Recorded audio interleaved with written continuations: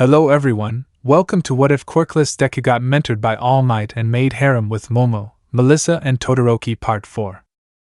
Before we start, please go support Oscar Xperia 5991 for writing that awesome fanfic. This is the translated version I made. There will be some mistake in character's gender, but of course Deku is a male. Chapter 15, Fulfilling the Ideals. Central Tower, 80th floor. Izuku, stopping dancing, what's wrong? Momo, the security system was activated?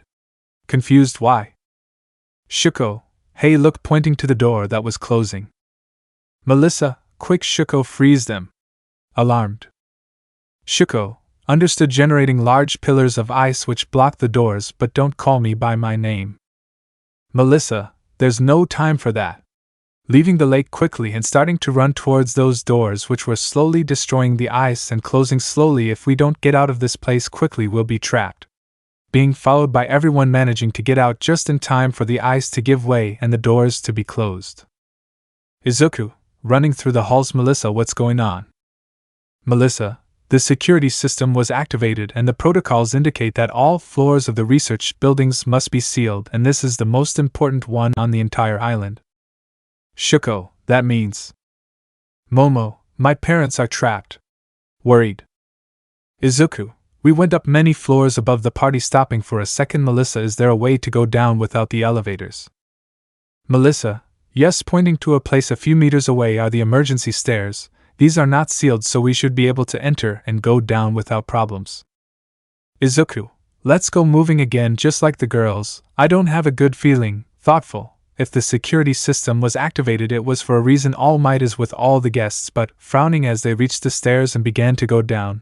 He's been in his muscular form since he arrived, and while he should still have time now that he gave me, the one for all his time has to be less, going down more and more floors. I'm glad my mom isn't there. Central Tower, reception. Kirishima, my phone has no signal, frustrated. Uraraka, mine with his old, somewhat damaged phone can't help either. Mina, there doesn't seem to be a way to open the door. Looking at Jiro, who was next to the elevator, does it still work? Jiro, understanding the message by pressing the button to call the elevator. But it didn't move. No, this doesn't work either. It seems we're trapped in this place. Mineta, what are we going to do? Afraid security systems don't activate just because. Something had to have made it activate. Starting to shake. Are the villains attacking? Mina, I'm afraid girl's worried about her friends. Kaminari, we must gathering his courage despite also being scared. Go look for them, trying not to tremble. Come on Denki, be brave, do it for her. Kirishima, Kaminari is right. Remember that Midoriya, Yaoyorozu and Todoroki should not be at 100% yet, making everyone remember their battle against Stain if they are villains who are attacking this place. And if you find them, they may need help. Mineta, are you crazy? Questioning, they'll be fine. Midoriya is the strongest of us, that's why. Uraraka, that doesn't matter, interrupting him. Midoriya-kun may be the strongest in the class. Yaoyorozu and Todoroki may also be very strong, but looking at everyone with very determined eyes, they are our friends, and if they are in trouble, we must go help them. Mineta, but. Uraraka, staring at him, it's the least we could do for them after Midoriya saved our lives at the USJ, leaving everyone silent. Kirishima, smiling widely, that was amazing. Uraraka, you're great. Uraraka, what? Blushes a little while shaking her head, not at all. I just said what I felt, causing both Mina and Jiro to look at them for a single second.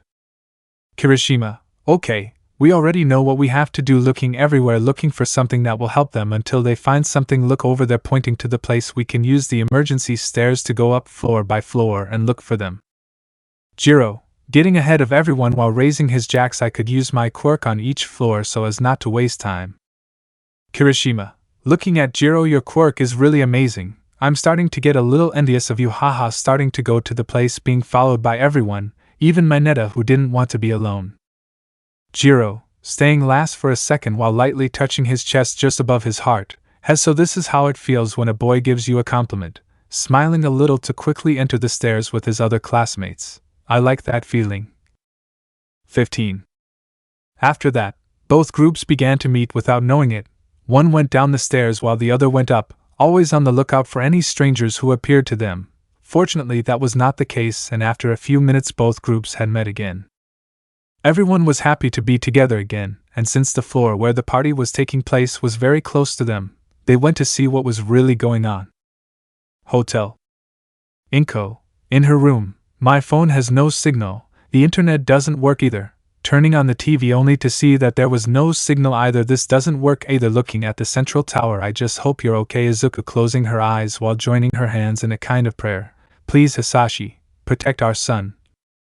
Our little hero, shedding a small tear, he admires you so much, and even though he doesn't show it very often, he misses you more than anyone. Separating her hands and looking at the sky. I wish you were still with us.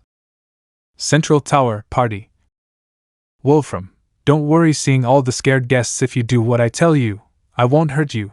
I'm prepared to free you when the time is right. Smiling maliciously. You can trust me. I'm a man of my word. Lying shamelessly. Extra hero, what is your goal? Angry. Wolfram, huh? Kicking him in the jaw, making him bleed by breaking a tooth. Did I not make myself clear? Pointing the gun to his head, scaring everyone. I said shut up, don't make me waste a bullet. Do you have any idea how expensive they are? Receiving a call through a communicator and moving it away from the hero. You're lucky. The bell saved you. Haha. Answering I see. Understood. Addressing Sam. You're an investigator in this place, right? Sam. Why yes. Scared P. Please don't hurt me. Wolfram. Don't worry, just cooperate and nothing will happen to you. Smiling macabrely. Understood? Sam. Just nodding. Wolfram. Addressing a henchman. Take him away. David. Stop. Suddenly standing up. He's my assistant. Nervous. What are you going to do with him? Almight. What do you think you're doing? David. Very worried about his friend trying to get untied. Wolfram. Don't you dare move another muscle. Almight. Pointing at the guests, specifically Momo's mother, or when this is over they're going to have to repaint the walls. Haha. Almight. Stopping struggling. Damn. Wolfram. That's how I like it. Without lowering his weapon while looking at David. And as for you, who would think that the director of this place, and one of the most important scientists in the world, likes to play heroes? Thinking for a few seconds. If you're so worried you can come too. David. What if I refuse? Swallowing from nerves. Wolfram. Smiling in a macabre way. Then somewhere on this island, the screams of a young blonde girl will be heard and no one will be able to do anything to stop it. David. Frustrated, clenching his fists very tightly. Understood, I'll go. Wolfram. What a splendid father. Ha ha ha. Seeing more henchmen. You guys, take those two. Pointing to Momo's parents. Rhea. Hugging his wife tightly so they won't be separated. Why us too? Wolfram. Wow, another hero here. Too bad they forgot a detail. Shooting at the ceiling, scaring everyone. You don't argue, you don't give your opinion, you just obey. And if you don't want the next bullet that comes out of my gun to go through your skulls, obey without objection. AI. Very scared, trying to get up, being helped by her husband. Honey, I'm scared. Whispering. Rhea. Don't worry honey, I'm sure Almight will find a way and save us. Whispering as they are taken with David and Sam out of the party. AI. The only thing that reassures me a little is that Momo is not here. Rhea. I know, remembering Momo's words just a few minutes ago, but shaking his head for a second. I'm also grateful that he left before all this. Almight. Watching how the hostages are taken, can I defeat the villains and get the security system working again? Gritting his teeth. I'm fine with time thanks to the fact that all these months I've taken a break as a hero. But even so, if Izuku were by my side we could know. His body is still injured and must rest. This is why this is my responsibility. Being blinded by a small light that fell directly into his eyes, causing him to look at its origin a few floors above. Izuku. Melissa, what are you doing here? Worried. Why did you come back? Izuku. Well, he already saw us. Whispering while looking at his partner Jairu. Can you do it? Jairu. Yes, connecting his jack to the ground. I'll take care of it. Melissa, signaling to All Might. Please speak, we can hear you. All Might, can you hear me? It must be thanks to young Jairu. Whispering, the villains have taken control of the security system and everyone on this island has become hostages. The heroes have also been captured. It is dangerous. They have to escape as soon as possible. Jairu, disconnecting his jack. This is bad. Midoriya, let's go back to the others to inform them. Izuku, understood, looking at All Might again to nod his head. Central Tower, emergency stairs. Melissa, explaining the situation, and that would be what is happening. Mineta, no way! Panic, they even captured Almight.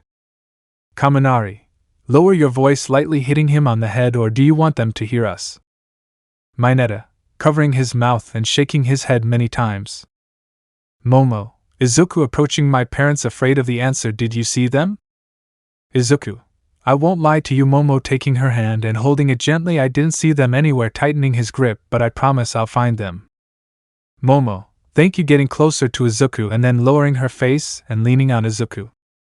Izuku, Melissa staring at her. How can we regain control of the security system?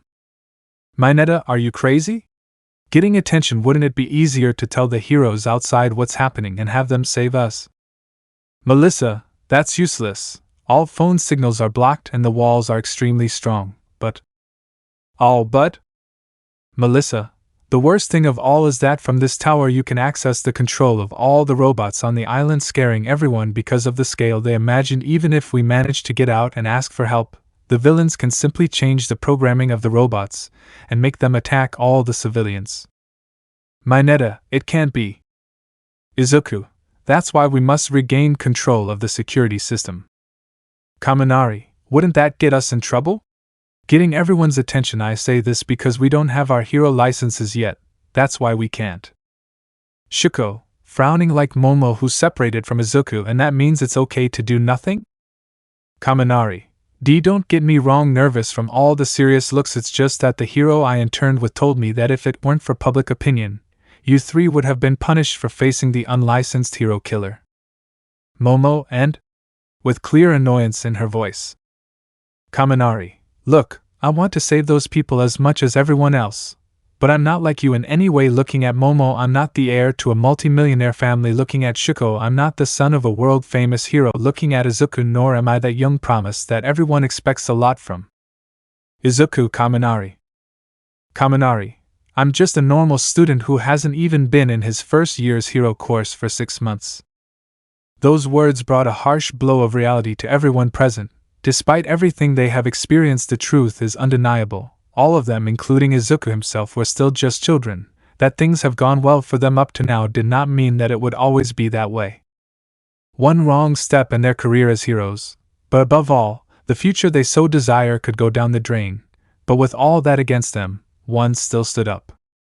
Izuku, I want to save them. Mineta, stop the nonsense. Angry, not measuring his words. Those villains managed to capture Almight himself, and you said that your body is not completely healthy yet. What could we do?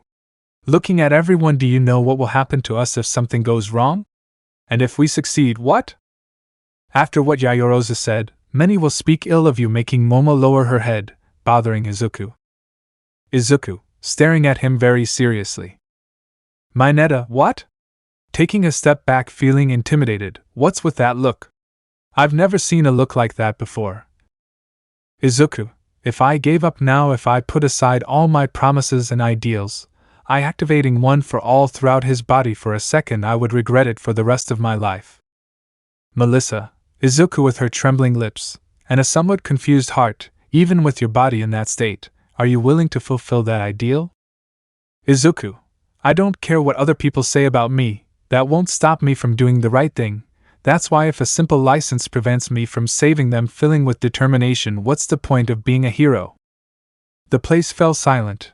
For some reason the doubts in the minds of the majority ceased. They did not understand it completely, but seeing the will, that unbreakable desire of the young man, filled them with motivation and removed the doubts from their being. Quickly everyone surrounded him, as if they were waiting for the orders of a leader of their leader. Uraraka, it's the same thing that happened when you saved me from the 0-point robot in the entrance exam, smiling happily.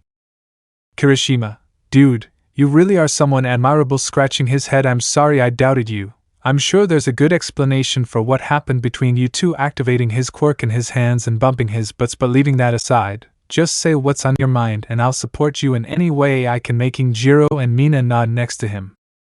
Izuku, thanks guys, smiling to look at his friend Melissa, please help us. You know this place much better than any of us, not to say that you are the only one, making her laugh a little. You are the only one who can do something in this situation. only you can fix the security system and be the heroine who saves all the people on this island. Melissa, feeling everyone's gaze, you are very cruel, Izuku. Look at you making an ordinary girl carry such responsibility. Shuko, that's how it is, smiling. Momo, you should be used to it by now, hee. Izuku, huh? Melissa, hee, getting serious and thinking for a few seconds. Melissa, thinking for a few seconds, the island's security system is on the top floor of this tower. If the villains have taken control of the system, then the authentication locks and passwords should be disabled. Devising a plan, I should be able to restart the system. We just have to get away from the eyes of the villains. When we reach the top floor, I can reactivate the passwords and have control again. Izuku, okay, we already have a plan, smiling. Yaoyorozu, the villains must have stood guard on the upper floors. Shuko, not counting all the cameras we saw in the hallways. Izuku, in that case we just have to act as stealthily as possible so that they don't detect us. Shuko, of course we will go stealthily, especially you, Izuku. Momo, Shuko is right, your body is still very hurt internally. Melissa, when I get the security system back, Uncle Might will be free again and he'll take care of everything. Izuku, but... Shuko/Momo/Melissa, approaching Izuku, staring at him, no buts. Izuku, but nervous by the girl's glances. What if it's an emergency? Shuko/Momo/Melissa, well, speaking at the same time but only in case of emergency. Mina, seeing the four of them feeling ignored along with everyone else, hey. Jiro, not now, they will tell us later. Uraraka, we have to start with the plan, smiling, wanting to change the subject. I don't want to be left without doing anything. Mineta, will they really do it? Somewhat skeptical of what he saw. Izuku, Mineta, no one will force you to participate, and no one will blame you if you decide to stay here until everything is over. Mineta, why? Izuku, that's very obvious, smiling bravely. Because we all want to be heroes. Those words filled the hearts of everyone in the room with courage and determination once again. Even Mineta felt guilty for his words and decided that if he got out of this situation alive, he would at least apologize to Izuku. After all, he wasn't a bad person, a bit perverted, but he wasn't evil, he was just a child. Central Tower, party. Almight, come on, think of something. Looking everywhere and at the different henchmen, you are the symbol of peace, think of something quick. Being interrupted from his thoughts when again a light bothers his eyes, making him see its origin. Izuku, why haven't you left? Looking into his eyes, not needing words to know what he was thinking of doing. Don't do it. Run away. It's very dangerous. Your body. Izuku, shaking his head for a second, only to smile slightly and walk away to begin his plan. Almight, why are you so stubborn, full of worry, anguish, panic for that young man? But none of that mattered since he only had a big smile on his face. I guess in that we are alike too, Izuku, his wound coming to his mind, even though our bodies are hurt. We do not give up on protecting others, clenching his fists and getting serious, waiting for his moment to come. As a professional hero, I must reproach you for what you will do again, but what kind of hero would we be if we did not move in situations like that? Central Tower, security room. Henchman, entering with the hostages. I already brought them, although I'm coming with a couple more. Minions, sitting at the computer and then looking at them and recognizing them. The Yaoyorozu? Confused, why did the boss also ask you to bring them? Henchman, and what do I know? Shrugging shoulders, being disinterested, the boss ordered it, and that's it.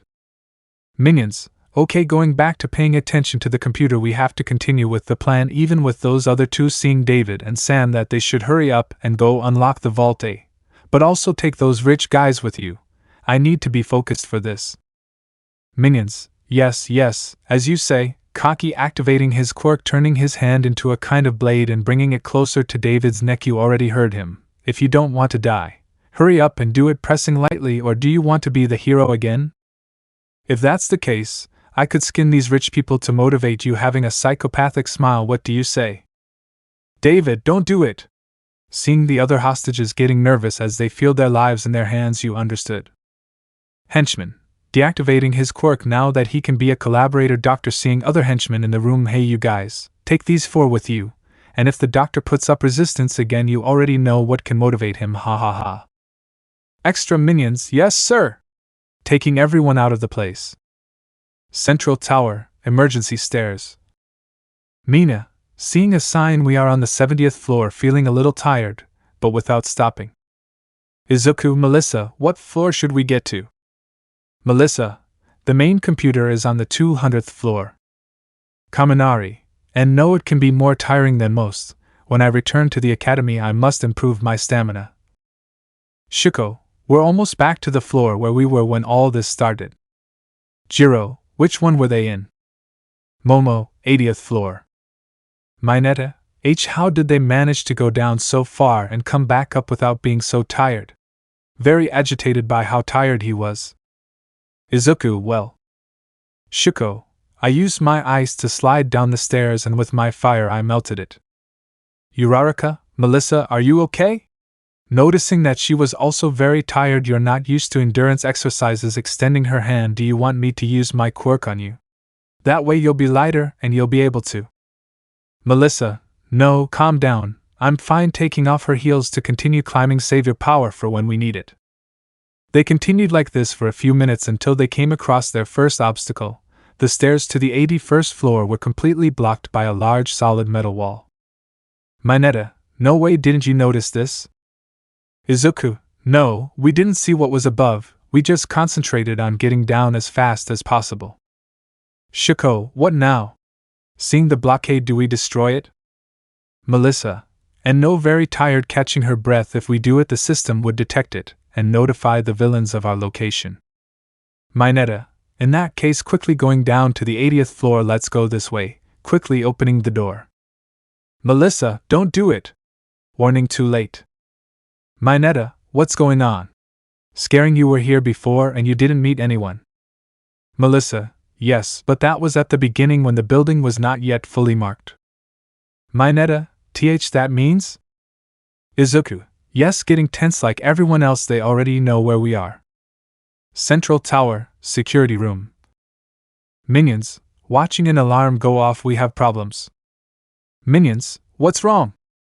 Minions, the system detected that a door was opened on the 80th floor. Minions, what? Coming closer to see, did you make a mistake while scanning each floor? Minions, no, once each floor was completely sealed, its respective analysis was done, but the 80th floor was the one that took the longest to do. But I thought it was because it is one of the largest in this tower, seeing through the cameras all the students running through the hallways and notifying his boss, sir. We have some young people running through hallway 80 and among them is, the one. Wolfram, understood, speaking through the communicator, activate all the robots on the 80th floor, addressing 2 extra henchmen, you stay here. If anyone moves the slightest muscle, empty your magazines into them, understood? Seeing how they nodded and he left the party, leaving all the guests scared to death. Things are getting complicated. Not only do I have to make sure I get that invention, I also have to be careful with that kid if I don't want him to kill me. Central tower, 80th floor, hallway. Mina, where now? Looking at Shuko. Shuko, I don't know, running down the hall next to everyone, we were only here for a few minutes while we were dancing. Jiro, they started dancing while we were all looking for them? Staring at Momo. Momo, I don't think this is the best time to talk about that. Melissa, Momo is right, remembering the floor plans, there are other emergency stairs on the other side of the floor. If we get to it, maybe these are not blocked. Kaminari, hey look! Pointing as several walls began to enclose them. Shuko, not again, creating several pillars of ice, managing to stop them, hurry up. They won't last long, starting to stop everyone just in time before the ice gave way. Izuku, at this rate, seeing a sealed door, recognizing it this way. Launching himself towards the door, 1 for all %, lightly activating his quirk, destroying the door with a single punch, quickly hurry up, entering the place where just a few minutes ago the 4 of them danced. Melissa, worried like Shuko and Momo. Izuku, are you okay? Izuku, yes, with a slight tremor in his arm, just a little numb, but I'm fine. I made sure not to use too much force. Did he just destroy a metal door and he didn't use much force? Jiro, what is this place? Melissa, on this floor, Everything related to plants is investigated, their medicinal uses and also how quirks can affect them. Mina, it's very pretty noticing the artificial lake and how the tips of the girls' dresses and Izuku's pants were still a little wet. Don't tell me they danced in the middle of that lake. Shuko, huh? Confused, yes, the three of us danced with Izuku in the middle of the lake while a nice song played. What's wrong with that? Mina, holding back her excitement, how could you not realize it? When we get out of this, please give me details. Jiro, this is no time for this, Ishido. Pointing with his jacks to the elevator which was working again. Look, someone is coming. Mineta, scared, are the villains following us already? Kaminari, and whose fault is it? Staring at him. Mineta, I already said I was sorry. Izuku, leave that for later, looking everywhere until finding some big bushes. For now let's hide being followed by everyone. Kaminari, whispering, couldn't we use the elevator? Melissa, impossible. If they see us inside they would simply let go, and we would fall to the first floor. Kaminari, gulping, just imagining that, better not. Izuku, silence, staring as two villains exited the elevator. Extra minions, getting out of the elevator, said those kids were on this floor starting to walk. Yes, they were seen running through the hallway, cameras looking in all directions. They must still be on this floor, only they hid. What a bummer. In that case it would be just destroying this whole place, and then they would have nowhere to hide.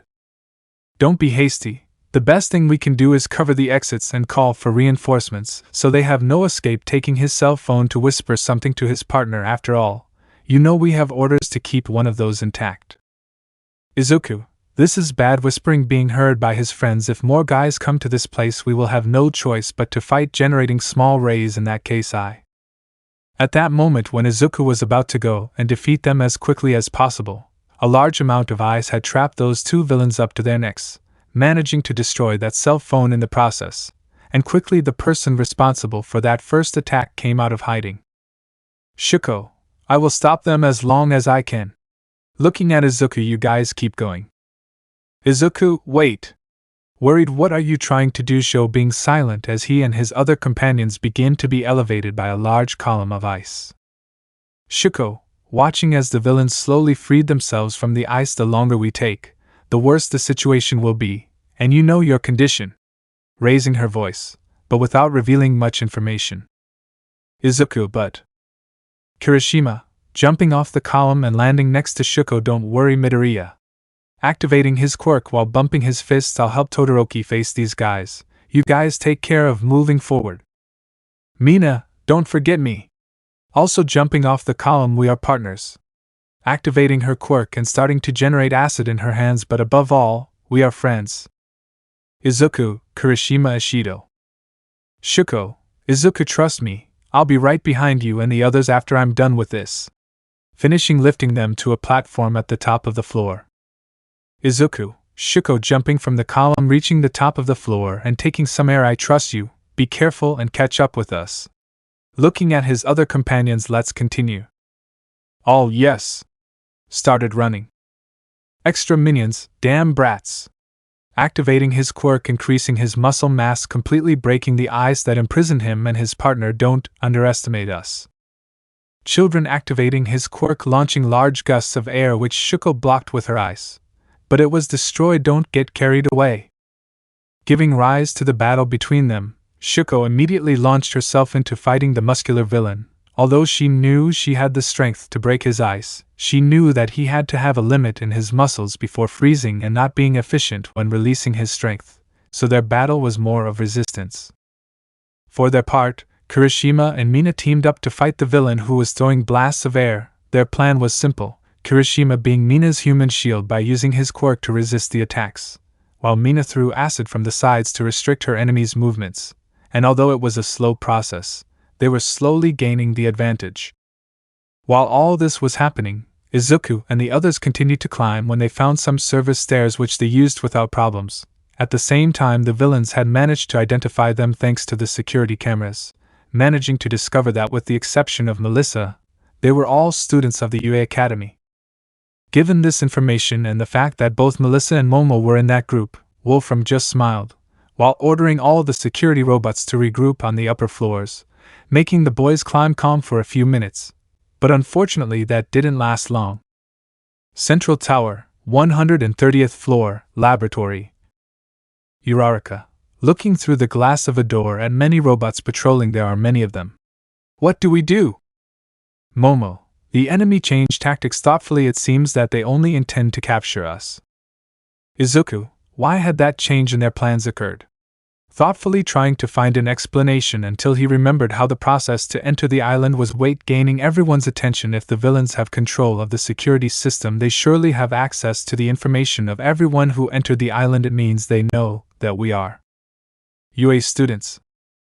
Momo, he already has a lot of influential people hostage, but if they catch us too, they'll have more control of the situation. Turning around for a moment and slightly lowering her dress to activate her quirk, making all the men turn around instantly.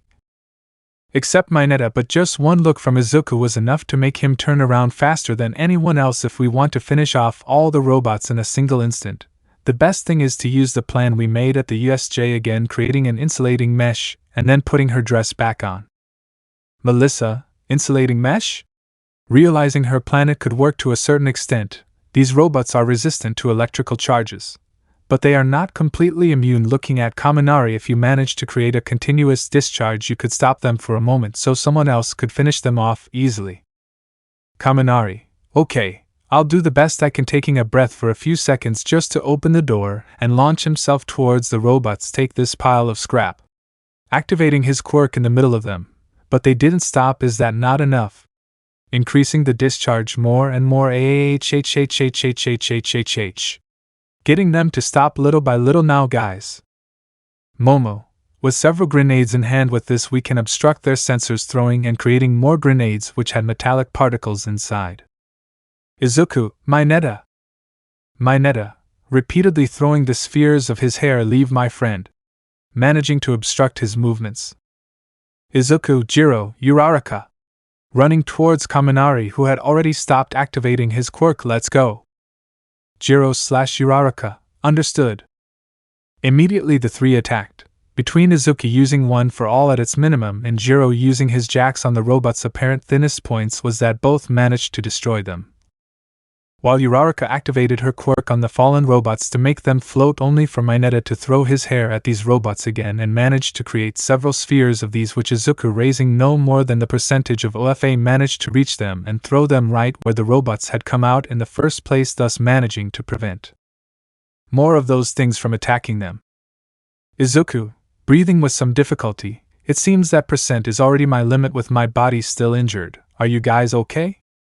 Kaminari, yes, arriving at his side. Thanks for arriving on time, man. Smiling a little more, and I would have had an overload in my brain. Jiro, to be honest, I thought that would happen and we would have to carry you, with a mocking smile. Kaminari, hey, feeling somewhat offended. I can improve too. Izuku, then they talk about that. Continuing to advance, we still have a lot to do, making everyone follow him. Kaminari, smiling, thank you so much for telling me what I was doing wrong, Shiozaki-san. Remembering the face of the girl from Class B with whom he did his internship. It's strange, but when I'm by your side I feel something different. As if my heart is happy and at the same time I want to cry. Shaking his head, it's not time to think about these things, continuing to advance next to his classmates. Central Tower, 138th floor, server room. Izuku, seeing a bunch of machines. What is this place? Melissa, here are the tower servers. Getting serious, be careful. If the servers are damaged, it will affect the security system functions, and it may be impossible for me to recover it. Jiro, catching a sound from the ceiling. Hey, something's coming from above. Mineta, another trap. Managing to see how several robots came out of some conduits in the ceiling. It can't be. Afraid, how many robots does this building have? More and more robots appeared before the young heroes. They knew that if they continued like this, they would never finish. That is why, thinking about the situation better than anyone else, Momo had made a decision. Momo, Izuku, creating a metal staff. You and Melissa have to move on. Izuku, putting on a somewhat complicated expression. Momo, come on, don't put on that expression. Smiling sweetly, I'll be fine. Looking at her friend, Melissa is the only one who can save this situation. That's why she has to get to the top floor as quickly as possible.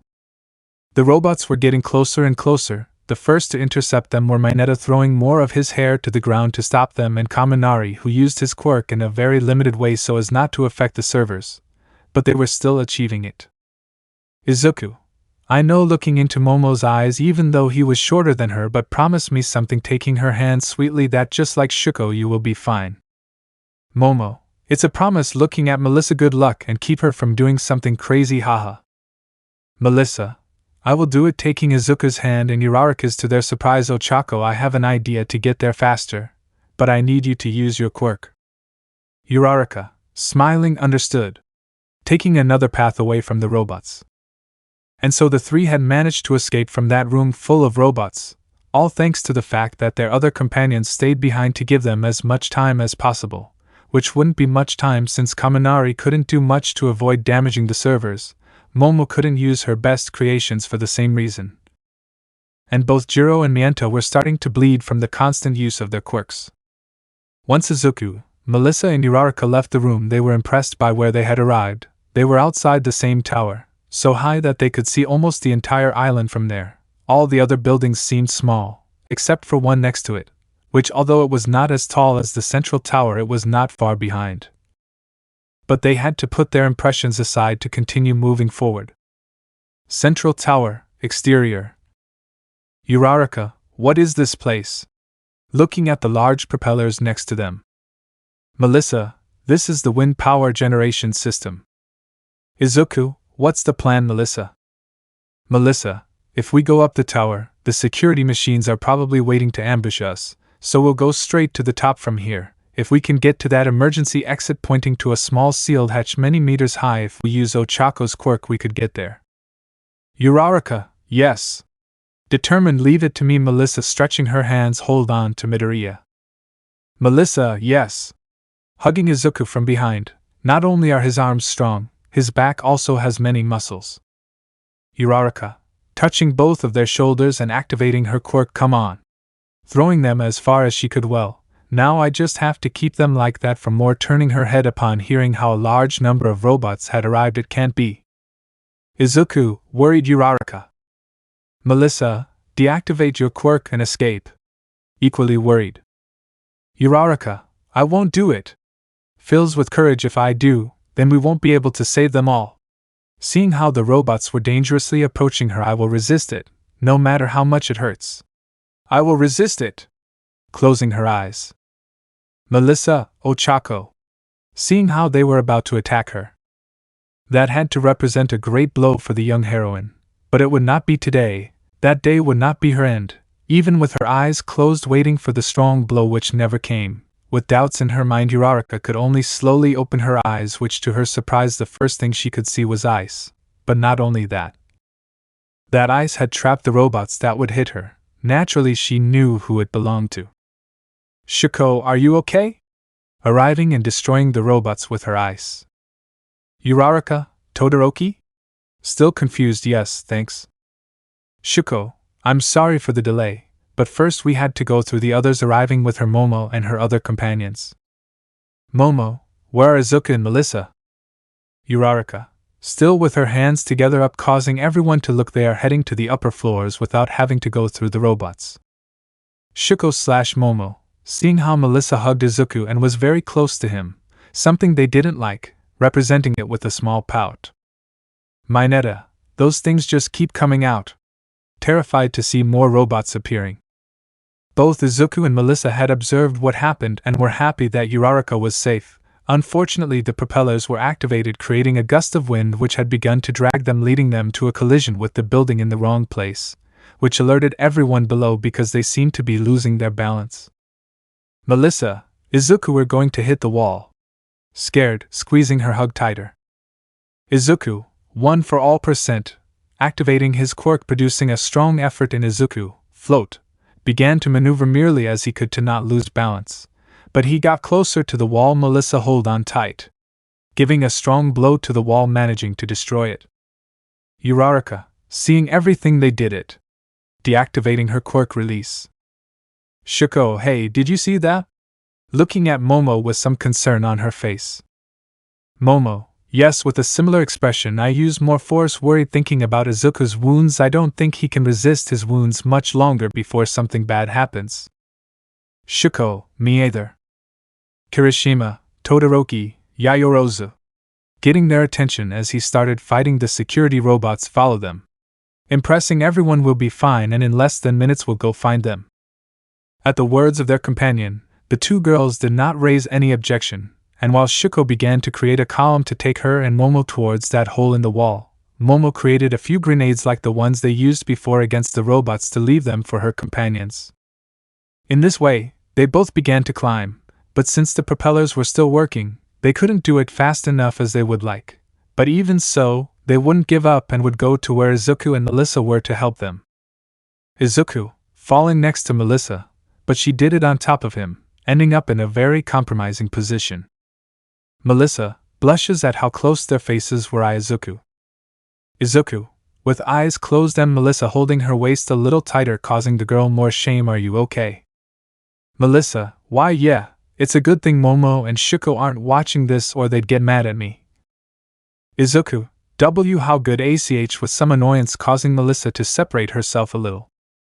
Melissa, oh, it can't be, seeing how Izuku's shirt had small blood stains. Your wounds, separating herself completely from Izuku. I'm sorry. Izuku, don't worry, opening his eyes and slowly getting up. This is nothing compared to the blows of Anoma. Haha, feeling pain. Ouch. Melissa, fool, feeling bad for Izuku. Why don't you get mad at me? It was the failure of my plan that caused your injuries.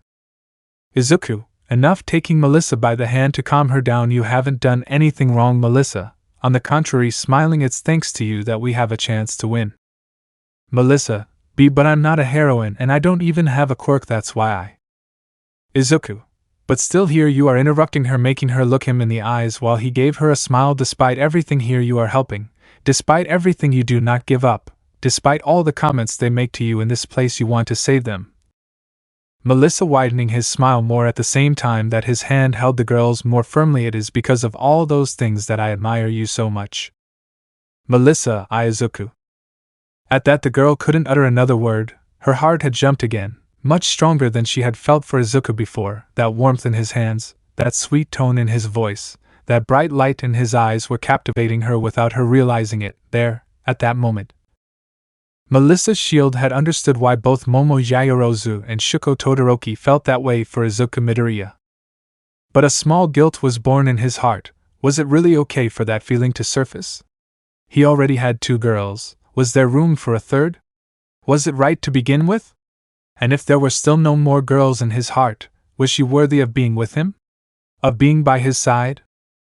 After all, for Melissa's shield, it was still difficult to recognize that ideal so fanciful, so childish, so unattainably beautiful to which Izuku aspired.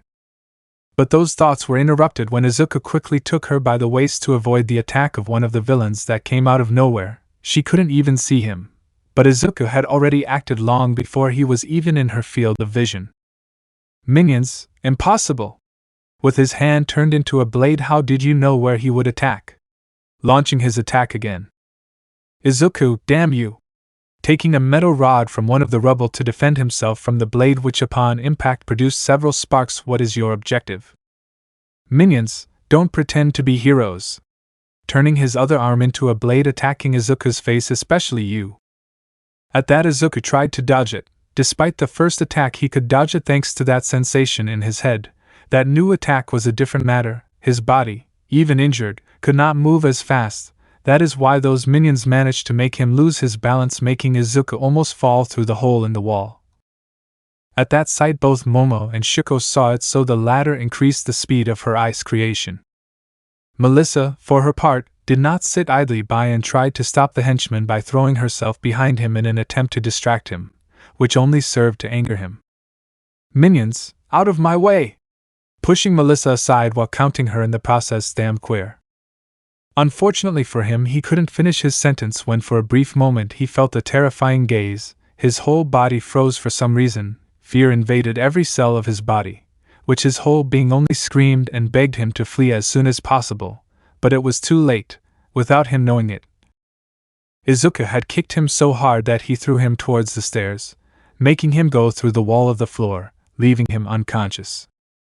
Izuku, Melissa. Approaching the girl as if nothing had happened. Are you okay? Looking at his injured arm, feeling bad about it as sorry. Melissa, it's nothing. Looking at her arm, calm down. Izuku, still ripping part of his shirt, give me your arm, delicately taking Melissa's arm and starting to cover her wound. I'm sorry, I couldn't protect you. Melissa, that's not true. Izuku, giving him a beautiful smile. Without you I'm not sure what would have happened to me. Thank you very much. Izuku blushes from that smile and returning to his bad habit of saying what he thought in a low voice. What a beautiful smile. It reminds me of Shuko and Momo's finished bandaging his wound. Melissa blushes like Izuku when she realizes what she had done again. Thank you. Izuku, about to say something, but two voices interrupt her, causing her some nervousness. Shuko, oh, it seems we interrupted something arriving towards that hole with Momo. Momo, and to think that just a few moments ago you were about to fall down this hole. Izuku entering the building with Shuko while they both seriously looked at a nervous Izuku and a somewhat fearful Melissa. Izuku, G-girl's eye. Momo, noticing the blood on Izuku's shirt and starting to create some bandages. We'll talk later, we still have to move on. But first looking at Shuko, can you help me? Shuko, realizing Momo's plan, sure, leave it to me, approaching Izuku without any shame to take the bottom of his shirt and lift it, suddenly showing his muscles to a stunned Melissa. Melissa, what are you doing? Shuko, taking Momo's bandages and starting to substantially attend to Izuku's wound. Isn't it obvious? Shamelessly touching Izuku's body just like Momo. We are retreating his wound like we did in the hospital. Momo, this way Izuku will still be able to move forward, right? Staring at him. Izuku, why yes. That situation was not easy to understand for anyone. For his part, Izuku did not want to contradict any of the girl's actions, so he let himself be attended to. Shuko and Momo for their part did not know what to feel at that moment. Anger? Jealousy? For what they heard, or happiness? After all, they also heard that Izuku considered their smiles to be very beautiful. And as for Melissa, she did not know what was happening. Was it a show of hierarchy? Marking territory? But that did not make sense. After all, she had only been playing with Izuku and the girls. But after all these events, they already saw her as a rival? But those thoughts were left aside when they regained consciousness of the situation they were in now and the mission they had to accomplish. So once they finished treating Izuku's wounds, the four of them finished climbing up to the 200th floor of the tower, where as soon as they arrived, two henchmen greeted them by shooting them with their weapons. But nothing that Shuko's ice and the rubber bullets that Momo shot at them couldn't solve, leaving the path clear to their objective. But as they continued on their way, they could see a group of people whom they recognized instantly. Central Tower Vault. Melissa, Dad? Whispering while watching from a distance, why is he here?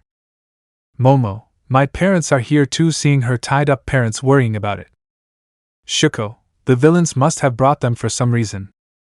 Izuku, don't worry girls, seeing Momo and Melissa, let's save them, starting to sneak up to listen to the conversation. David, in front of the computer, I was able to unlock it, go to block 1147. Sam, why yes sir, heading to the indicated place, I'm here. David, okay, starting to put some clasps, I'll open it. AI, don't do it. Tied up next to her husband, they are villains. We have no guarantee that they will keep their word. Wolfram, silence. Pointing a gun at his head, I brought them here in case Almight broke free. But if he can't keep quiet, then smiling wickedly.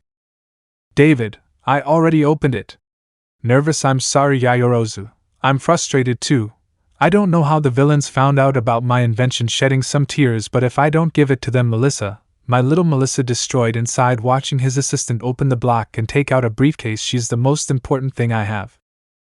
Ruji, I know this is a big mistake, but remembering Momo's face when she was still a little girl, I'm sure I would do the same. David, thanks, wiping away tears. Is Sam there? Sam, taking the briefcase and looking at its contents, I got it, Professor. Everything is here, squeezing the briefcase tightly, Professor Yu. David, okay, now that I've done my part, you guys being interrupted. Sam, he's a complete idiot. Smiling creepily, lol, everything is going according to plan. David, huh? Confused Sam, watching his assistant approach the villain. What are you talking about? Melissa, Sam entering next to Izuku and the girls, you organized all this? Unbelieving. Ruji/AI, honey. Extremely worried. Sam, oh miss, how did you get here? I see you brought some friends, widening his smile. Well, that doesn't matter now. David, Sam. Angry, answer me. Indignant, why did you do that? Confused, why did you trick me? Sam, that I deceived you? Angry, you were the one who deceived me first. Letting go of all his anger, I served you for years. I had to put up with your spoiled daughter, and just to get your attention I would cancel the entire experiments for that day. But I thought that all that trouble was a small price to pay if I could take my name to glory and become rich. But you were never interested in that. Even when the Ida family proposed to merge both companies and become millionaires, you selfishly rejected them. Squeezing the briefcase very tightly, but this would have changed everything. A Quirk amplifier which does not affect the body of whoever uses it, impressing the boys with its contents. But what did you do when the higher-ups froze all the research? Seeing that David did not respond, exactly nothing. Hate, resentment, jealousy, and more negative emotions were thrown out by his words, without contemplation, without tact, lacking the slightest empathy. Those words had hit Melissa hard, who saw Sam as a friend, but knowing his true thoughts towards her made her heart ache. She had been living deceived for so many years. All those smiles were fake. Her legs couldn't take it anymore, and the poor girl fell to her knees as she began to cry. Izuku, damn you! Launching himself at Sam, he put the lives of so many people at risk just for that. Wolfram, enough!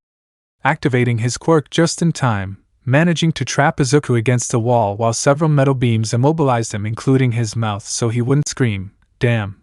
Of all the people who had to come here, it had to be this kid. Seeing how both Shuko and Momo were also going to intervene, don't think yourselves so smart, brats. Activating his quirk again, managing to immobilize them by catching them up to the neck. Izuku, 1 for all 10%, causing the beams to shake, a quirk that allows him to manipulate metal. This is bad. He can use the entire artificial island as a weapon, but above all, seeing how the villain tightened Shuko and Momo's traps, I have to save them. Ruji, damn you! Shedding a few small tears upon seeing his daughter suffering again. You already have what you want, just get out. AI, also shedding tears seeing her daughter and Shuko resist. Wolfram, ignoring the complaints. Sam, is it a device? Sam, here standing in front, now we can fulfill the deal. Wolfram, of course, pointing his gun at him. Here is your reward. Sam, huh? Starting to shake tea. This wasn't the plan. Wolfram, you're wrong, widening his smile even more. This was always the plan, shooting him in the head, killing him instantly. David, running to be in front of his daughter, and use her body as a shield. You got what you wanted, get out now. Izuku, 1 for all 12%, trying to break free despite his wounds opening. Wolfram, wow, you are tough, that's why the interest in you. Activating his quirk again to wrap Izuku more in metal, just like that man said, approaching David and hitting him in the stomach. 1 alone is not enough. What you will do now is mass produce them for me, hitting him in the back of the neck, making him faint. Melissa, Dad. Running to help him by instinct. Wolfram, that's right. I had forgotten, hitting her in the face with the butt of the gun, knocking her to the ground. That useless daughter. I have to get rid of all the professor's ties, pointing the gun at him. At that moment the walls began to shake and a loud sound of metal breaking, abruptly accompanied by several rays, intensified more and more in the place. Not even a second had passed when Izuku, more angry than ever, began to peek out from behind the wall. Despite already bleeding, he continued his advance while the rays became more intense. Izuku, stop! Increasingly surprising everyone and making the villains nervous. 1 for all 14%, feeling his wounds opening more and more. At that, Wolfram tried to cover Izuku more in metal, but it was all useless. There was simply no way to stop him. At that moment he thought it would be his end, but he remembered something, those ideals of saving whoever was in front of him, and in addition to what he proclaimed, he had the right victims to see if his words were true. Wolfram, using his quirk to the maximum naturally to break the wall, giving rise to the outside of the building and the great fall that there was. Let's see if those beautiful words are true. Using his quirk again to not only drag Momo and Shuko, but also Melissa by separating her from her father. AI, crying at the thought of what would happen. Please don't do it. increasing her desperation with each passing second. Ryuji, damn it!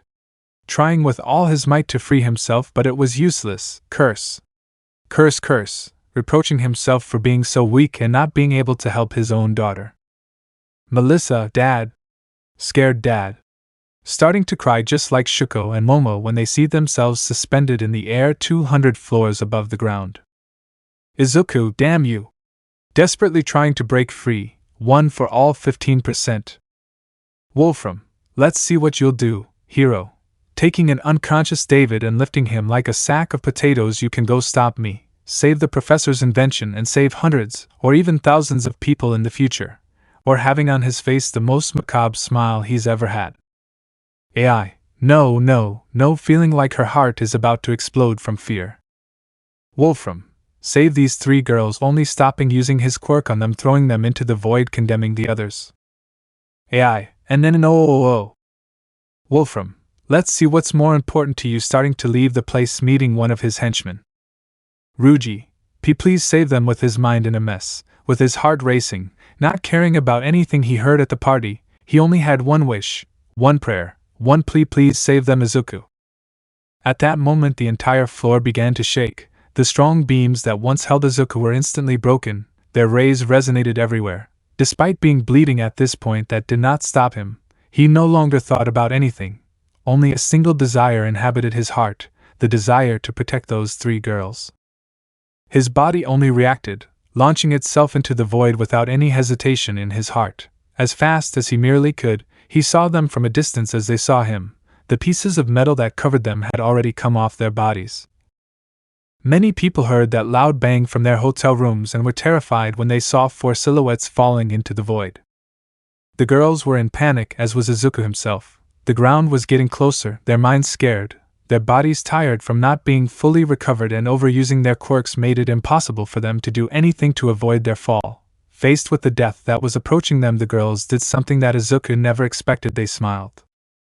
At that moment Izuku remembered, he had seen a smile like that before. It was the same kind of smile his father gave him before leaving his side, never to return. His tears began to come out, his heart raced, while the one for all intensified with force, as if it were responding to his emotions.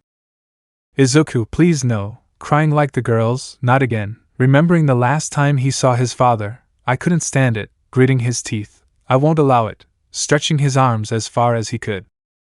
Save them. The boy thought as the one for all increased its percentage again, but this time something new was emerging in his arms. Don't let them go. A black energy began to envelop them, becoming more and more intense as the seconds passed. I don't want them to leave me. The meters between the ground and the girls were getting smaller and smaller. Izuku, seeing that he wouldn't reach them in time, shed many more tears. It was at that moment that all the moments he has lived with those 3 girls came to his mind, from their first very different meetings, their approaches, the moments in which they shared laughs, the times in which they helped each other, their promises, their outings, absolutely everything. And before that he could only think of one thing: get them. Suddenly that black energy from his arms expanded, in the form of whips which went quickly towards the girls. 12 whips came out of Izuku's arms, which had wrapped each of the girls and had brought them towards him, and having them in his arms he hugged them tightly. But the danger was not over yet. That is why Izuku closed his still tearful eyes and activated his second quirk at that moment, starting to float, stopping their fall and saving them from certain death. Izuku, girls, hugging them with some force while they returned the hug. How good, without stopping crying. How good that you are okay, trying to calm down you. I thought that shedding more tears. How good. The seconds passed, the 4 hearts only began to calm down the moment they were together, even floating in the air and with the whips wrapped around their bodies. Izuku and the 3 girls slowly calmed down from the fear of having their deaths so close. Shuko, Izuku, seeing that they were floating and a whip was still wrapped around her waist. Momo, how? In the same situation. Melissa, not knowing what to think. Izuku, there's no point in continuing to hide the secret, at least not from them. I'll tell them the truth. But first, looking up to see that hole where they were thrown from, we still have a mission to accomplish. Momo, but what about your body? Noticing how his blood had stained his shirt again. Izuku, That doesn't matter. Starting to kick hard, generating gusts of wind and managing to rise. We must stop that villain and rescue Melissa's father.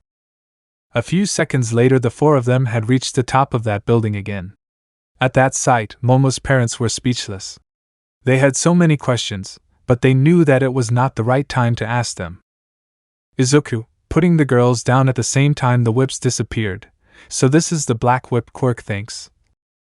Momo, Mom, Dad.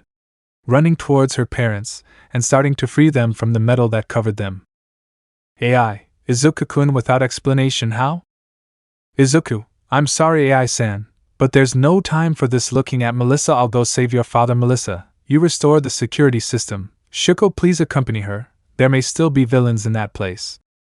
Melissa / Shuko, you understood / very good. Running while a few small tears still fell.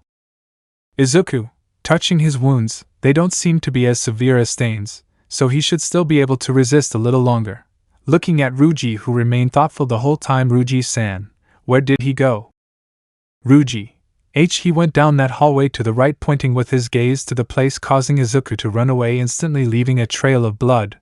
That had to be without a doubt another of the one for all quirks. If you achieved that with only 2, how strong will you be when you unlock them all? Melissa, arriving at the main computer while Shuko was watching, come on, doing everything she can to regain control of the system. I have to do it. Izuku won't stop despite his body, worried. That's why I have to help him by freeing him. Finishing putting in the codes, I got it. At that moment a warning sounded again throughout the island. The security system had returned to normal, the doors were opened, the communication signals came back, and the robots were withdrawing from the civilians. That was taken advantage of by many to go out to the streets to see what had happened and that loud bang they heard. But the civilians were not the only ones to go to that place. Hotel. Reporter, quickly move. Looking at his cameraman, we were sent to cover the exhibitions, but we'll have the best of the exclusives. Cameraman, wouldn't it still be dangerous to go out on the streets? Reporter, the life of a reporter is full of danger, but our job is to convey the truth. Leaving the hotel with his partner, and we might even get a promotion.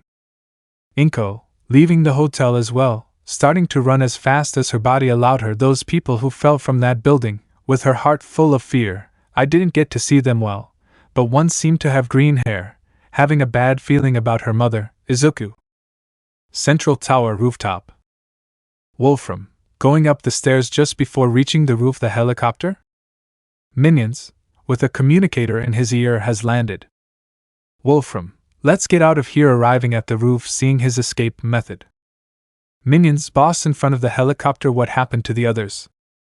Wolfram, forget about them. We're leaving before the heroes arrive. Minions, why yes, starting the helicopter. Wolfram, getting on top of David and the briefcase. That child will surely live. Most likely he will use those gusts of air that he used against Stain to save himself. Nervous about the possibility that something bad might happen to him. We must hurry before being interrupted from his thoughts by a loud knock which opened the door to the roof. Izuku, arriving at the place very angry. Bring back the teacher. Wolfram, how did he get here so fast? Touching the ground to activate his quirk and throwing multiple metal columns at it. Did you come all the way here to get this man back, since he's a great asset to this island? Smiling, did you just abandon those girls? Izuku, no. Running towards the villain, dodging the attacks as best he can. I saved them, just like I'd save a father. Wolfram, impossible. Creating many more columns. There's no way you could have done something like that. Izuku, shut up. I'll save those in front of me. And that includes the professor too. Dodging and destroying some of the communes thrown at him. That's what heroes do. They save people who are in trouble. Wolfram, really? Pointing his gun at David's head, stopping Izuku. How easy that can change with a simple action. David, Midoriya slowly regaining consciousness. Don't worry about me staring at him. Just get Melissa safe. Wolfram, wow. It's a big problem to be a hero. Smiling with pride. I didn't do much, and now you can't move, and the best of all is that you can't do anything. Touching the ground with his hand, activating his quirk, creating a large column which hits Izuku head on. Izuku, ugh. Spitting blood and being thrown several meters back. Wolfram, it's not a smart way to live. Getting back on, let's go. Minions, understood. starting to rise. Izuku, getting up with great difficulty only to start running along one of the villain's columns. That guy has to touch with his hand to activate his quirk, so if he's in the air he shouldn't be able to use it. Once he reached the end of that column, Izuku gave a strong jump. His body was very injured, but he still gave it his all. He tried to use those black whips again, but it was impossible. Even so, the force of his jump was enough to reach the helicopter, causing it to destabilize a little. David Midoriya. Izuku, Professor! Trying to reach him. David, run away, please, just run away and protect Melissa. Your body, seeing the blood on Izuku's clothes, that villain is very strong, and if he uses my invention he will be invincible, please just. Izuku, I won't do it. Interrupting him as she stretched her hand further to reach him. Melissa is a very strong woman who has endured a lot, but she has achieved it because she has you by her side. So don't give up because she is waiting for you. Wolfram, I admit you are a hero, pointing his gun at him, but you are an idiot firing his gun, but is saved just in time by David, who pushed him. Izuku, not taking it anymore, letting go of the helicopter, watching it get further and further away. Don't give up, think, stretching out his hand trying to activate the whips again, but it was useless. Why can't I use them? Falling to the ground, giving himself a very hard hit, making him spit blood, but without taking his eyes off the helicopter. Help me, bearers of one for all, please help me. Curse, trying to get up, curse. Back the teacher. At that moment Izuku felt helpless, his body was almost unresponsive, and the desperate call to the ancient bearers did not seem to bear fruit, but it was quite the opposite. After all, he forgot a small detail, and that was that an ancient bearer was at his side, more than willing to help him forever. Almight, this is the time to smile, Izuku. At that voice Izuku was surprised. It was clearly the voice of his master who, taking a giant leap, had reached the top of the building, even surpassing the helicopter in height, and thanks to such strong gusts of wind they managed to prevent the villains from escaping. Izuku, All Might. All Might, everything is fine now, do you know why? With a big smile. Wolfram, clenching his fists, damn. Looking at the briefcase where the invention was.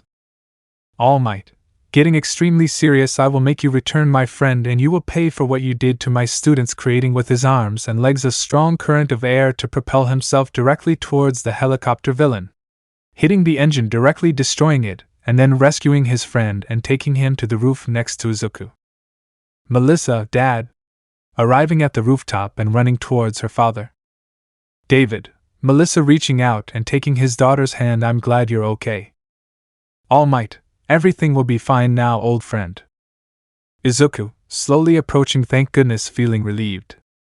Both Shuko, Momo, and the other students were arriving with horror as out of nowhere a large metal column violently hit All Might, and some cables imprisoned Dr. Shield again.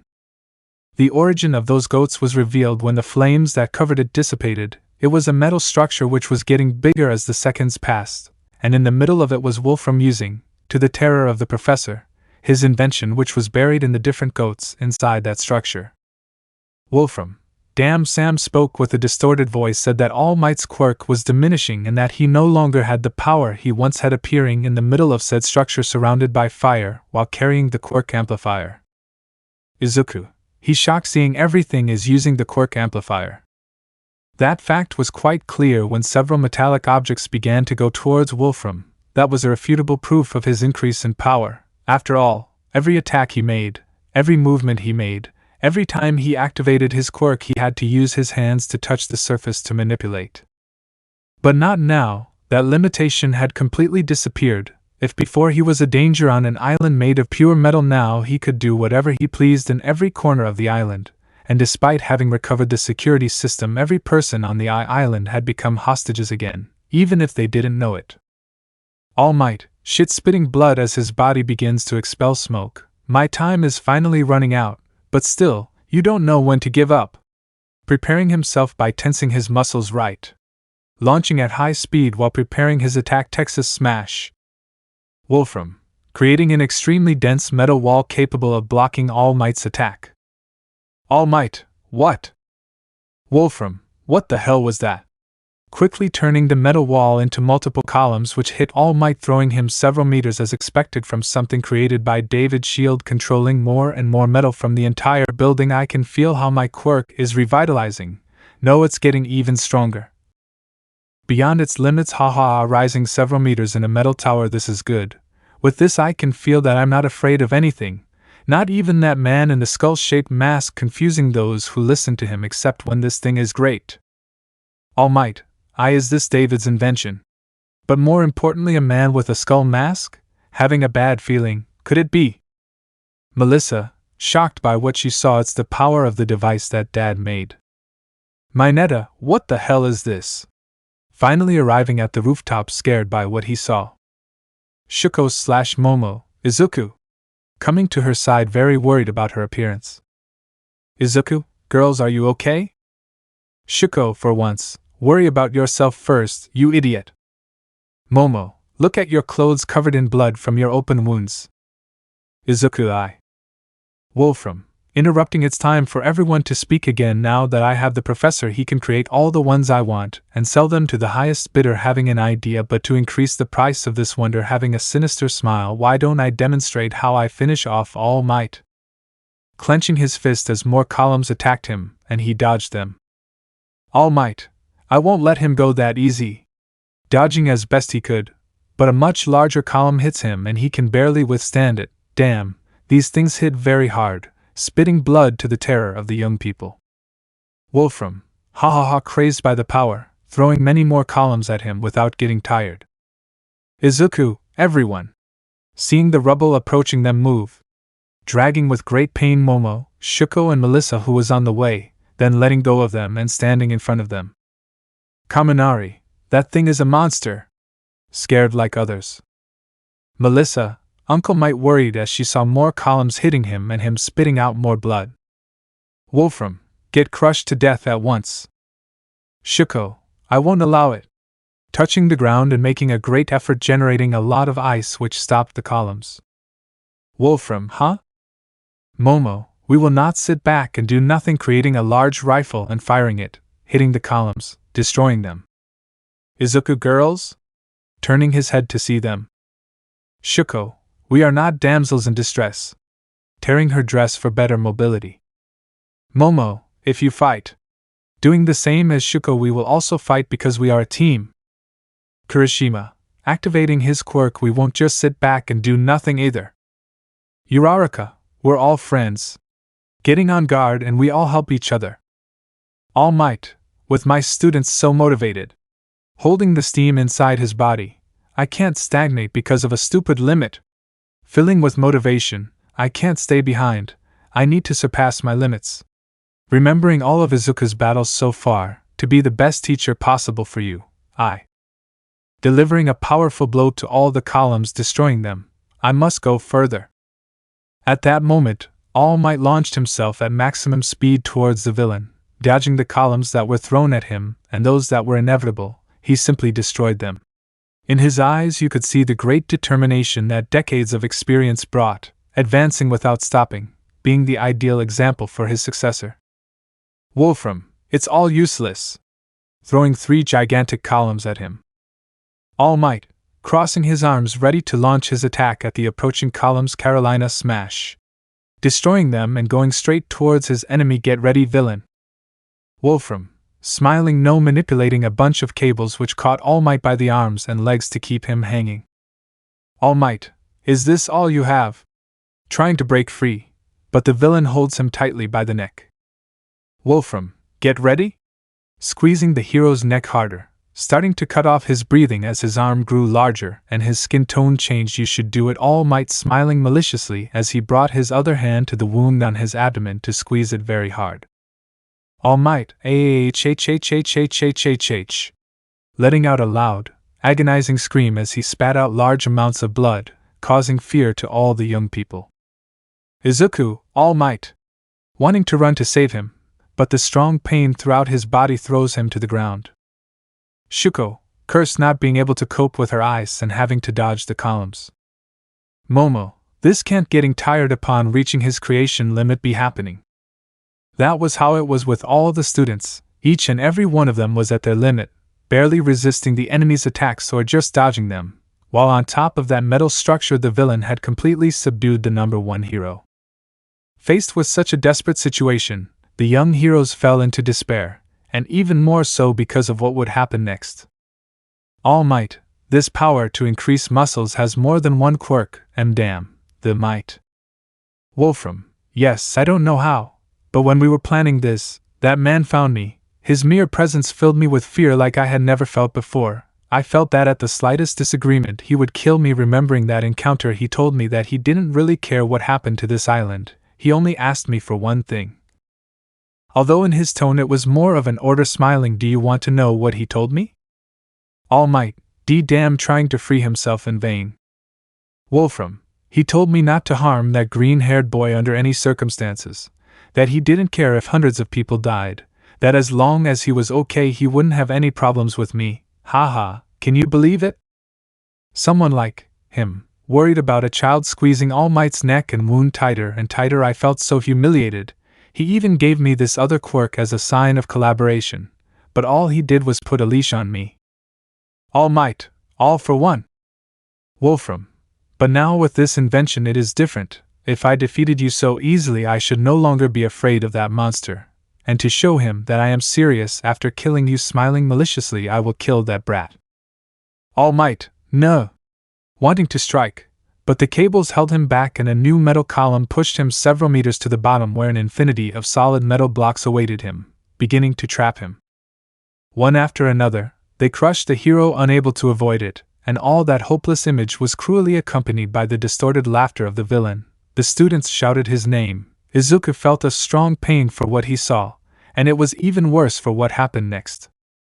Wolfram, goodbye All Might. Creating several sharp pillars which mercilessly pierced the steel prison where the hero was. With tears in her eyes, Melissa called her uncle, horrified like everyone else, thinking deep down that this was the end of the number one hero. But not everyone thought that, not him. Despite his body on the verge of collapse, he moved on his own as had happened before in the past. That young man was none other than Izuku, who with a strong blow of his arm freed his master, causing a strong cloud of dust to rise in the place. For a second everyone was happy, but that seemed to be a cruel joke of fate. In a fit of rage the villain threw a new metal column directly at Izuku, hitting him squarely. That attack was extremely strong, so much so that it even threw him out of the building, sending him crashing into the second tallest building on the island, which was attached to the one they were standing on. At that terrifying image, both Shuko and Momo fell to the ground on their knees. For a second, they thought the worst. Their other companions were no exception, but how could they not be? Neither Izuku nor All Might himself seemed to be able to do anything against such a threat. Neither of them knew what to do. Their thoughts were in chaos for many reasons. But it was at that moment that a loud footstep caught their attention. All Might, walking while holding his wound. Izuku, I trust you. You have already surpassed your limits twice when you had everything against you. That is why taking a last step between the villain and his students, we have to defeat the villain. That is why I appealed to your bravery. Calling everyone's attention, what do you see before your eyes? Not receiving an answer, fear, despair, destruction. Standing firmly, without any hesitation in his voice, I only see a villain that we must defeat and a chance for victory, making Momo and Shuko the first to get back on their feet. We cannot give up. It does not matter if the enemy is much stronger than us, we must continue fighting. Just like him, causing a strong reaction in his students upon learning who he was referring to. Follow me, turning his head to give everyone a slight smile. Or is it that you won't walk next to young Midoriya? At those words the image of Izuku came to everyone's mind, his determination in the battle against the Nomu, his fight of ideals that he demonstrated against Stain. Despite being fainted, his back remained firm and standing. Despite having his body much more injured than they have ever had in their lives, he has done more to save them all than them. In the face of all these events, a courage they had never felt before was rising in their hearts, that will to help others. That unbreakable desire to be a hero was filling them with courage. Slowly they all stood up, ready to continue fighting. Kirishima, activating his quirk and then hitting his fists, producing sparks. I will also continue fighting like him. Jiro, go ahead, moving his injured jacks. Mina, we all want to be heroes too, producing acid in her hands. Shuko, how stupid we are starting to exhale cold air ready to throw more ice, he will return. Momo, yes, using his last lipids to create a weapon, Izuku will never give up even with that body. Shuko, that's why we must. Momo, I'll be by your side when this is over.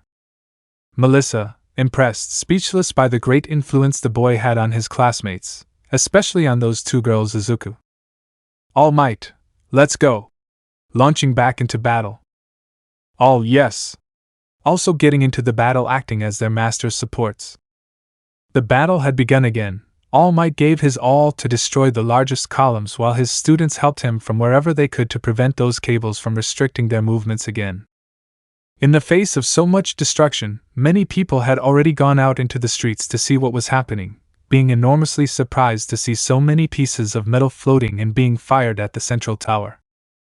And while Izuku was buried in a pile of rubble, with his body bleeding, so hurt that impact had to have been the end for him, but that was not the case since that black energy had appeared at the last second to envelop him. Being this the one that received the greatest force of that impact, and it was there that Izuku's consciousness returned to the core of One for All. One for All core. Izuku, opening his eyes, realizing where he was, is this surprised that he can already speak my mouth. Looking at his body, realizing that apart from his head only his feet were not covered by smoke. Nana, Ninth calling him from behind, making Izuku turn around quickly. Izuku, Nana! Realizing that a new person was next to him who. Daigoro, hello brat, with a smile on his lips, my name is Daigoro Banjo and I was the fifth bearer of One for All. Izuku the fifth? Remembering his quirk, you're the one with the being interrupted. Daigoro, yes, creating small whips in his hand, obviously my quirk is Black Whip, stopping using his quirk, congratulations. Apart from Shimura's, you also managed to unlock them when you saved those girls. Izuku, somewhat angry, if I already unlocked them, why couldn't I use them to get back to the helicopter? Daigoro, because until you just unlocked it, you still don't even know how to use them, raising an eyebrow. What's more, I even had to intervene to save you when they threw you into another building. Izuku, what? Daigoro, it was weak, but I was still able to make the whips cover your body to take the impact. Nana, we can talk about that later. Getting serious, taking a few steps forward. Listen, Ninth, the battle is not over yet. You have to face that dangerous villain again, smiling softly, after all, just like you did with that monster they call Nomu. Daigoro, and just like when you faced that professional assassin, you never gave up. Also with a smile on his face, we all heard what your ideal is that you want to achieve. Nana, but if you want to accomplish it, you will have to go much further than him, pointing towards the background, making Izuku turn his head again to see him. Before Izuku's eyes, a huge flat field had formed. It seemed almost endless, the distance was even overwhelming, but in the end he could see it. It was a yellow silhouette, without a physical form. That silhouette was turning its back on him, without taking its eyes off of him, firm in the face of adversity. The boy recognized it instantly. It was the back that an entire generation would recognize instantly. After all, that silhouette belonged to his idol, his teacher, his predecessor. Izuku, All Might. Nana, both the touching Izuku's back. Daigoro, imitating Nana like us. Nana, we trust you. Daigoro, that's why. Izuku, feeling more hands on his back which pushed him. With that he just started to run. I must do it. For the sake of my friends, for the sake of the girls, for my ideal self, I must do it. Daigoro, Ninth. Raising his voice to an Izuku who wouldn't stop running, my quirk is strengthened by anger, but you mustn't let it consume you. Managing to reach his voice to Izuku despite being further and further away, your anger must not be a raging fire that destroys everything. Beginning to disappear like Nana and the other shadows. If you want to use my quirk to the fullest, it must be the opposite. Smiling as he was about to disappear, your anger must be calm and controlled like a deep, dark, calm sea that consumes everything. Disappearing. With those last words, Izuku began to run faster. That great distance that separated them did not seem to decrease. But even so, he would not give up. At that moment he could feel it. It was as if the very core of One for All began to tremble, releasing more power. That force that had not been able to get out due to the limitation of All Might was begging to get out. And it was at that moment that a new hand all over Izuku's back and a calm voice called him. Ninth. It was the first voice that Izuku heard, that voice that he heard when he faced Inomo in the USJ, that voice that for some reason transmitted a feeling of nostalgia to his heart. Izuku tried to see his face, but he couldn't. He shouldn't stop now. Even so, he could see something out of the corner of his eye. That person had white hair. Keep going, don't give up, many people are counting on you. The rays of One for All began to envelop Izuku. All Might's silhouette had already disappeared. But that didn't matter, he had to move on. He had a goal, an ideal to aspire to. That's why he had to surpass it, surpass all the former bearers. And as if that voice knew his thoughts, he gave him one more little push. And with a soft and calm voice he said his last words before disappearing and leaving Izuku to run alone. Follows the motto of that academy that we like so much. Real world rooftop. Wolfram, why do you resist? Continuing his battle against All Might while the students helped him. You can't even touch me. Throwing large metal columns at him which he has to dodge. I even killed that brat he has so much faith in. With a sinister smile, he'll never come back. Creating more columns which he throws at the students just like these kids. All Might, you're wrong. Resenting all the columns protecting his students, he will not give up. Spitting more blood, but without bending to that, none of us will. Gaining more force, beginning to push back the attacks with his students. The callous helped as they could, and until we defeat you, all of us. Taking a breath to give a loud shout, we must go. All, recognizing the phrase, continuing it, bad thing. And it was at that moment that a loud bang was heard in the building next door. The smoke screen that was generated hid the origin of what caused it, but that was more than obvious. And it was even more so when they heard and saw the strong rays that were around someone's silhouette, those strong rays that they would recognize anywhere. More intense than ever, everyone saw it, everyone felt it. The battle was about to end, dissipating with his movements the smoke that covered him. Everyone could see his face and heard his loud cry. Plus ultra! With a powerful jump, Izuku shot out again towards the main building of the island, without stopping, without losing altitude thanks to Nana's quirk. At that, Wolfram felt confident, and taking advantage of the fact that All Might was still busy, he threw the same number of columns towards Izuku, but he did not dodge them. On the contrary, he continued straight ahead and received them with a strong kick. At first both attacks seemed to be even, but unfortunately for the villain, the columns could not resist any longer and broke into thousands of pieces, before the nervous Wolfram threw more and more columns towards Izuku, bigger and bigger, but all of them were destroyed. Before that, the villain began to feel something that he thought he would not have while using Professor Shield's invention, fear. Wolfram, impossible! Launching more columns, being destroyed, impossible, impossible, impossible! Desperate, these attacks are able to stop even All Might. Fearful, with that body you should not even be able to move. Izuku, I don't care. Being in the air, getting closer to Wolfram because me. Destroying more columns, going through cables until reaching his objective. I will save the teacher. Going through layer after layer until reaching the teacher, and coming out there reaching his other classmates. After her arrival, Melissa hugged her father tightly. Both Shuko and Momo arrived at Izuku's side, and even All Might arrived at his side, happy, but at the same time worried about his body. But it was there that they realized something. That black energy was around Izuku's wounds, preventing them from opening further. Everyone wanted an explanation, especially the girls. Unfortunately, that moment of distraction cost them dearly, since Wolfram, in an attempt to recover the professor, destroyed the entire roof. The goats went after Professor Shield again, but to the terror of him and Izuku, he was not the one who was captured. Melissa, out of mere instinct, pushed her father. Her own body reacted without thinking, and it was thanks to that she was enveloped by the enemy's goats, and being dragged by a Wolfram that jumped from the roof with the intention of fleeing the place. David, Melissa! Izuku, you wretch! Jumping into the void to follow him, give it back to me! All Might also wanted to go after that villain, but he couldn't. His time was about to end and he had to catch and cushion the fall of all his students and friends. But his heart, although worried, is sure of something, that Izuku would rescue her. Wolfram, damn it! Fleeing through the buildings in full view of the civilians, what kind of monster is that kid? Seeing Melissa among the goats, damn it! On top of that, I couldn't take the teacher with me because of his incompetent daughter. Melissa, trying to break free in vain. Let me go. Wolfram, shut up. Squeezing his goatee, causing him pain. You are useless and will only serve to blackmail your father. Already completely maddened by so much power and fear because you will never be like him, you are just a brat who will live eternally under the shadow of her father. At that, Melissa began to cry, but because of fear? Pain? Wolfram's words? Feeling like a mere burden to her father? Or all of them together? She didn't know for sure, but it still hurt her.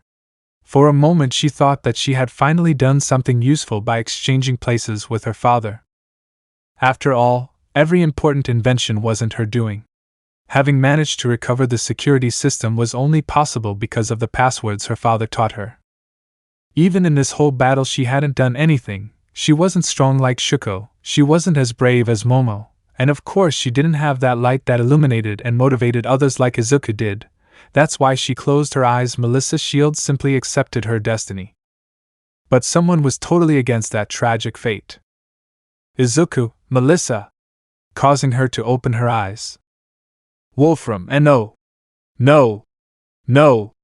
manipulated the metal of the nearby buildings to stop Izuku, but he dodged them by maneuvering in the air. Get away. Managing to see for a second several shadows behind Izuku, causing him much more terror. Destroying more buildings, debris starting to fall on the civilians who were taking shelter. Izuku, I won't do it. Trying to accelerate his speed, only making the whips that closed his wound no longer hold up and starting to shed a lot of blood. I will save everyone in front of me. Proclaiming his ideal again. Wolfram, hypocrite.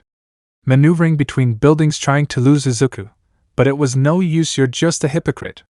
That damn ideal is impossible. Not even All Might himself is capable of something like that.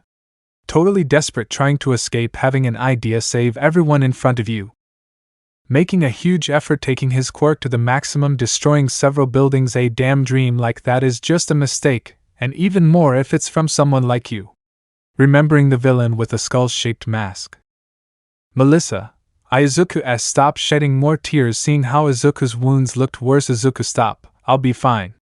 Lying, don't worry about me. With her heart hurting at such a lie, why you having a fake smile on her lips? If you let me shedding more tears, why you will be able to fulfill your. Izuku, Melissa. Dodging more attacks as more and more pieces of metal rise. You are also part of my ideal. Surprising her. Melissa, Izuku. Wolfram. Enough of all this stupidity. With his attack already finished, and of that damn dream that is just a mistake. Throwing several metal blocks towards Izuku, and the civilians at high speed abandon him, or die with him. Izuku, I will not abandon it. Destroying the first block of metal, even though many consider it stupid, I will not back down. Destroying a second block which was going straight to a mother and her daughter who was watching. I will not abandon my dream. Destroying more blocks that were going to the civilians, but receiving the ones that were going towards him, even though I know it is an almost impossible ideal to fulfill, with tears in his eyes for all the feelings and pain he feels. Wolfram, then he dies. Throwing absolutely all the metal blocks he had accumulated. Izuku, it's not. Destroying block after block as the Opha rays disappeared and black energy surged. It's not. Clenching his teeth tightly, feeling his body warm from his own blood spilled on him. This dream, remembering the fifth wielder's words, it's not a mistake. At that moment the black whips came out of his body again, but unlike when he saved those 3 girls, this time there were many more, dozens and dozens, of different sizes, but despite being different they all had a single purpose: to protect them all. Deflecting some blocks, protecting some civilians, rewrapping Izuku's wounds, that had no explanation. Everyone already knew the quirk of that young hero, but now he released that black energy in the form of whips, had no explanation at all. And of course, naturally, there were those people who were recording and transmitting everything that happened to the internet from their phones. Izuku, I will not allow anyone to take Melissa from my side. Using the whips to swing between the buildings and getting closer to a stunned Wolfram because no one was hurt. I once lost a loved one, and I will not let that happen again, nor for anyone to go through the same thing. Being heard by everyone. Wolfram, monster, losing all trace of bravery and sanity in his being. Get away from me. Using the little strength he had left, The villain tried to wrap Izuku around him like he did with Almight, but it was useless because the metal could not withstand all his strength, breaking it into thousands of pieces and getting closer and closer before the astonished gaze of Melissa, who had remembered a question. What happens when someone manages to fulfill their ideals? It was the question that Melissa asked the star heroine hours ago, making the #1 heroine in the United States stop to answer her. What is not obvious?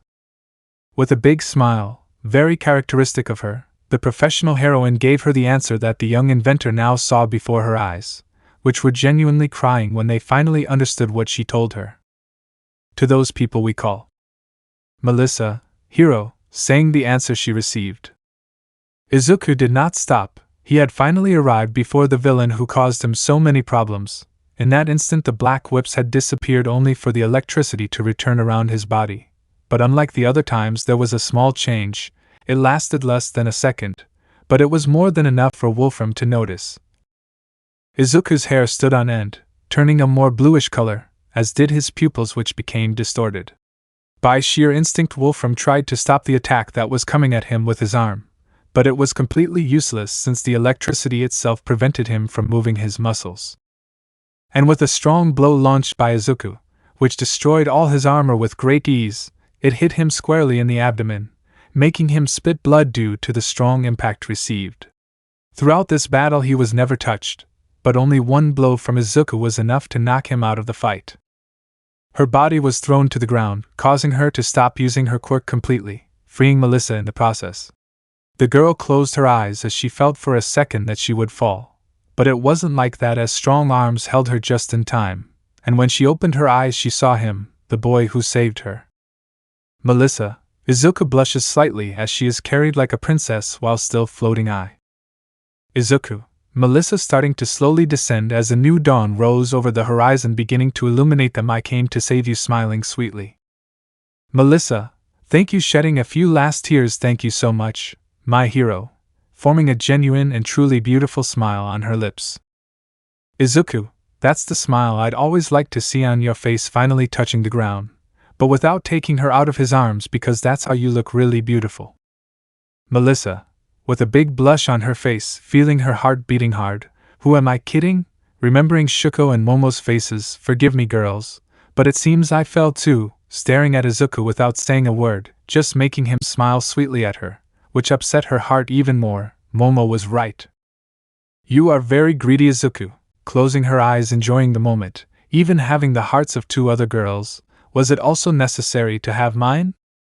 Faced with that thought, and with an unwavering faith that Izuku would manage to fulfill that beautiful ideal, Melissa could only hug her hero with great affection.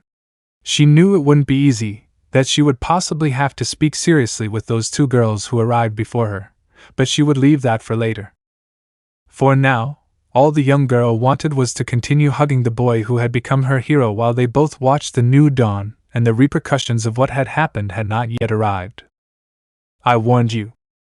Without warning, an imposing voice rang out in the place. It was evil, without a hint of goodness in its tone. It was simply the most terrifying voice anyone had ever heard. At that the poor girl was genuinely scared, clinging to the boy who was not in better circumstances. He could feel it inside his being. The one for all had reacted to that voice, rejecting even that from that individual. But his strength had already abandoned him. That is why Izuku could only fall to his knees on the ground while hugging Melissa, managing to see how a small portal opened right above a very injured Wolfram. AFO, pulling his hand out of the portal, crushing the head of an already bleeding Wolfram. But you didn't listen to me, now you'll pay the consequences, generating red rays when activating his quirk. Wolfram, and no please and no. AFO, this is what happens to those who disobey me, stealing his quirk, causing him intense pain in the process, suffering the same fate as that murderer, opening the portal a little more to absorb a terrified Wolfram who was crying in fear. At that moment the young people did not know what to do. Izuku did not have the strength to even get up, starting to tremble without knowing if it was because of that. He did not understand if it was because of his wounds or because of the fear he felt at that moment, but they increased when the portal began to expand more and more, to the point that an adult could fit in it. And it was there that he saw him, with his arms stretched out towards him, as if he wanted to reach him. AFO, Without leaving the portal, finally, you are in front of me, sensing Izuku. Do not fear, I will not hurt you. Beginning to close the portal, seeing how a very angry All Might was heading towards them at maximum speed. No, wait. Just a little more, I want to hear his voice directly. Closing more and more the portal, beginning to move his hand away. Hasashi, I am so close, I could not keep my promise with her or with you to protect them, but I am still in time to do it with him. 21. All Might, being about to arrive, breaking the few windows of the buildings that were still there due to his great speed. Leave them alone, wretch. With his veins marked from the great anger he had. AFO, I will protect you, I will save you from this dark, hypocritical world. The portal closes completely, not letting him even finish saying his name. Aizu. Less than a second later, All Might arrived. The only thing he could do for his niece and his successor was to hug them, trying to calm them down. Fortunately, that seemed to work, and that's how they stayed a few more minutes without saying a single word. Chapter 16 Short Break. Island. The battle was over, the heroes had won again, and while the security robots began to do their job by helping people stay calm, several meters away from the place was that young man who had saved them. All Might expels a lot of steam from his body. Are you okay? Didn't he do anything to you? Melissa, who was that person? Trembling with fear. All Might, calm down, Melissa. Izuku, master, interrupting him, using the little strength he had left. It was him, breathing with difficulty, right? All Might, yes, hugging both young people even more tightly. Izuku, I see, seeing Melissa's hand shaking a little for a second later, holding it. See, calm down. Melissa, huh? Staring at him as that black energy began to reveal her open wounds. Izuku, don't worry, slowly closing his eyes. I am fainting right on top of Melissa's breasts. At that the poor girl blushed from that sensation, but by mere instinct she hugged him with some force, preventing him from leaving her side. Even though she herself made Izuku's face sink further into her breasts, Melissa didn't care. But it was no time for any of this teenage stuff, and All Might knew it perfectly. That's why, using his last minutes in his muscular form, he gathered them together to make a great leap directly towards the central tower where they could attend to him. Without realizing that this action caused Melissa's face and Izuku's face, which was still on top of her breasts, to be very close to each other, causing the newly in love girl to start looking at herself with embarrassment. Central tower, upper floors. Shuko, looking out a window next to Momo. Izuku did it again, smiling sweetly. Momo, yes, looking at all the people on the streets watching what had happened, he saved them all again, sharing the same smile as Shuko. Kirishima, that was crazy. Very excited despite being hurt too. Uraraka, Midoriya is very strong. Punching in the air, but causing damage to one of his legs that was hurt. Ouch. Kirishima, don't try too hard. Uraraka, realizing what happened, let me help you get to the island's infirmary. Uraraka, don't worry, I'll be not finishing her sentence when Kirishima approached her to put his arm around her waist, blushing her in the process. Huh? Kirishima, did I hurt you more? Slightly releasing his grip, but without separating his hand. Now shall we go? Uraraka, but I can walk. Kirishima, come on, let me help you. Smiling, can I? Uraraka, well, putting her arm around Kirishima's neck and starting to walk with him. Thanks, but why are you helping me? Kirishima, before I arrived with Todoroki and Ishido to those wind turbines, we could see how you were willing to face all those robots while using your quirk on Midoriya and Melissa, at the same time widening his smile. While looking at Uraraka fixedly, you were even willing to endure all their attacks in order to give a chance to save everyone on this island. Uraraka, well, I not knowing what to say. Kirishima, you really are someone amazing. Uraraka, now I feel like I admire you much more, making the girl look down so she wouldn't notice her completely red face. Hey, are you okay? Your face is a little red. Uraraka, I'm fine, not wanting him to see her face, but at the same time firming her grip. Jiro, seeing all this while walking next to almost all of her other classmates, how stupid I was, with her heart tightening her chest a little. Even so, I don't understand why I feel bad seeing this. Turning her face, seeing how Shuko and Momo continued to look down at the tower. Is this how you've been feeling all this time? Leaving the place, leaving those two girls alone. At that moment, and in a quick movement both girls left the room, passing by all their companions. But it was not for less, since they managed to see how Almight had arrived at the tower. But he was not alone. In his arms he carried Izuku and Melissa. That is why they, without thinking twice, went to look for them. Naturally, with the internet and telecommunications re-established, the network began to fill with various reports and videos that some civilians had recorded with their cameras, and it was in this way that the world learned of another great feat accomplished by Izuku. Hundreds and hundreds of comments flooded various forums, and in all of them they only spoke of an undeniable fact for all the people of Japan.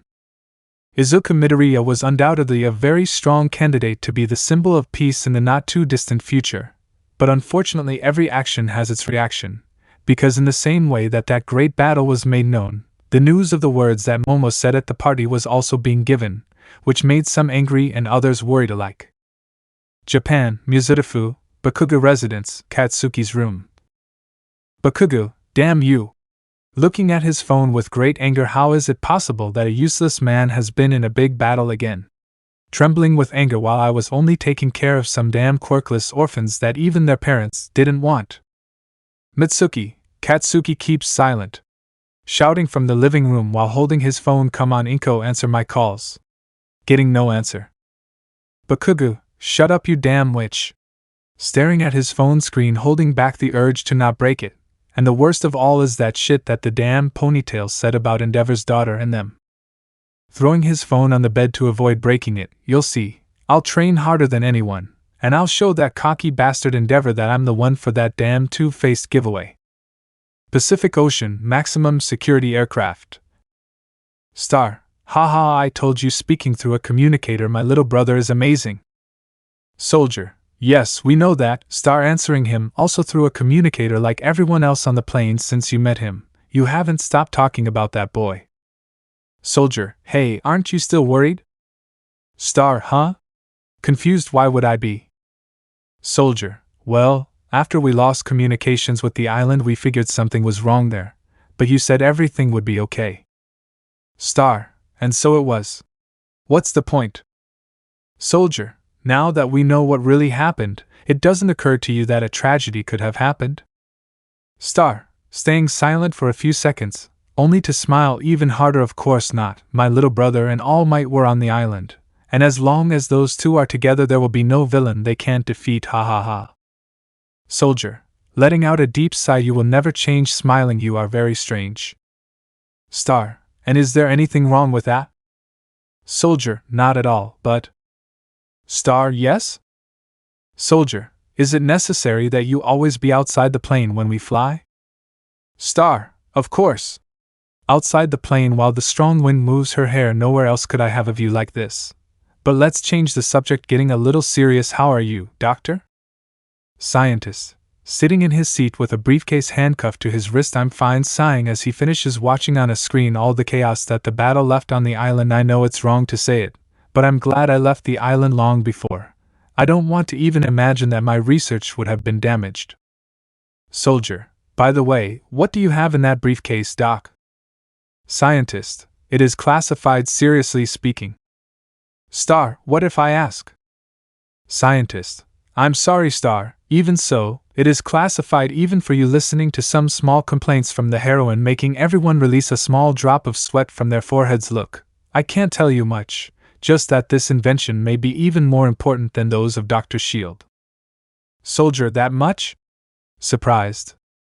Scientist, yes, since it is the first of its kind. Look, I can't say much. I will only tell you that several countries are financing this, and it all arose some time ago thanks to the analysis of the director of the UA Academy about the quirk of one of his teachers. Japan, UA Academy Principal's Office. Nizu, yes, you are absolutely right, Director. I am watching it right now, sitting in front of his computer while watching several videos of that battle and talking on the phone. You already have what you promised. Nizu, not yet. But don't worry, it's almost ready. Notoriously serious, I'll find a way to control the One for All. You better hope so. After all the funding we've given you, we expect favorable results. Nizu, you will have them, I guarantee it. I just need more time. Well, you better for the moment you keep investigating the brat. We will continue observing your mother from a distance, if the visions that they told me about Sir come true, we will need her if your little experiment fails. Nizu, I thank you again for talking to himself. That was better than I expected. Staring at the person in front of him, what do you think? Fake smiling. Sir, it's always a pain to deal with that woman sitting in front of the director's desk. By the way, what experiment was that old harpy talking about? Nizu, oh, nothing irrelevant, just a little experiment that occurred to me after analyzing and taking some of Aizawa's blood from the infirmary to analyze it. Sir, with a raised eyebrow, I don't think it's something irrelevant. Staring at him, does Eraserhead know that you took his blood without permission? Nizu, no, leaving his fake smile, but that doesn't matter. Thanks to her, a small device is being carried out that can benefit us all in the future. Sir, will that help us control him? Clearly referring to Izuku while watching the videos on social media again. I have no idea how he is able to do all that with one for all, clenching his fists. With all might, he never behaved this way. I am terrified by the idea that this child is contaminating the sacred torch that was to be passed on to my pupil. Nizu, idiot, that's clearly not the reason, but he's become so paranoid with his visions that there's no point in trying to explain it to him. Smiling a small, somewhat sinister smile, well, whatever, it can still be useful. So as not to waste time with very technical explanations, I'll just give you a brief summary of that invention. Sir, I hear you. Nizu, the device is a collar that will be firmly tied around the person's neck, and when activated it will prevent whoever has it from activating their quirk while the collar is working. Sir, amazed, doesn't it have a time limit like an eraser? Nizu, no, unlike Aizawa, this one will always be active, but this goes further. In theory, it will even be able to prevent people with mutation quirks from moving their extra limbs, turning them into a hindrance instead of a help. Sir, what if the person resists? Nizu, in case he tries to take it off, or insists on wanting to activate his quirk, while smiling in a somewhat sinister way, a strong electric shock will attack him without any consideration, leaving him unconscious if necessary. Sir, amazed and at the same time a little nervous about something like that, how did you convince them to finance you? Nizu, isn't it obvious? Crossing his legs, this invention can also be implemented in prisons, achieving greater control of the guards. Seeing Sir's nervous expression, knowing that he had to change the subject to all this, I would like you to come in a few days, but it has to be in secret. Sir, W.Y. Nizu, in a few days a test will be given to the students to see their progress during the internships. Normally their opponents are robots, but this year I plan to change it and have the students face their teachers, so I can analyze different strategies that could work against him. Sir, I understand, but what do I have to do with that? Nizu, it's simple. I need you to be hidden there during Izuku Midoriya's test and see his future again. Sir, what? Suddenly standing up as he began to tremble, remembering the 2 previous times. Why do I have to do it again? I already told you everything I saw. Nizu, interrupting him, the more information we have about that future, the more prepared we will be to avoid it. Not seeing Sir very convinced. Humans are indeed cowards, but also easy to manipulate for that very reason. Don't you want to avoid that tragic death that you saw of Almight? Sir, W. What? Nizu, yes, as I recall you only saw that he would be killed, but you never knew when or by whom it would be. Am I wrong? Not receiving an answer being more than enough, and according to your 2 visions about Izuku Midoriya, you have seen him in a terrifying way, even fighting against the #1 heroine of the United States, isn't that right? Sir, why yes, understanding what he meant, do you think he could have something to do with it? Nizu, who knows, smiling subtly, we won't know if you don't look more into his future. At that Sir stayed a few seconds thinking. At that moment those visions came to his mind, so he gathered his courage and agreed to see the future of that young man again. And while he walked through the halls of the academy in complete solitude, a new goal came to his mind. Prevent the death of Almight, save one for all by giving it to his pupil, but above all to warn his old companion that he had made a terrible mistake in choosing his successor. Meanwhile, Director Nizu was once alone and took some documents from his desk. Those documents were the same ones that Almight had reviewed when the incident against the hero killer took place, and, taking advantage of the fact that he was not there, he began to read them. Not knowing that his plans were only accelerating the catastrophe that would come in an increasingly near future. Unknown location. Toga, Izuku-kun, you were amazing. Watching the replays of the battle on TV, all that blood you spilled was so exciting. Hugging herself while moving slightly. It was a girl's small cry, as if she was praising her favorite singer, or her favorite actor. The feeling she had at that moment was pure happiness. But unfortunately that girl's perception of reality was already very altered. After all, the beautiful house she saw was not true. Its walls were stained with large amounts of blood, her hands and clothes were in the same condition, and the most macabre thing about the situation was that while she laughed, cried, got excited watching over and over again the videos where Izuku appeared. Next to her were the corpses of an entire family that she had murdered in cold blood. Jiren, I finally find you arriving at the place, seeing the scene. How disgusting. At least you should have thrown the bodies in the trash. They are already starting to stink up the place. Toga, huh? Turning around quickly, changing his expression to one of anger. Who are you, old man? Pointing his knife at him. Jiren, hey, calm down girl, lighting a cigarette calmly. I'm not your enemy. I'm just a middleman starting to smoke carefree. I'm here to give you a message. Toga, a message? Laughing a little. What, someone wrote me a letter? Haha. Jiren, I'm not a brat mailman, with clear anger in his tone. The villain league is looking for new members. Toga, and? Jiren, I was hired to look for potential candidates. Stopping smoking and throwing the butt on the ground. Are you interested? Toga, staying silent for a few seconds. Stain, is he still with them? Jiren, I don't know. Why? Raising an eyebrow. Are you a fan of his? Toga, no, not anymore. Turning his face to watch Izuku's battle again. The only person I admire now is him. Jiren, Izuku Midoriya? Toga, yes. Smiling, since his fight against that thing called Momo, I'm his admirer. Remembering that incident, and when he said those words against Stain, there was no doubt.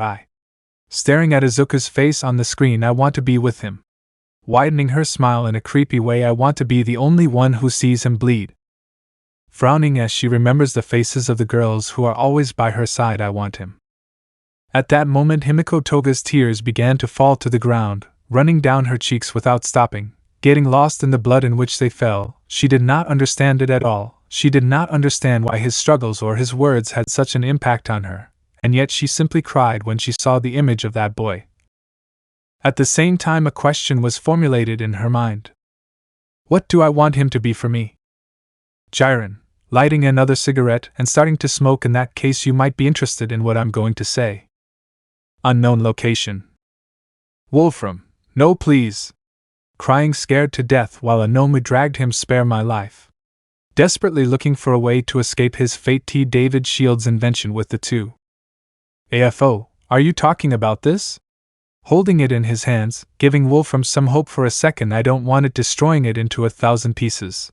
Destroying the faint hope of his new victim. I've never been interested in these things, nor do I need them. Seeing the gnome who was taking him away, take him to the doctor. And put him next to the murderer. He'll know that there won't be even a bit of mercy for him either. Wolfram, no. Resisting being dragged despite losing his nails in the attempt, no. Leaving the place. AFO, finally staying alone. Some silence, sitting in his chair. Damn Almight. I was so close to him getting upset, but you get in the way of my plans again. Letting out a small sigh. Well, whatever, there isn't much time left before I can finally go for Izuku and be able to protect him. Getting a little melancholic. Deciding to turn on the television to listen to the news. And in other news, the young promise is trending again. According to the most recent information, they confirmed that the acclaimed island was attacked by a dangerous villain, fortunately Almight. But above all, Izuku Midoriya fought against that enemy and defeated it, resulting in no civilians being affected. AFO has smiling slightly. News. In addition to that, there are various videos circulating that some people took in the middle of battle, and the most surprising thing is that new ability that Izuku Midoriya demonstrated with his quirk. Many speculate that it may be something similar to the daughter of the hero Endeavor. AFO, new abilities? Paying more attention, could it be that? No, impossible. Thinking for several seconds, stopping paying attention to the news. Calm down. It's impossible that you are what you're thinking. There has to be another explanation for that. News. Certainly a great and bright future awaits Izuku Midoriya, speaking with great emotion. From us you have all our support, Argonaut hero. AFO what? being taken out of his thoughts upon hearing Izuku's hero name. Your hero name is Argonaut? His lips beginning to tremble. Brother, bringing his hand to his head, it's been a long time since I heard that name, ha ha ha, starting to laugh. At that moment a sea of thoughts flooded his mind, remembering his past with great bitterness and melancholy. At that the great villain could only laugh. But that laugh slowly turned into something different. There was no trace of joy or nostalgia anymore. That laugh that came from his throat was rough, dark, heartbreaking. That laugh was too painful to be called as such. Despite not having eyes, he knew that if he had them, the tears would not stop running down his face. And while all that was happening in his mind, he could only remember 3 different faces, faces that he will never have the opportunity to appreciate. And so it was that he stayed for several minutes. All for one, the great villain that the world would one day have to face, was alone, sitting in a chair in deep darkness while crying silently. Island, Central Tower, Medical Room. Toshinori, how is David? On a stretcher, still wearing his hero suit. Please tell me that Izuku will be okay. Very worried. David, don't worry, smiling, it will be fine. Looking at Izuku, who was on a stretcher with all his wounds bandaged while he was still unconscious. Fortunately, you brought him right to the place where we have the best medical team, even though they haven't even been presented to the general public yet. Toshinori, how good, lying down on the stretcher, how good that you arrived on time. David, by the way, where did you leave Melissa? Toshinori, down on the first floor. I saw Mrs. Midoriya and I left her with her. Sorry. David, don't worry, according to what you told me she was fine, and I understand that you wanted to get there as quickly as possible. Toshinori, my time was up. I had to carry him in this form for a few floors, but it was easy, giving him a smile while blood came out of his mouth. David, don't lie, shaking head, but let's leave that for later. Getting serious, Midoriya-kun was able to use the black whips and everyone is fine now. What excuse can we use so they don't get suspicious? Toshinori, well, thinking for a few seconds, originally what occurred to me so that they wouldn't suspect that he awakened his quirk 15 years earlier was that he can manipulate energy. Only his body still couldn't handle it. David, I see, putting his hand to his chin, that makes things much easier for us. If they ask, you can say that it is just another way of controlling your energy, like the electricity you produce. Smiling, well thought out, Toshinori. Toshinori, haha, ouch, stopping laughing because it hurt. What can I say? I'm just trying to be the best teacher possible for him. At that moment he wanted to continue talking, but some loud footsteps were heard outside the room where they were, and upon recognizing who the approaching voices were from, David quickly covered Toshinori's stretcher so that they wouldn't see him, which he managed to do in time. Inko, where is my son? Quickly entering the room, slamming the door open, and seeing Izuku passed out on a stretcher as the first thing she saw, Izuku running towards her son and starting to cry. Ruji/AI, also arriving at the place. Shuko/Momo, Izuku accompanying Inko, holding Izuku's hand at the same time. Melissa, Dad, coming up to him to hug him. Are you okay? Are you hurt? Where's Uncle Might, and why did he leave me down there? Asking that with an annoyed tone, scaring a hidden Toshinori. How is Izuku? David, calm down honey, I'm fine, but a little nervous to see his daughter's face, waiting for answers one question at a time. Okay? Seeing how she nodded her head as she walked towards Izuku, and without caring if they saw her, she took the boy's hand, sharing it with Shuko and Momo. AI, Dr. Shield, getting his attention. How is Izuku-kun? David, it's okay, his wounds have already been treated, now we just have to wait for him to wake up. AI, that's great, breathing a small sigh of relief. Doctor, can I ask another question? David, yes, tell me. AI, what was that black whip-shaped energy that Izuku-kun used? Finally, the question was asked, and the men in the room were startled, not knowing what to do. She could see her own husband jump slightly in surprise, which was noticed by the other women in the room. Momo, Dad, do you know? Ruji, well, I very nervous, being the center of attention. I don't think this is the best time for this, haha, looking for an excuse to escape. Izuku is in recovery, so being interrupted. Inko, where is All Might? With a very angry tone of voice, wasn't he supposed to protect my son? Increasingly angry, is this the third time Izuku has ended up like this? Toshinori, trembling, teacher, please help me. Shuko, That's right. Where is Almight? We saw how he brought Izuku. David WLI. AI, and you staring at her husband, what are you hiding from me? Looking at him with an extremely calm look, so calm that it was scary, honey. Ruji, WLVLC haha. The attack of the women towards the men was terrifying. They didn't say anything, but their gazes fixed on them said it all. In the face of that, none of the adult men knew what to do. They were taken off guard, and meanwhile Tashinori was shaking even more. After all, if he had already learned to never mess with an angry mother, much less did he want to do it with two. Fortunately for them, someone came to their rescue. Izuku. And no, don't be mad at them, slowly waking up, feeling his body very heavy. Please. Everyone, honey, Izuku-kun. Very surprised. Izuku, high with a very low tone due to tiredness, ouch, feeling some pain as he felt the girls hug him while his eyes were covered by his hair. I'm sorry to worry you again, looking at the girls who looked like they were sobbing silently, especially you. I heard a little of what you were talking about and… Inko, don't say anything else, honey, holding her hand, now you have to rest. Izuku, no, I really have to tell them, seeing the stretcher next to them being covered, imagining who was there. Is that okay with you? Confusing them, master? The place was silent for a few seconds. The women did not know who was being spoken to. After all, they were the only ones there. But all that changed when their teacher, even though he was hiding, spoke. Tashinori, are you sure about this, Izuku? Speaking with a tone very similar to his muscular form. Inko, Almight? Turning her gaze towards the source of his voice, was he hiding? Tashinori, ignoring that question, you know what it would entail if you do that. Are you still willing to tell them? Izuku, I know, but I stroking the girls' heads to reassure them I don't want any more lies, smiling as the girls look up and the four of them stare at each other, or at least not with the people I care about, and who have helped me so much. Tashinori, staying silent for several seconds like everyone else. In that case, I guess I should start getting up from the stretcher and starting to draw the curtain that was covering him. Inko, what are you two talking about? Approaching the origin of the adult's voice, what have you not told me from the beginning? Grabbing the curtain with force and dragging it with force, answer me, Almight, seeing the thin man full of wounds, but still wearing his hero's suit, Yagi-san. Tashinori, hello, Mrs. Midoriya, seeing the surprised expression on your face, as well as the rest of the women in the room, I guess it would be better to start from the beginning. And in that way, the master and the occasional student would tell the truth about One for All, about the former bearers, and about the quirks he was progressively unlocking, about how he had already unlocked 2 of these and had already felt the sensations of the other quirks that were still blocked.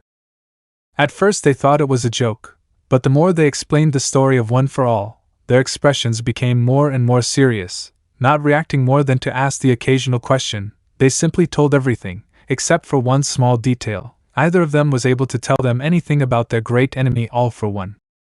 Not because they didn't trust them, but because they didn't want to worry an Inko who had long since begun to cry silently. They simply didn't want to worry her poor mother's heart. Shuko, so tilting head, Almight isn't your father. Izuku, hee smiling softly, I already told you a long time ago that. No, Shuko. Shuko, oh, pouting, I see, damn, feeling somewhat frustrated at having failed in her theory.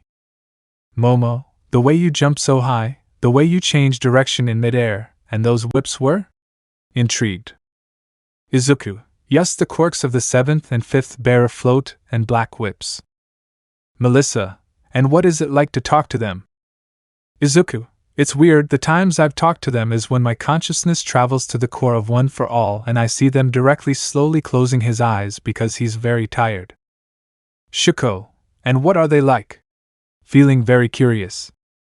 Izuku, the 5th is a somewhat rough-looking man, but he gave me the impression of being someone nice. Momo, and the 7th? Izuku, Nana-san, well, she is staring at Momo, a very beautiful woman. Momo, really? With a little twitch in his eye. Izuku, yes, but not measuring himself with his words, it's because he looks like you. Momo, huh? Blushes profusely. Shuko / Melissa, grabbing Izuku's cheeks, who was just screaming internally from the pain. That was the conversation of the young people, but the adults had their own conversations among themselves.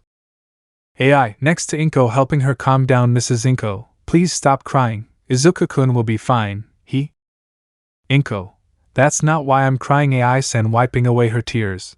But they were running down her cheeks again. It's just that since my husband left this world, Izuku has suffered a lot. When I found out how everyone treated him just for being quirkless, I was tormented a lot. Clenching her fists, I've never been good at dealing with that subject. AI, what do you mean? Inko, when we went to the doctor to see why his quirk didn't wake up, and he told us that it would never happen, with his lips trembling, do you know what I almost told him? Noticing how AI denied, I almost told him that I was very sorry. Even when he asked me if he could still be a hero, shedding more tears which he hid from his son, that was the only thing that occurred to me to tell him. AI, Mrs. Inko, placing her hand on the poor mother's shoulder, I don't know what to say to you. Inko, no, trying to calm down slowly, you don't have to tell me anything. AI-san, smiling as she remembers a nice but distant memory. Hisashi, my husband, fortunately called just before I told him those words, and when Izuku asked him that same question, he could only laugh, so that in less than a second he motivated our son, telling him that it didn't matter, that he could fulfill his dream watching Izuku interact with the girls. AI, smiling too, he was indeed a great man. Inko, yes, wiping away the last tears as she calms down a bit. Izuku looks so much like him. Seeing Toshinori talking to the other two adults, I might worry about my son. I mean, it's normal for a mother, right? Earning AI's affirmation, but knowing that the second man he admires the most trusted him in the same way his father did, only makes me feel great pride for my son. AI, I'm sure he'll become a great hero, one that we'll all be proud of. Looking at the boy, Izuku-kun, something told me that you'd be someone important, but I never imagined how important. Looking at her daughter, competing for the boy's attention, we still have to talk about what Momo said. But no matter how this ends, I just hope that you always take care of yourselves like you have done until now. Ryuji, do you think it was a good idea to tell them? Talking to the other two adults at this point, this secret isn't so much of a secret anymore. Toshinori, I'm aware of that, and I'm sure that when Gran Torino finds out, he'll yell at me for allowing it. Haha, looking calm, but his trembling legs said the opposite. David, then why did you do it? Toshinori, smiling, for the same reason I told you guys. David/Ryuji, huh? Confused. Toshinori, this secret is too big for one person to carry alone. I had my teacher, Gran Torino, and along with Tsukachi, you are my friends and I trust you completely. Ryuji, thank you for the gesture of trust, really. David, but how is it similar to Izuku's case? Toshinori, smiling as he watches Izuku and the girls interact with each other, that he needs his own trusted people, those people who will support him whenever he needs it. Ryuji, seeing Momo very close to Izuku, not liking him at all. I still haven't forgotten what Momo said at the party, you know, with a clear, angry tone. Toshinori, that was just a misunderstanding, causing his friend to raise an eyebrow. I'm serious. It's nothing like what you imagine. You can even ask Mirko about it. She also saw what really happened. Ryuji, are you sure? Staring at him, you're not covering up for him just because he's your successor? Seeing the seriousness in his friend's gaze and then sighing, well, I believe you. I won't yell at him for an explanation, besides turning his head a little so they don't hear his words, but it was in vain. I owe him for saving my daughter's life. David, it seems we are the same. Izuku, teacher, getting the attention of all the adults. Toshinori, Izuku? Approaching his successor, is something wrong? Are you feeling okay? What's the matter? Izuku, thanks, interrupting him. Toshinori, huh? Confused, why are you thanking me? Izuku, because, smiling, you chose me. Out of all the options you should have had, you trusted me. You saved me the same day we met. You were the only one who defended me when I tried to save Bakugo from that sludge villain, and all the heroes only scolded me afterwards. The next day you saved me again from the abuse I received at school. You took me to the hospital, and on the way home you told me your secret. Really, thank you. With his eyes feeling heavier and heavier. Toshinori, why are you telling me all that? Izuku, because holding the girls' hands, which only held them gladly thanks to you, I will be able to fulfill my dream. Closing his eyes slowly falling asleep, but without letting go of the girls' hands. I promise you I will achieve it. Already with his eyes closed, saying his last words for that day, I will make you proud of me. Shuko, And it happened again, smiling sweetly while caressing Izuku's curly hair. Momo, yes, imitating the action of his friend, he fell asleep again without wanting to let go of our hands. Melissa, he tried harder than anyone else today with a beautiful smile on her lips, even when you were still recovering, even when your body was very hurt. You didn't hesitate for a second to save me, getting closer to his face. Thank you, getting closer and closer, not caring if everyone saw her, my hero, giving him a kiss on the cheek, causing a small tick in David. Shuko/Momo, hey. Melissa, he's showing her tongue to make fun of him. David, Melissa, what are you doing? Being ignored by his daughter, I don't, feeling Ruji put his hand on his shoulder. Ruji, welcome to my nightmare friend. Inko, my son is really popular, he's sighing. I just hope that what you told me happened at his party doesn't affect his reputation. AI, don't worry Inko-san, we will give a small statement saying that it was all a small misunderstanding. That should be more than enough to calm the comments a bit, staring at her husband, right honey? Ruji, yes. Getting scared by that look. AI, right Professor Shield? David, wanting to resist, but it was useless, why yes. And so the parents just looked at each other resignedly, the mothers spoke to each other in whispers, the girls continued their fight, while stroking the hair of a sleeping Izuku. All of this was seen by a silent Toshinori, who only looked at Izuku, at the same time that a small tear escaped from his eyes. Toshinori, I'm already proud of you, Izuku whispering, teacher, I think I'm doing it, smiling as he turned around and could see how the morning was becoming more present. I think I'm being a good teacher for Izuku. I wonder what would you think about it. A whole day had passed, during which both Ruji and AI gave their interview to deny the rumors that were already circulating on the internet, assuring that those words were said in the worst possible way and taken out of context, and they also assured everyone that none of those young people were as they imagined. Naturally, some did not believe them, but it was a minority, and thanks to the great fame and esteem that Izuku was earning, many gave him the vote of confidence. For his part, Almight had informed Nizu that both he and the students would take that day off to rest, and despite the fact that they should have already attended classes, he had no choice but to accept it, since he knew that right now those young people had the full approval of the people. Throughout the day, all Izuku did was sleep, being visited periodically by his companions, who were already much better due to the medical treatment on the island, and during all their visits there was always at least one of the girls taking care of him. And something that the girls noticed when it was time to change Izuku's bandages was that his body acted a little differently. Since her wounds were healing much faster than usual, not at the level of recovery girl's quirk, but certainly her body was healing faster than most would, they instinctively thought that this event must be one of the quirks that are still blocked, and Momo commented that her body was accelerating in healing. Not knowing that Izuku was talking to the bearers at that moment. One for all core. Izuku, opening his eyes, where am I? Being somewhat confused, imagining something he didn't want to happen again. Please tell me I'm not having that type of dream with girls again. Hearing a laugh. Daigoro, ha ha ha, calm down handsome, appearing in front of Izuku. You are in the core of One for All. Aren't you having an erotic dream again? Smiling maliciously. Who would have thought that being so young you already have such fantasies? Izuku, did you know? Embarrassed but Nana said that. Nana, I'm sorry. Izuku-kun, appearing next to the fifth. I promise you that we would give you privacy when you are busy. Blushes a little. Daigoro, but that doesn't mean we don't know the same things you know. You turn me on, right? Smiling.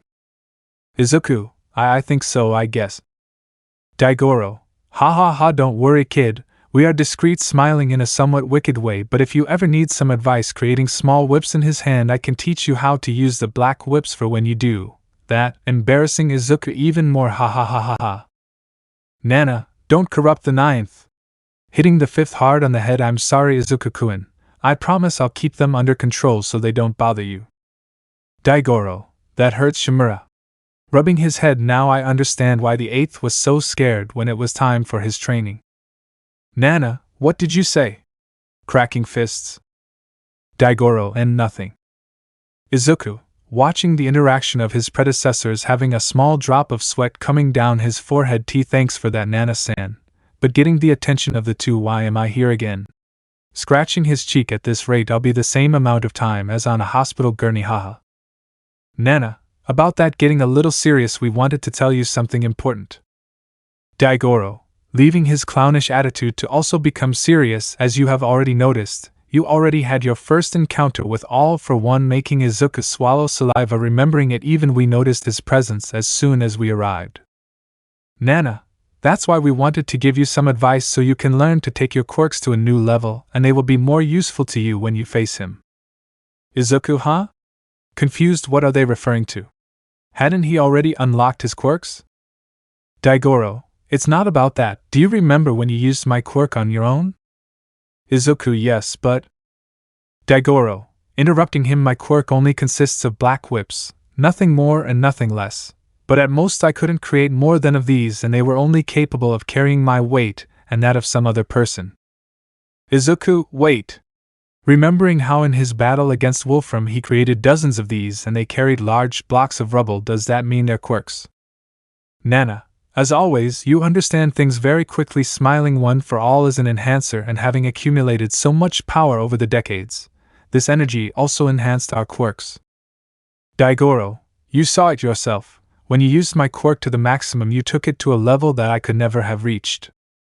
Izuku, opening his eyes in shock, but if it enhances his quirks, why did it only happen with the black whips? Daigoro, that's what we wanted to get to. Looking him straight in the eyes, maybe you didn't notice, but when I turned my quirk to its maximum, you stopped generating lightning. Izuku, huh? Really?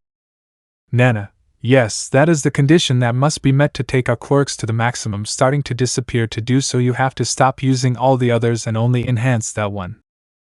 Daigoro, starting to disappear too, but don't worry, we all thought about it a lot, and we believe that this limitation will only last until you master 100% of the One for All. Nana, and until then, smiling as she and the fifth disappeared completely and Izuku began to leave the core. Concentrate on hitting harder, you'll need it. Island, Central Tower, Medical Room. Izuku, suddenly opening his eyes, realizing that All Might was in a chair near his bed reading a book. Master Tashinori, huh? Seeing his successor awake and throwing the book. How to Be a Good Teacher, a Guide for Inexperienced Idiots. To the ground to quickly go to the boy. I'm glad you woke up. How do you feel? Izuku, I'm fine. Seeing his bandages and feeling his body almost like new. How long did I sleep? Tashinori, a little less than a full day. Izuku, so little? I thought it would be more since I no longer felt my body hurt. Tashinori, this place has better medical equipment than many hospitals, but there's also the fact that your body healed much faster than expected. Could it be the effect of some other quirk? Izuku, I don't know, but thinking for a few seconds, maybe it's the quirk that gives me a very strange feeling, the one that makes me feel like my body is speeding up. Noticing that they were alone. Teacher, my friends, the girls, my mom is… Tashinori, your mother came out completely unharmed. She already left along with the mothers of the young Yayorozu. Your friends are also fine, as is the young Yayorozu, the young Todoroki and Melissa. In fact, they were here recently. Seeing Izuku's calm face, well, I suppose you must be hungry, right? Walking to the door, I'll go get a plate of katsudon, in addition to telling everyone that. Izuku, Master, wait a moment. Making him stop before opening the door, I spoke to Nana again, and also to the fifth bearer, making his master approach, and they told me something important. In that way, Izuku began to tell him everything that his ancestors told him. Naturally, the face of surprise that Tashinori had was something worth remembering. That is why he decided that once they arrived in Japan, he would try much harder to discover what the other quirks were hidden inside the One for All. But Izuku was not far behind. And he had asked his teacher for a notebook where, as soon as he had it in his hands, he began to write down all his ideas about possible uses that he could give to his quirks, although the words of the fifth resonated in his head, making him blush because of it. Meanwhile, the day had already ended. The girls, upon learning that Izuku had already woken up, immediately went to see him, and as soon as they entered they hugged him very tightly. A hug that, despite the fact that it still hurt a little, he reciprocated with pleasure. Melissa, I'm glad you're better, Izuku smiling sweetly, then changing her attitude when she sees Tashinori and approaches him. Why did you never tell me anything about this, Uncle Might? Tashinori, well, he scratching his head out of nerves. I didn't want to involve them at first, That's why David didn't know about this either until recently. Melissa, since when does he know? Tashinori, since when I visited them a few months ago, before the USJ incident. Melissa, oh, since then, huh? Staring at him in a somewhat intimidating way, and you were never going to tell me? Tashinori, Izuku help, looking at his successor for help, but he was busy too. Momo, so you're keeping secrets, Izuku? Looking at him with a very calm smile, scaring the boy for a second, but I understand you. It must have been very hard to keep this secret even from Inko-san. Shuko, now that I know how important it is playing shyly with her fingers, I feel a little bad for getting angry with you during the sports festival. Izuku, thanks for understanding, smiling. Believe me, I never liked lying to you about my quirk. Momo, don't worry, Izuku, smiling. In fact, it's quite impressive everything you've had to endure to be able to win the one for all, widening her smile. You really are someone incredible, creating a very sweet atmosphere between the two of them, something that Shuko didn't like. Shuko, pouting until she comes up with an idea. By the way, Izuku. Izuku, yes? Shuko, now that I remember, at the sports festival you made me a promise to one day tell me the truth, approaching her face to give her a small kiss on the cheek right where she gave it to him when they finished their date. Thank you for keeping it. Momo, what? Getting very jealous. Doesn't that count as a kiss on the lips? Shuko, hugging Izuku without realizing that she had buried him between her breasts. Why did you kiss him on there? Shuko, I don't know what you're talking about. Momo, subtly licking her lips. That was just a kiss on the cheek. Momo, cheater, pouting and squeezing Izuku tighter.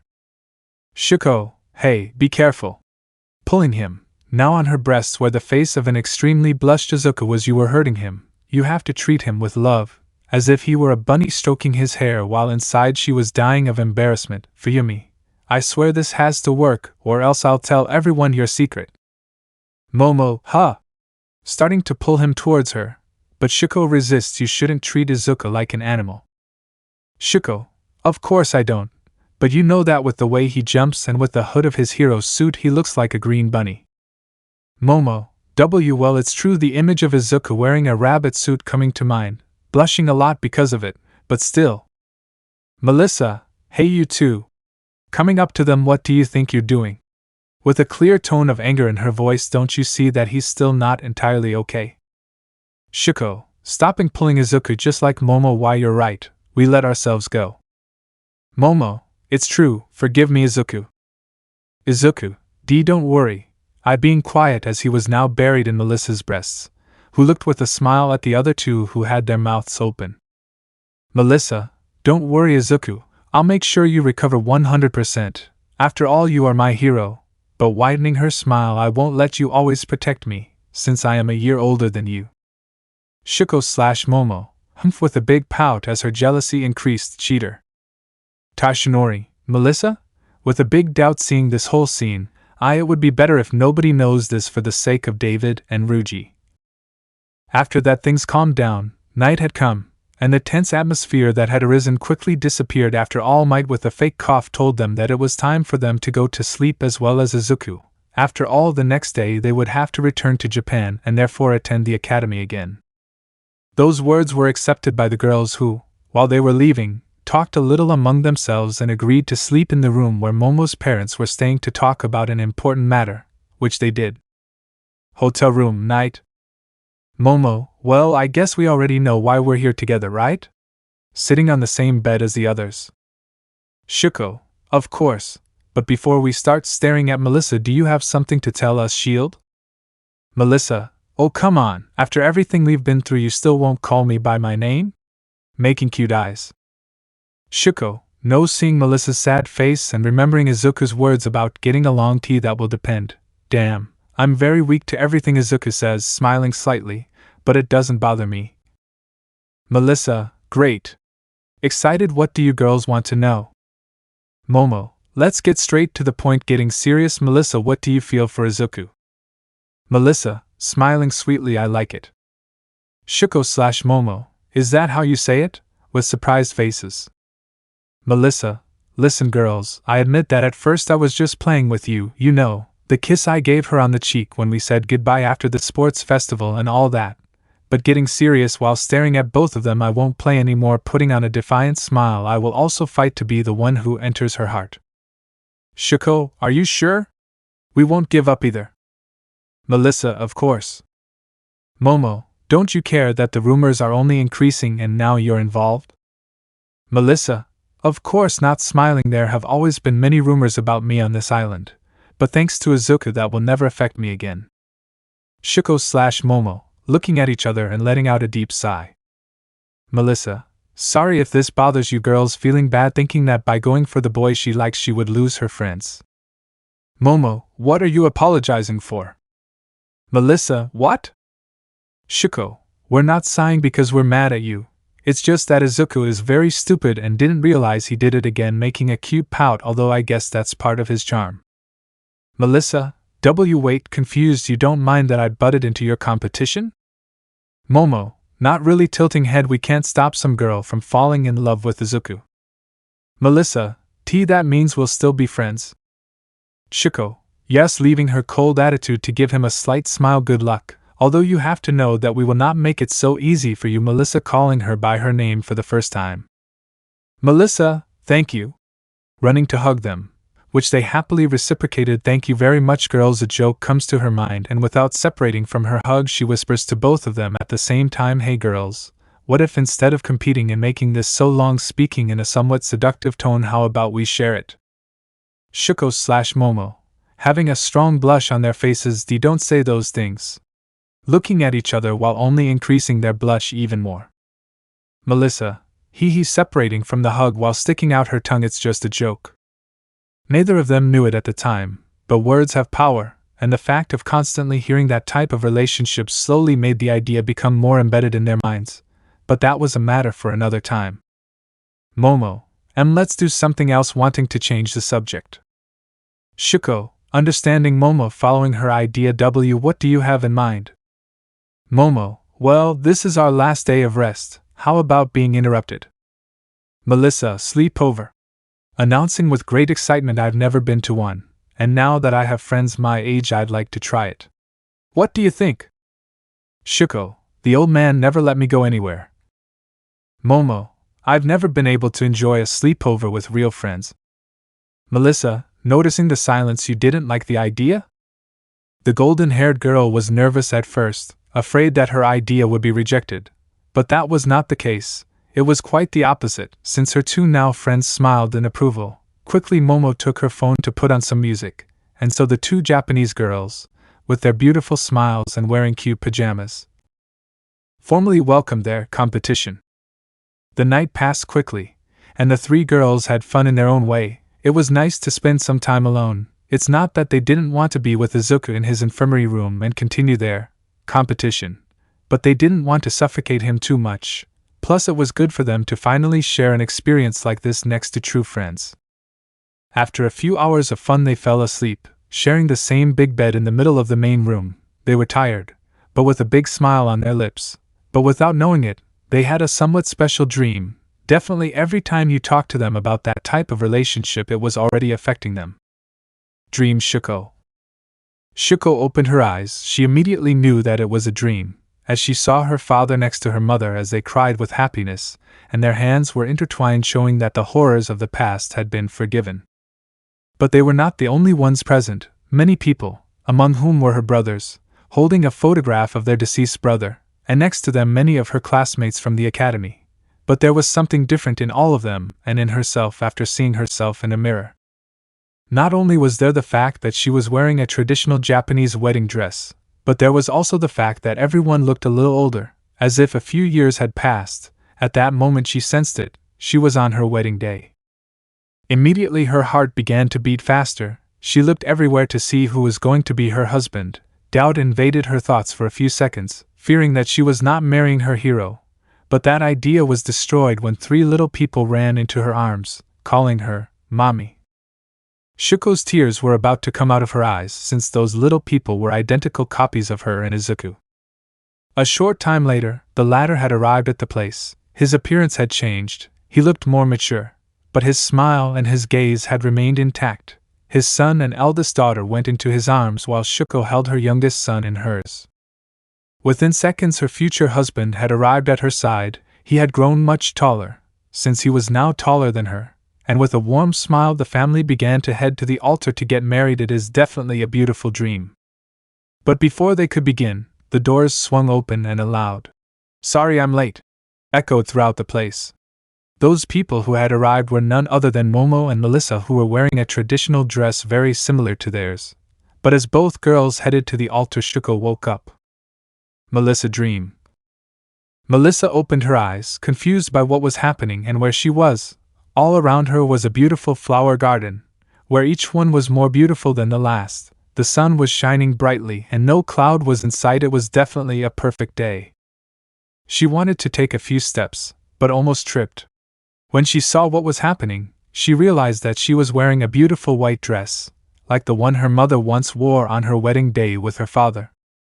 Without realizing at what moment she had been holding a bunch of flowers, she walked carefully until she reached a small pond, where thanks to its crystal clear waters she could see her reflection, realizing that she not only looked more adult, but that her breasts had also grown.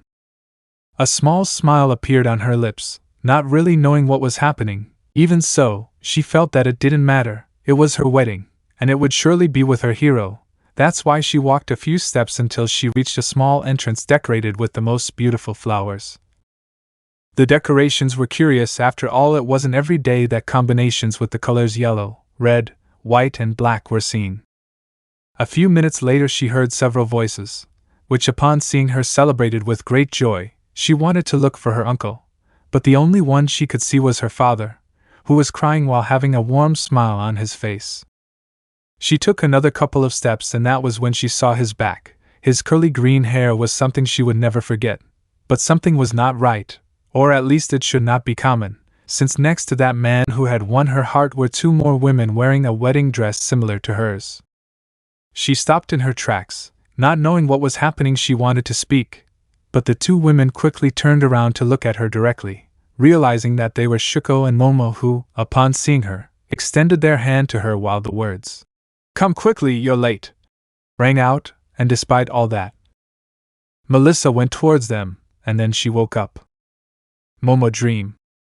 Momo opened her eyes and immediately knew that this was a dream. The first thing she saw was a beautiful beach at night. She was on the balcony of a hotel that at first glance looked extremely luxurious. Next to her was an empty bottle of wine and next to it were 4 clearly used glasses. When trying to pick up one of the glasses, she did it with her left hand and immediately saw something that stood out in it, a beautiful ring.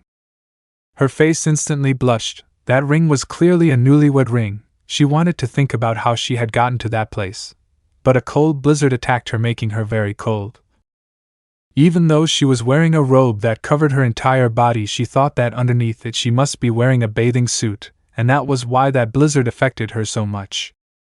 Wanting to avoid getting sick and find out more about her situation, she entered her room, where the first thing she saw left her speechless, since, in the middle of it, in the large and only bed, were Izuku and Shuko giving each other some very passionate kisses.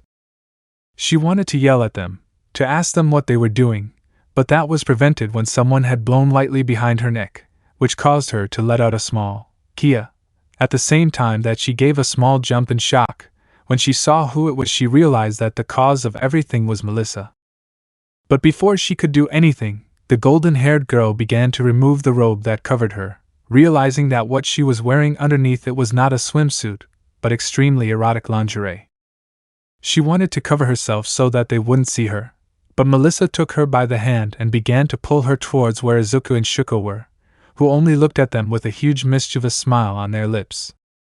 Momo's heart began to beat fast. She could even feel her crotch starting to itch, and all it took was Melissa's words, which were, "Come on, let's not let Shuko have all the fun," for her to begin to take a few steps until she reached the shared bed. Immediately, as if they were a small herbivore surrounded by a pack of predators, the three of them launched themselves towards her, and when Izuku was about to kiss her on the lips, at the same time that those other two women also approached her face, she woke up.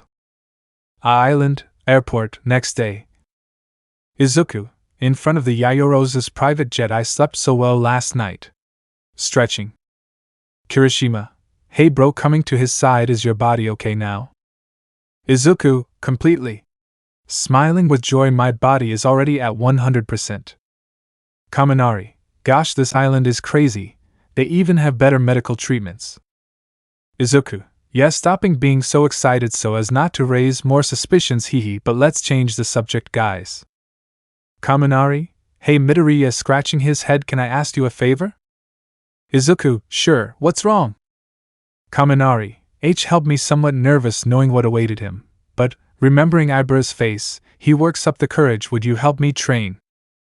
Noticing how everyone is staring at him, it's just that during my internship someone gave me some advice on how to improve, and if it weren't for their words I would have been just a burden to all of you when I used my quirk against those robots, and well, I want to show that person that I took their words very seriously. Izuku, sure. Smiling, but I warn you that my exercise routine is somewhat heavy. Kaminari, I know, hehe. Kirishima, how manly. Very excited, can I train with you too? Izuku, sure, I have no problem. Uraraka, next to Jiro, watching the boys scene. Kirishima-kun is very enthusiastic, haha, smiling slightly, being watched by Jiro. Jiro, yes, I guess so, looking at Kirishima at the same time as Uraraka while both were silent. Mina, hey girls, staring at Shuko and Momo, who looked very tired, are you okay? Momo, why yes, not wanting to look at Shuko, we just slept a little badly. Shuko, are true, somewhat distant, remembering her possible children with Izuku, but at the same time confused by the end of her dream. Even when we woke up, Melissa was no longer there, wanting to change the subject. Mina, did the three of them sleep together? With a mischievous smile on her lips, wanting to make a joke, were they perhaps planning how to share Midoriya? Wanting to keep laughing, but seeing the great blush of both, that Momo created several matryoshkas with the appearance of Izuku, and Shuko released some fire from her hair. She froze. Did they really do it? At that moment Mina had so many questions that she needed answers. Fortunately for the girls, the last person missing had finally arrived. That was Almight. But to the surprise of the young people, he did not arrive alone. Melissa! Seeing her carrying her own suitcases. Melissa, I'm sorry for the delay, guys, it just took me a while to pack my things. Looking at her new friends, good morning Momo, good morning Shuko. I'm sorry for leaving without telling you something, but I had to ask my dad for something very important, smiling sweetly as she carried her suitcases. But before taking a few more steps, Izuku helps her carry them. Izuku, Melissa, why did you pack your bags? Confused, are you going on vacation? Melissa, of course not, silly, hugging his arm with great affection. I have decided that starting this semester I will also study at the UA. Excited, I will enter the second-year support department. Izuku, huh? Melissa, isn't it great? Smiling sweetly, so I can spend more time with my new best friends, watching Shuko and Momo. Melissa, and also blushes a little so I can see my hero every day, kisses him on the cheek. Shuko/Momo, each. And with that cry, all the students would finally leave the island accompanied by a new member in their ranks, without knowing that, in a very short time, the peaceful days would end forever. Chapter 17, Last Quiet Days. Almight, and that would be the deal we proposed to you, Director Nizu in front of a screen, in the middle of a video call with David. David, in his lab on the island in the middle of the video call, what does he say? Will he accept? We consider it a good deal. Nizu, do you realize what you're asking me? In his office with his legs crossed, they want to integrate a new student in the middle of the school term, even though they know that registrations have already passed a long time ago. David, we are very aware, Director Nizu, but I can assure you that. Nizu, I accept, interrupting him. She will be able to join the support program and use the second-year workshops.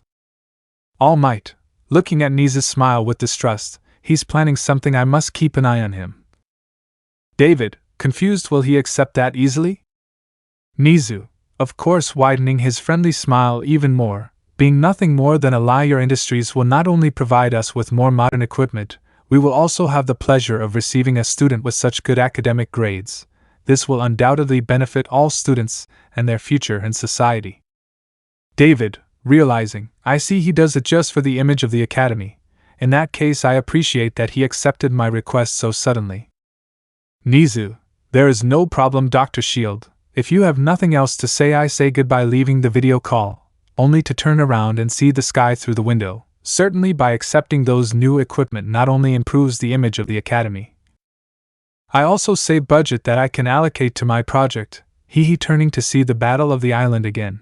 But the most important thing of all is that young woman seems to be important to the bearer of One for All, not thinking about Izuku or by name, she can be useful to me just like those other two, smiling seeing so much Momo, Shuko and Melissa on the screen.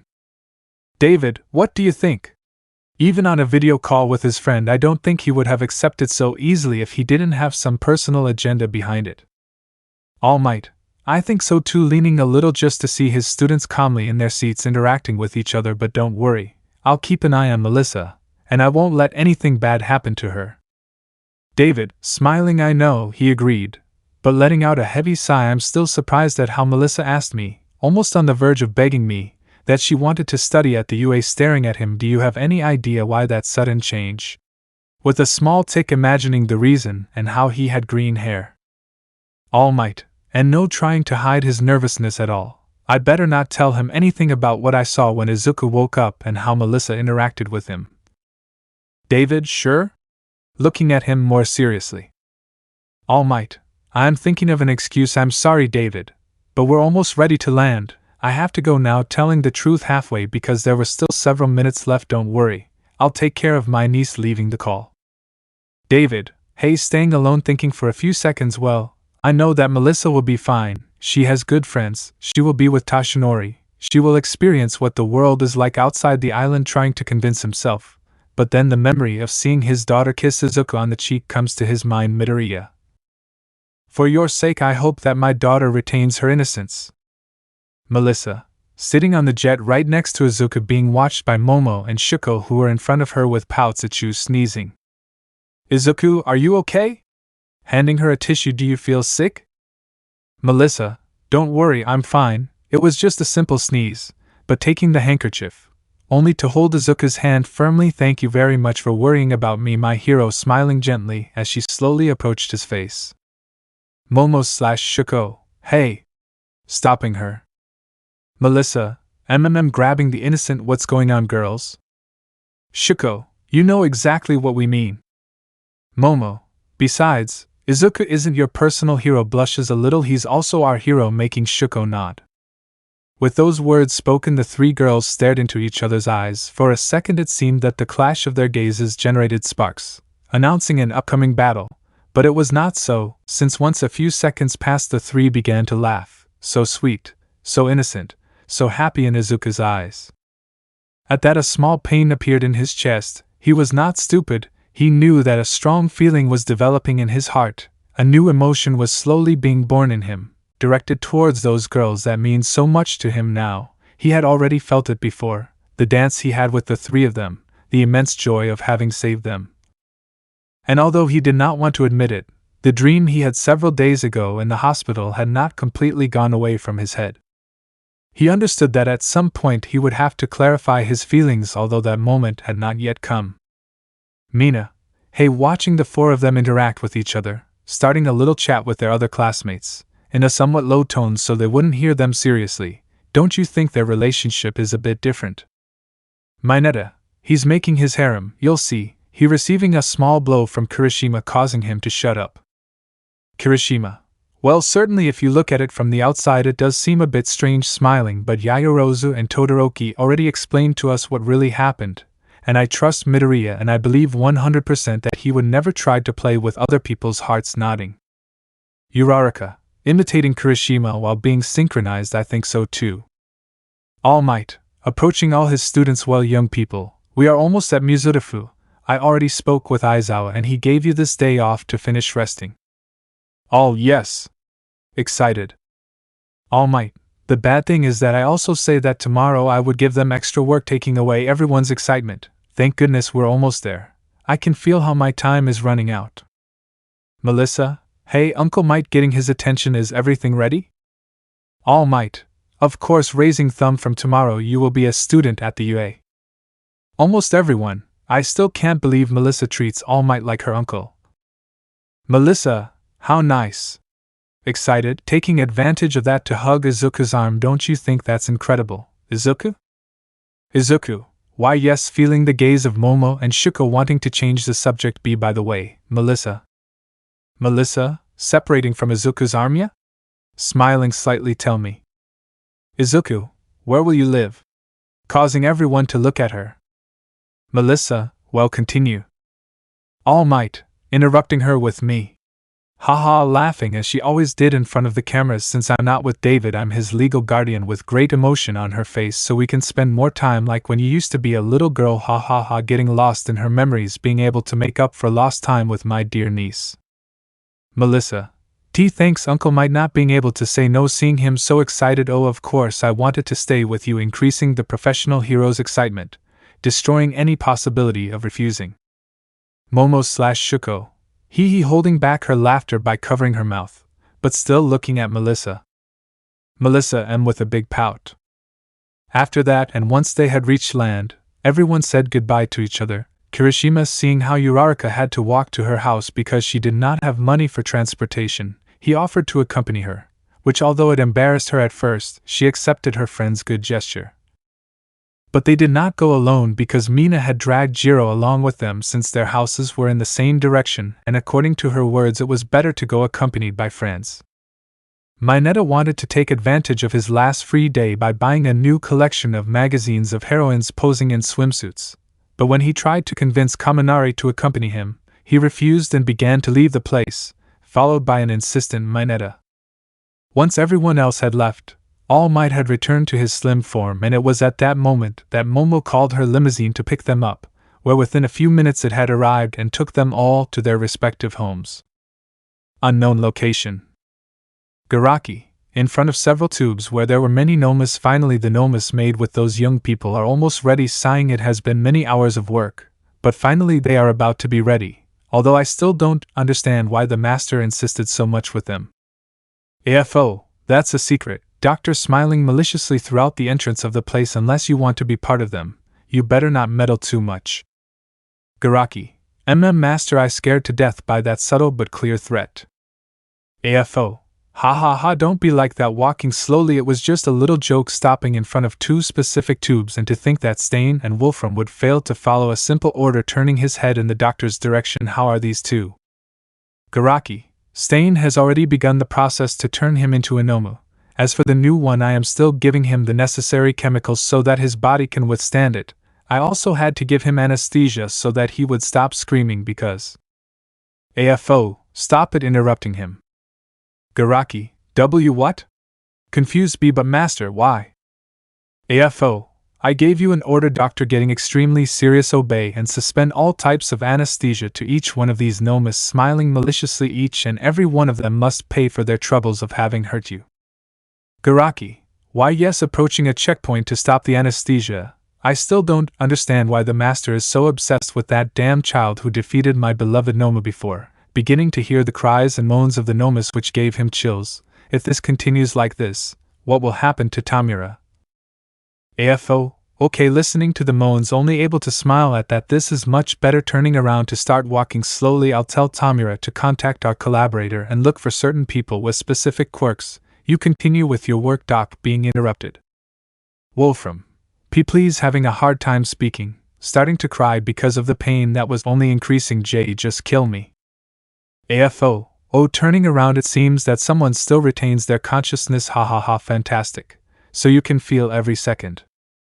Wolfram, realizing that he wouldn't kill him, please, started to cry more intensely. I'm sorry, forgive me. Feeling how the anesthesia slowly lost its effect and the pain only increased. I can still be of use to you.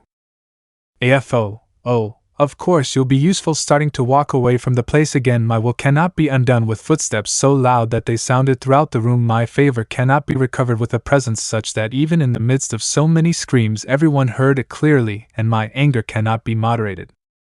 Garaki, gulping.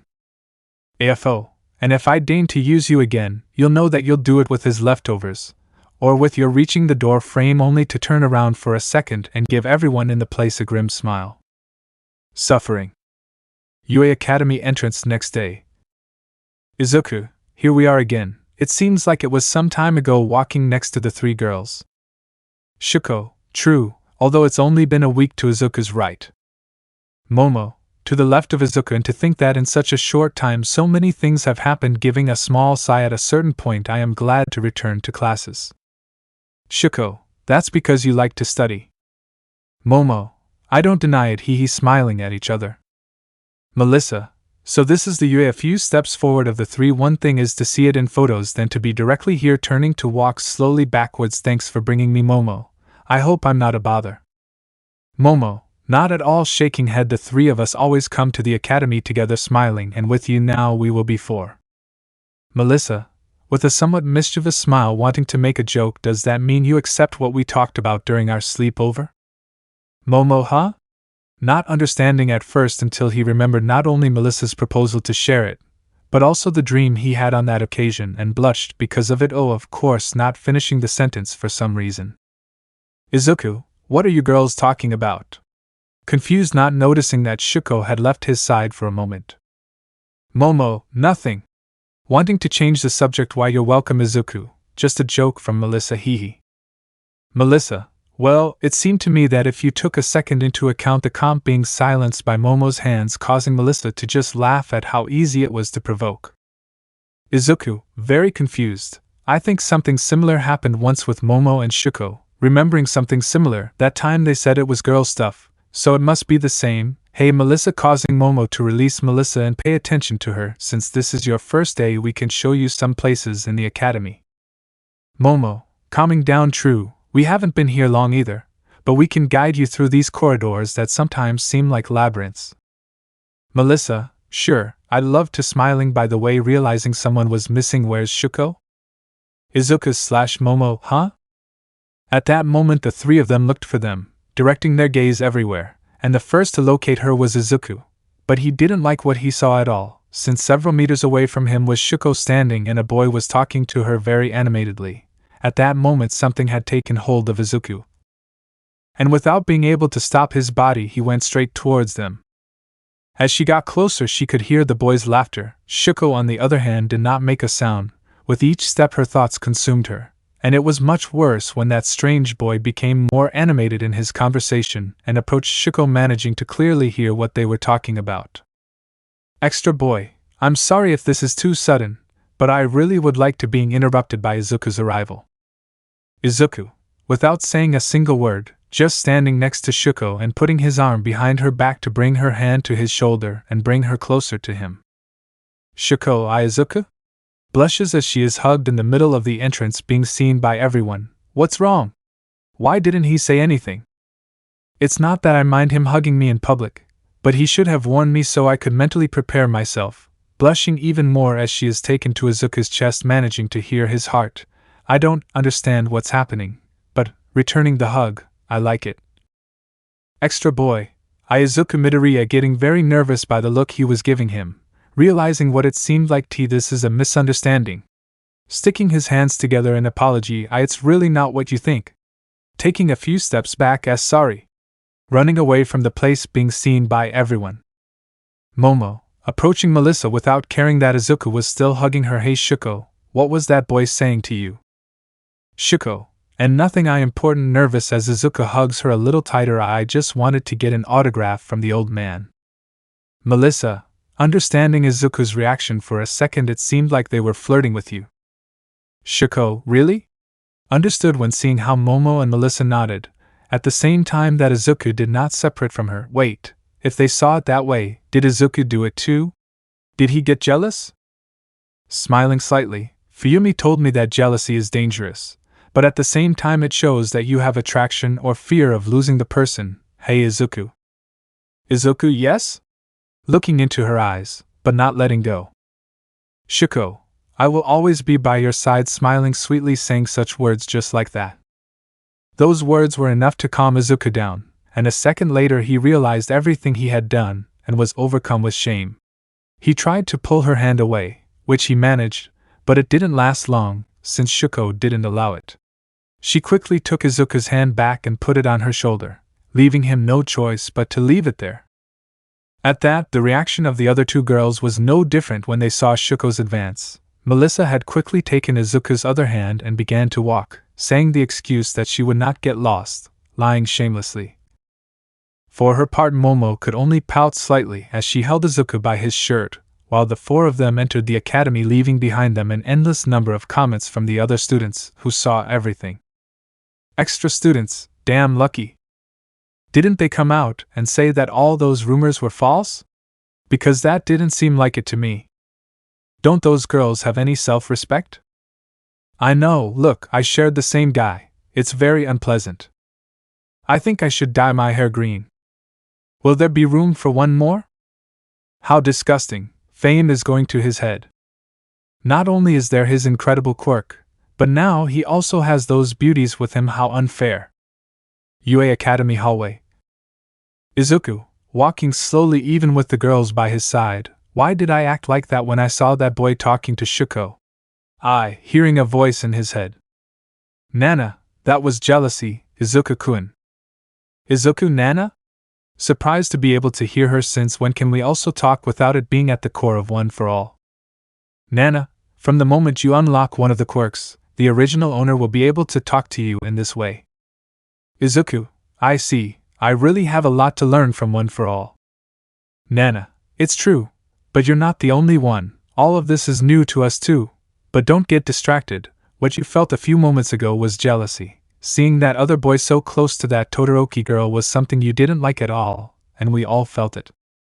Izuku, managing to see the door of his classroom, was it wrong? Feeling somewhat guilty, was it wrong to have behaved like that? Remembering how they have made those looks when I interacted more with one than the other, they have surely felt the same, on many more occasions than me. Nana, staying silent for a few seconds. I don't know, Izuku-kun, that is a topic that only corresponds to the four of you. Although if you want my advice, I would only tell you to try to resolve your feelings for them, that way you can be clear with them and avoid possible suffering. Stopping talking to her. Momo, Shuko, Melissa, Izuku. Speaking to him in a slightly raised tone. Izuku, why yes. Realizing they were a few steps away from the door to his classroom. Momo, what happened to you? Separating from him like the others, we were talking to you and you weren't answering. Melissa, weren't you ignoring? Pretending to be sad. Izuku, of course not. Speaking clearly, which surprised them a little. It's just that, well, without knowing how to say it, I spoke to her, stretching 7 of his fingers, making it clear who they were talking about. Shuko, really? Shocked. Since when did they? Izuku, since getting closer to them, making them do the same, to whisper to them, unlock them, moving away again. Momo, I see, bringing her hand to her chin to think. Shuko, honestly, if we didn't know about that, I would think you'd gone crazy. Izuku, smiling. Izuku, haha, thank goodness it's not like that. How good it feels to not have to lie to them about my power anymore. Melissa, well, it's almost time for me to go to my class too. Grabbing the door frame, I'll go say hello to the boys for a second, and then I'll go opening the door, being noticed by everyone inside. UA Academy Principal's office. Nizu, well, in front of his computer, the theoretical exams that we will use are ready, but above all, smiling at seeing the pairs of students against their respective teachers. I already have the plan ready that we will use against him. Seeing the image of Izuku. UA Academy Class A. Melissa, good morning guys. Arriving with great excitement. Uraraka. Hi Melissa, approaching her like everyone else who went to the island. The academy uniform looks really cute on you, making her smile more. Melissa, thank you very much, Ochako. Ida, getting up from his seat. What? Since when will Melissa Shield attend the academy? Wanting to go closer, he stops when he sees who also arrived. Izuku, good morning guys. Arriving at the classroom accompanied by Shuko and Momo, and Melissa quickly stood by his side. Almost everyone, Midoriya, surrounding him. Ida, that bastard, clenching his fists. Because of him my family is now under suspicion by the authorities, looking at him with anger. And why is Melissa Shield getting so close to him? Bakugo, damn Deku. In the same condition as Ida, clenching his fists, only increasing his anger when he sees how Shuko is almost leaning on his shoulder. Don't think you're such a big deal just for defeating 2 pathetic villains. Siro, man, you were amazing against the hero killer and that guy who controlled metal. Sato, you've gained a lot of muscle. What's your routine, buddy? Tokoemi, Midoriya, Are you and the others okay? Worried about his companions, I'm sorry I couldn't be of help. These and more questions were directed towards them. The concern they showed towards him was something that made him happy, so different from how he was in high school. At that he just smiled, knowing that he had finally found a great group of classmates who appreciated him how wrong he was. The questions came and went until one was said, an action that left everyone in the most sepulchral silence. Harakure, Midoriya-kun, what were those black whip-shaped things? Does your quirk no longer just give you super strength and generate electricity? Throwing questions without stopping, and is it true that you have a polygamous relationship? Do you know that this is still frowned upon in society? Question after question were thrown without any contemplation, gaining the genuine attention of everyone, although for different reasons. Under so much pressure, under so many glances, Izuku became nervous. Although they already had a plan for this moment, the fact of being questioned so out of the blue, with his guard down, made him nervous, arriving at a single thought. Don't look at me. At that the invisible girl continued her attack. What does your mother think about that? Are you stronger than Almight? Have you already talked to the girl's parents? Are you three really okay in that relationship? Now the questions were also directed at the three girls, who at the mention of their parents froze. How did they not think about that? They questioned themselves in their minds. Don't see us. At that moment the one for all was activated slightly, generating a small spark on Izuku's lower back, causing his shirt to rise slightly. At that Momo was the only one to notice it, and a second later no one could see anything, since a thick curtain of smoke had appeared in the classroom, leaving everyone unable to see anything. What's going on? Confused. Momo shook Melissa, realizing what had happened. Smoke screen. Izuku, the sixth wielder's quirk, hearing a new voice in his head. Congratulations, ninth, speaking in a calm tone. My name is Yen and I was the sixth bearer of the One for All, and as you already know, this is my quirk, smoke screen. Later we will talk about why you unlocked my quirk. For now, clear your mind so you stop generating smoke. With those words, Izuku took a deep breath, calming his mind, during which he sensed that it was because of his wish that no one saw him that he was able to unlock the smoke screen. After all, the quirks he had unlocked in advance had something to do with its function. He unlocked floating with his wish not to fall. He unlocked the black whips with his wish to reach the girls as they fell, and now he unlocked the smoke screen with his wish not to be seen. Aizawa, what's going on here? Entering his classroom a little angry. Whoever is doing this, stop now and someone open the windows so all this smoke can get out. A few minutes passed from his orders until they finally saw each other again, and well, who was it? Izuku, about to raise his hand, but Momo does it first. Momo, it was my fault, sensei. I'm very sorry. Showing a small empty grenade that I created while the smoke was still there this morning. I was practicing with my quirk, creating various things between this smoke grenade. I thought I did well, but it seems that I made a mistake when creating the safety catch. Aizawa, staring at her. Well, that being the case, I'll let it go this time, but don't let it happen again. Momo, yes, sensei. Izuku, feeling bad, whispering, I'm sorry, Momo. Momo, don't worry. Izuku, speaking in whispers, you'll make it up to me later, winking, being seen by the girls. Aizawa, looking at Melissa, I found out about her condition and contribution at the time of her transfer to this Shield Academy. But that is no excuse for missing her first day of class, not having to activate her quirk to make everyone nervous. Melissa, why yes, he does intimidate with his gaze. I hope the other teachers aren't like that.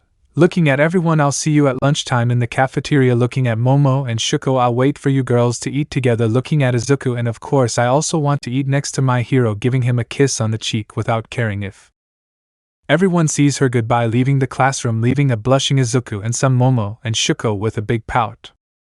Harakure, how do you expect there to be no rumors about things like that? Getting everyone's attention, tell me what. Aizawa, enough.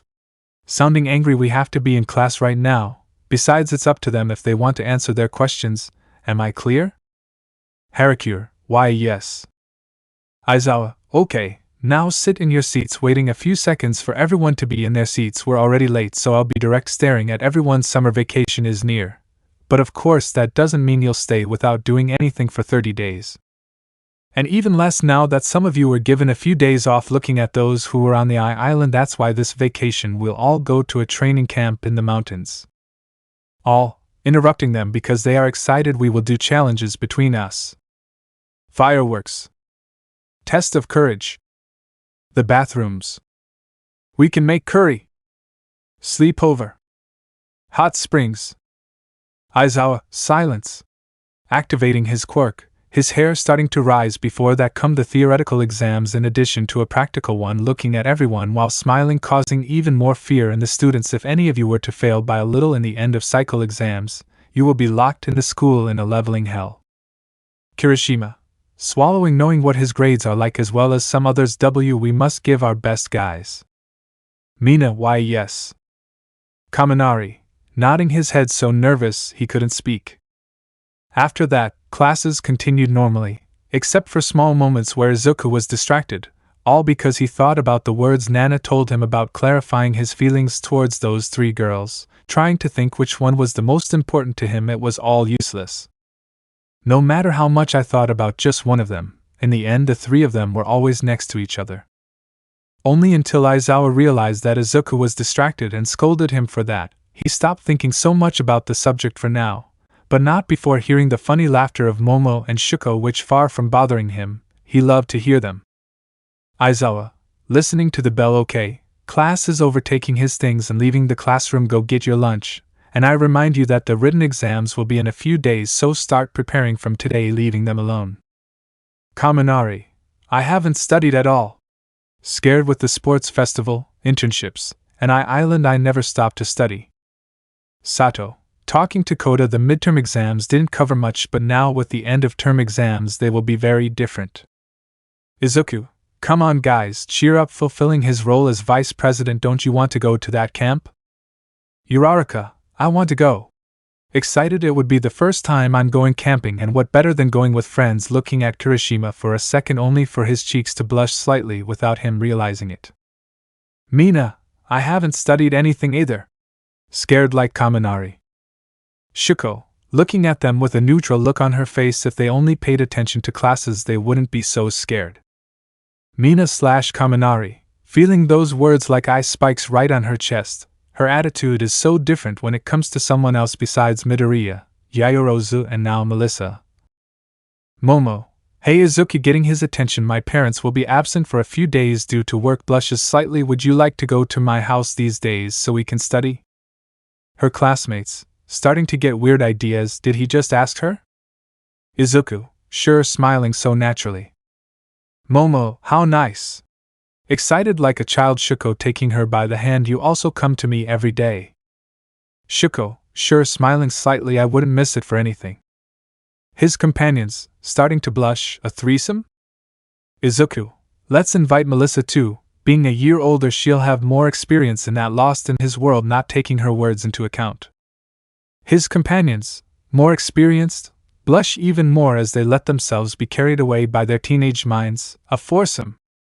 Momo, looking at her classmates' faces. Are you girls okay?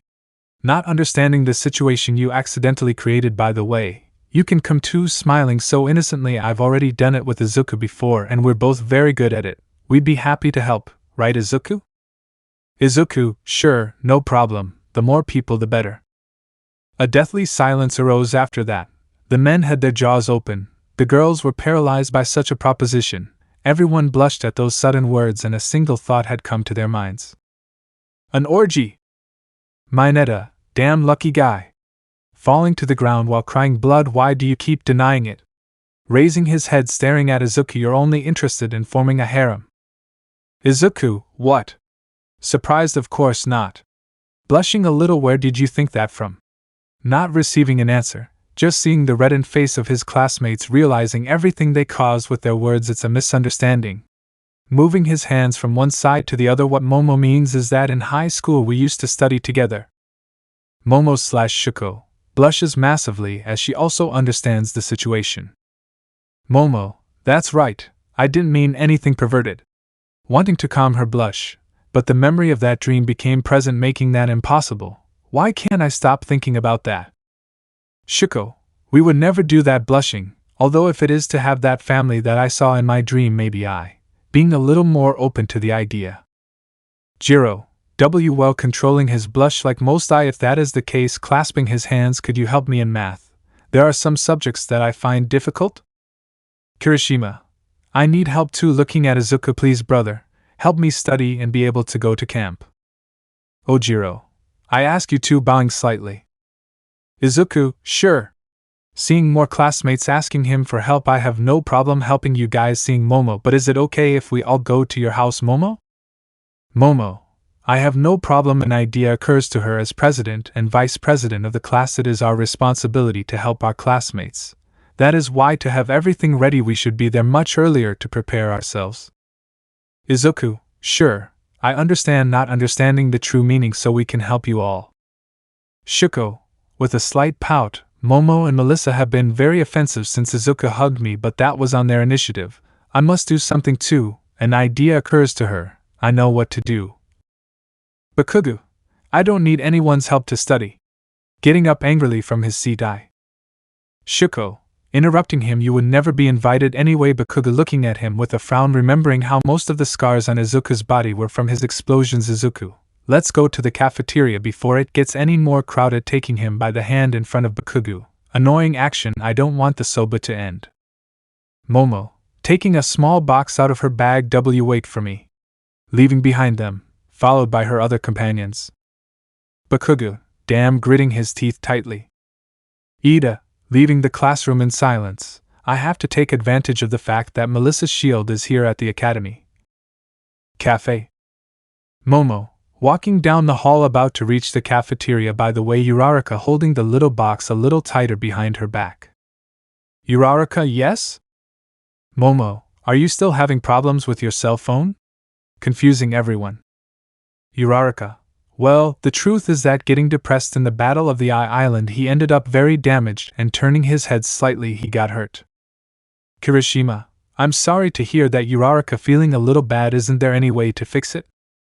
Uraraka, maybe, but I don't have the money to send him to a technician. Sighing heavily, I was thinking of getting a part-time job during the holidays, but because of the camp it won't be possible. Momo, in that case I have the solution. Smiling while handing him the little box, take this, it's a gift. Uraraka, huh? Opening the little box, surprised by what was inside. Why are you giving me this cell phone? With eyes a little wide, it seems very expensive. I can't. Being interrupted. Momo, keep it, and don't worry about the price. Widening his smile a little more, that is the latest model from one of my father's industries.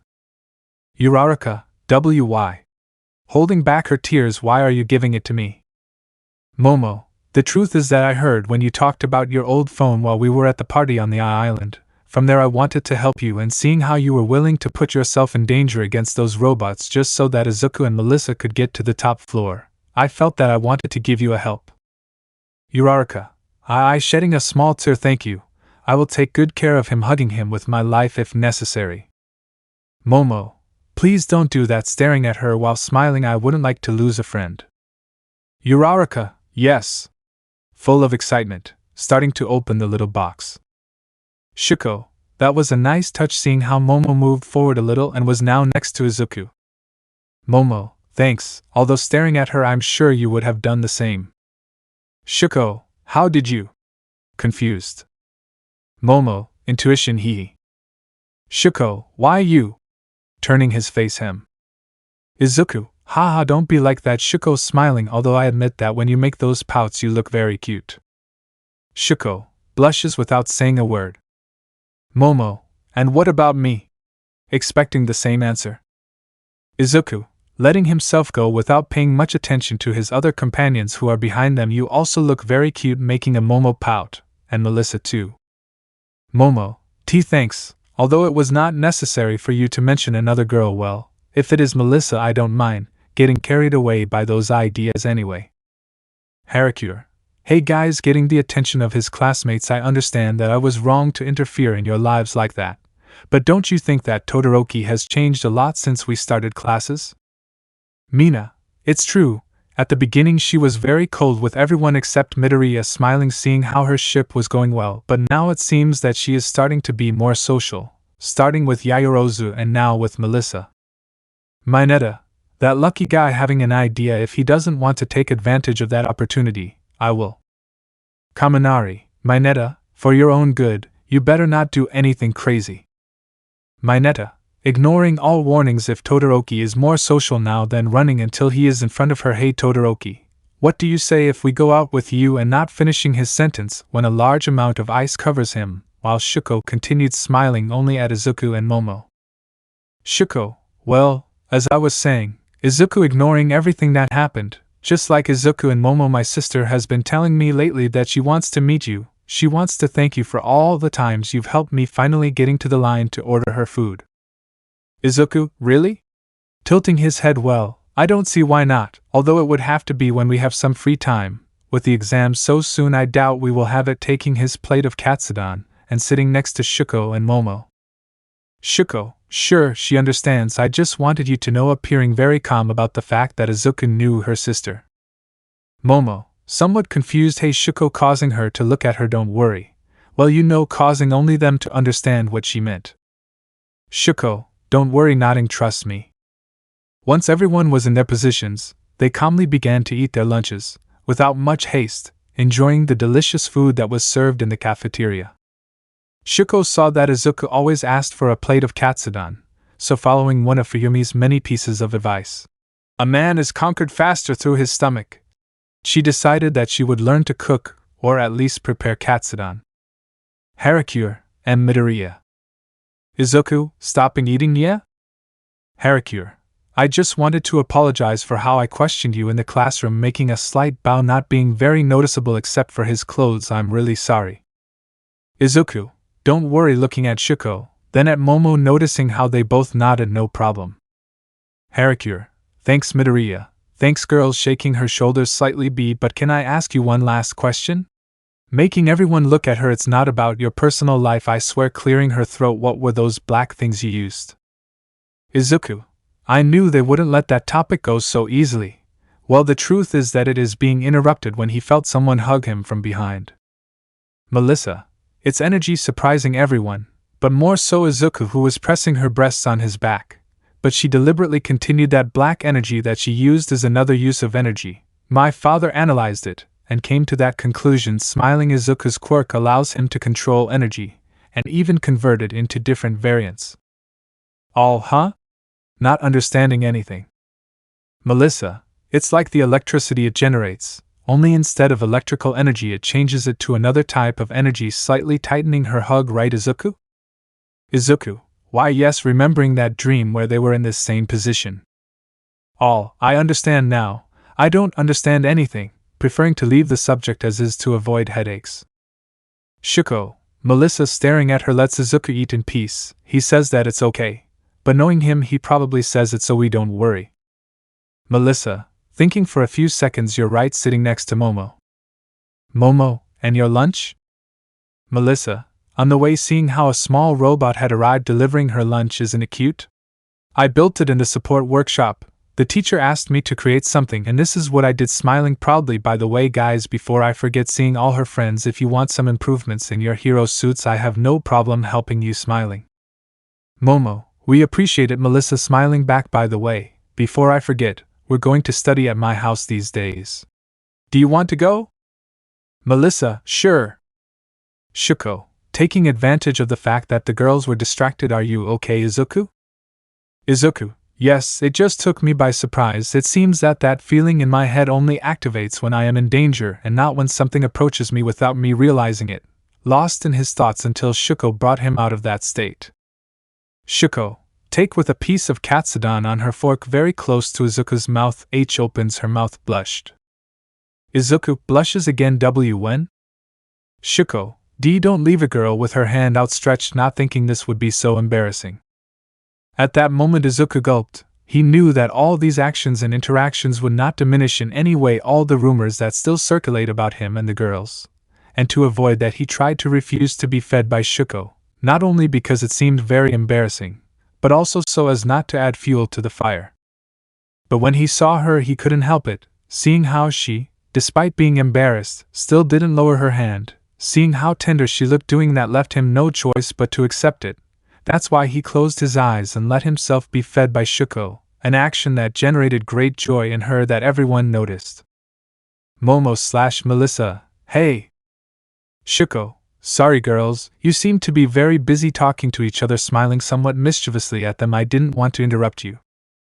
After that, the three of them looked at each other, giving the impression that a war would break out at any moment, but it didn't. They were friends, and even though it seemed otherwise, these moments were just for fun. The laughter of the three of them a second later proved it.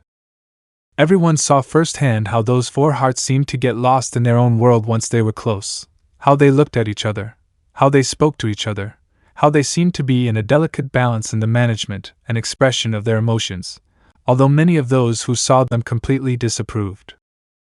Above all, three students who looked at Izuku with great anger and envy, while at the same time looking at the girls with great desire and interest. Those were none other than Bakugo, Ida and Owaze, who could only bear to sit watching that whole spectacle so unpleasant to their eyes. Melissa, by the way, guys, if we're going to go to Momo's house to study, it's because you have exams coming up, right?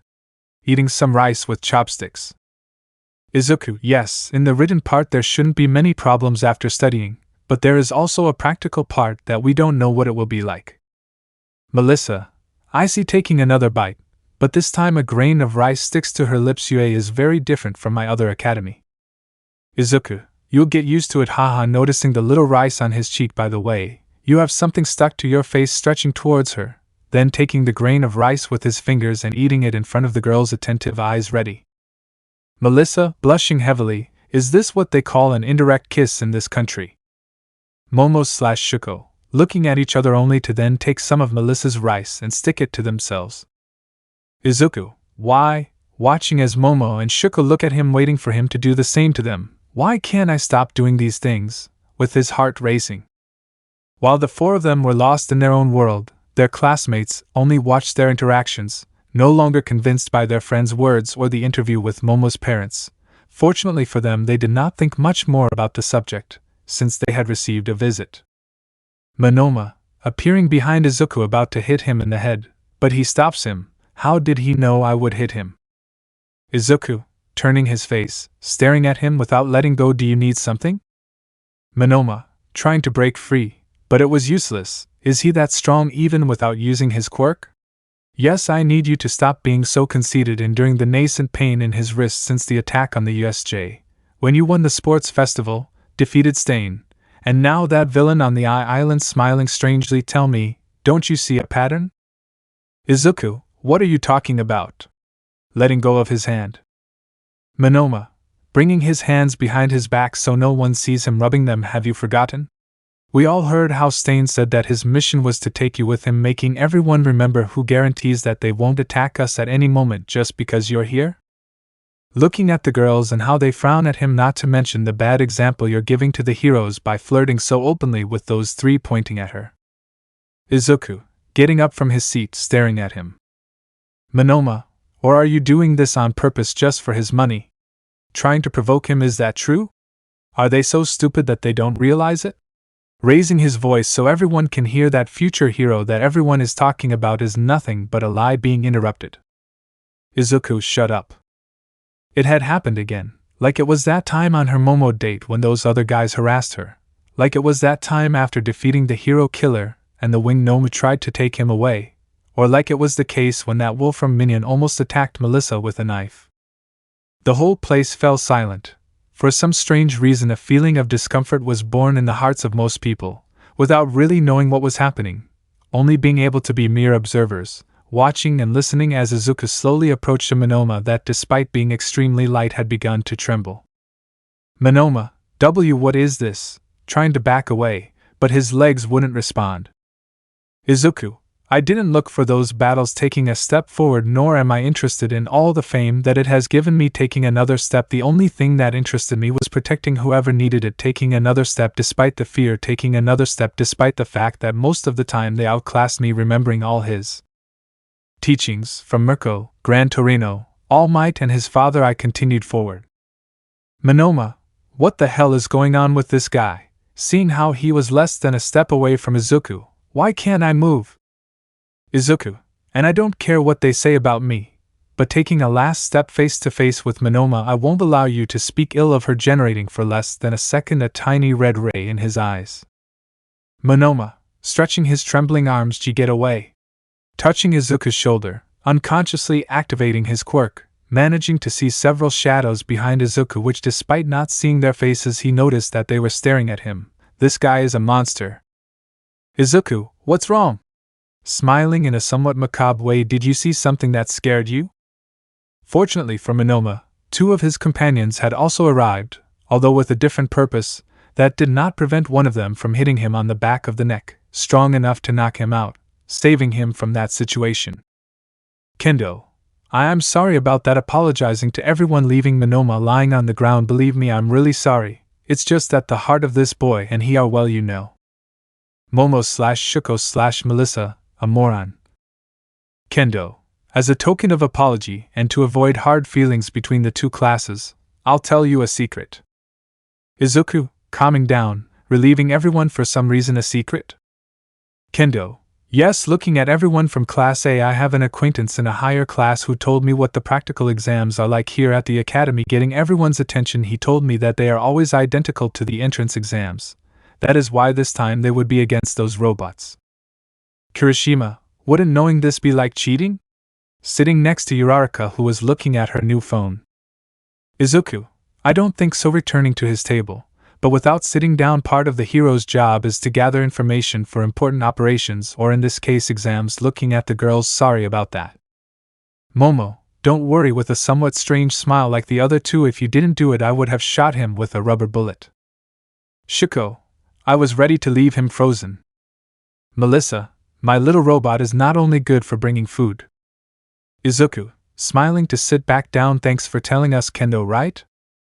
Kendo, don't worry, grabbing Monoma by the collar of his shirt and starting to drag him. By the way, there's someone who wants to talk to one of you, instigating everyone. Come on, don't be shy, calling her partner, who with great shame went to the person she was looking for, stopping in front of her.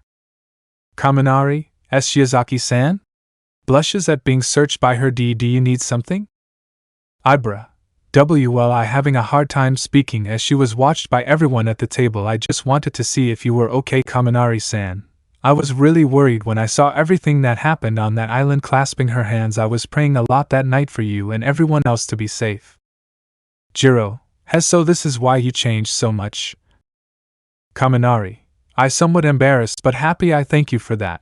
I think it worked completely. He scratching his head, but it wasn't just your prayers that helped me. Ibara, what do you mean? Kaminari, during that battle I followed several of your tips, and if it hadn't been for that I would have only been a burden to my companions. Smiling, thank you very much. Ibara, I see, returning that same tender smile. Kaminari, feeling his heart racing just by seeing that smile. Ibara, I'm glad to see you're okay. I just came for that. Looking at the other students, I also regret Monoma's behavior. Turning around slowly, I have to go now, at trying to say goodbye, but then she feels like her hand had been taken. Kaminari, wait, gently holding Ibara's hand, without her bothering. I gathering up courage. I want to thank you for everything you've helped me. Blush just like Ibara, and yet neither of them let go of the other's hand. I know we'll have to prepare for the exams, but at least let me invite you this weekend for ice cream. Staying silent for a few seconds. What are you saying? Ibara, lowering her face so they wouldn't see her face reddened by embarrassment, but still with a smile on her lips. Why yes, I'd love to, letting go of Kaminari and walking away from him, but not before saying a few last words. You already have my number. Let me know what day and where we meet. Neither of them said it was a date, but it clearly seemed like one. For those young people, seeing each other for the first time was really strange. A feeling had arisen almost instantly. It was as if in another time or in another life the two of them had been together, although of course that was impossible. My Netta, why him too? Falling to his knees while crying blood, this is treason. Trying to talk to someone to see if they understood him, seeing a scene that left him even worse. Uraraka, Kirishima getting his attention with some embarrassment. See, could you help me with something? Kirishima, sure, smiling, what do you need? Uraraka, well, it's just that he's showing her new phone. It's the first time I have a phone like this and I don't know how to use it. Kirishima, wow, surprised, but without losing his happy attitude. Don't worry, I'll help you with everything you need. Uraraka. Thank you, smiling lightly as her cheeks blushed slightly. I'm sorry if this can be a bother to being interrupted. Kirishima. Not at all, shaking his head. You would never be a bother to me, giving him a radiant smile. I will always want to help you, making Uraraka's face blush entirely. Jiro. Seeing all that, feeling bad, I really was a fool to think that something could come up, seeing Uraraka's slight smile despite her embarrassment making her smile too. Well, now I just have to support her too, getting up from the table ready to leave, but a hand stops her. Uraraka. Wait, Jiro, I wanted to ask you for help too. Jiro, help? Confused, what do you need? Uraraka. You see, playing with her fingers to hide her embarrassment of asking for so much help in such a short time, I wanted to ask you for your advice on good songs. Getting Jiro's attention. I can't pay for entire albums, but I can pay for the occasional good song. What do you say? At that moment the bell had started to ring, giving the signal that lunchtime was over and everyone had to return to class. Izuku and the three girls were the first to leave, more than anything to say goodbye to Melissa since she had to go in another direction. In that, Jiro managed to see Momo's back. And despite being in that strange situation, she always smiled. Jiro, smiling to see Uraraka, who was already standing, and behind her was Kirishima. Of course, why not? Uraraka, thank you. Very happy, thank you very much. Starting to leave too. Mina, hey. Following them, it's not fair. I want to help Uraraka too. Mineta, crying, even more blood on the ground. First Midoriya and now Kirishima are also surrounded by three girls, watching Kaminari leave, but not before seeing Ibara one last time making an idiotic face. I want something like that too, staying alone, having a feeling that if he continued like this his life would end. Should I change? Class A, departure time. Tokoemi. So the practical test will be against robots. With his hand on his beak, I understand. 0. Thanks for telling us, Midoriya, feeling relieved. You are a good friend. Aoyama. I hope to shine as much in this test as you did in the entrance exam. Taking sparkles. Izuku. Hee, finding his partner's attitude somewhat curious. Don't worry guys, we weren't going to leave you without this information. But don't get too confident looking at everyone. Remember that since we entered this academy you have always surprised us, making everyone remember how the entrance exam was and the first day with Aizawa. Tokoemi. You're right, we must be alert when the test comes. Bakugu, already tired of listening to them talk. Who the buck cares if they are robots or whatever? Heading towards the door, opening it forcefully. Everything and everyone looking at Izuku are the same useless people when I blow them up. Izuku, knowing that he was trying to provoke him, it seems that those anger management therapies are not working, staring at him. Listen to me well, Bakugu, nothing is the same, clenching his fists. If you continue with that attitude, in the end Aizawa-sensei will end up kicking you out, and the only one to blame will be yourself. Bakugu, shut up. Approaching Izuku, you are really driving me crazy, you piece of trash. Having a look full of fury, I will tell you this right now. With his fists clenched, you will never surpass me again. And I do not care that your damn quirk now makes you look superior. Starting to walk away, but without losing his fury. You will never surpass someone who has had a quirk their whole life. Leaving the classroom, but not before giving one last scream. In this exam I will show which of us is a better man. Shuko/Momo, clearly Izuku is a better man, nodding with a smile on her lips. Everyone else, it's so obvious what those two are thinking. Aizawa. Bakugu, watching everything from a distance while letting out a heavy sigh. The director was definitely wrong to let you in. The days went by without any major problems or setbacks. During the week, the students took advantage of the small breaks they had to study. It wasn't much, but it was a way to gain time while they waited for the weekend, when most of them would go to Momo's house. In that short period of time, Uraraka had learned to use her new phone, and as a thank you for helping her she brought a small box of matchas which she shared with Kirishima, Jiro and Mina. Something also important that happened after that was that new fact that Izuku can talk to the carriers who have already unlocked their quirk, and some small words he had with the sixth carrier. Yes, they were definitely pleasant moments that will hardly come back. It was finally the weekend, the day agreed to meet. Izuku had arrived before anyone else to help Momo get everything ready. Once he arrived at that mansion, the doors opened immediately. At this point, that no longer surprised him. All the employees already knew him and let him in without any problem. During their wait, Both he and Momo were going to sit down to prepare everything while drinking the tea they liked so much. Without expecting that Shuko and Melissa had arrived much earlier than agreed, there was no need to think much to know the reason. Even though the four of them quickly organized everything and with the free time they started talking. Yayoro's mansion weekend. Izuku, taking a last sip of his drink. How nice to try this tea again. Shuko, it's true, drinking calmly. Melissa, I'm not used to drinking tea, normally it was always energy drinks, but this one has a very good taste. Momo, I'm glad you like it, with a big smile on her face. Melissa, by the way, Izuku, getting his attention, I've already finished all the improvements to your hero suit.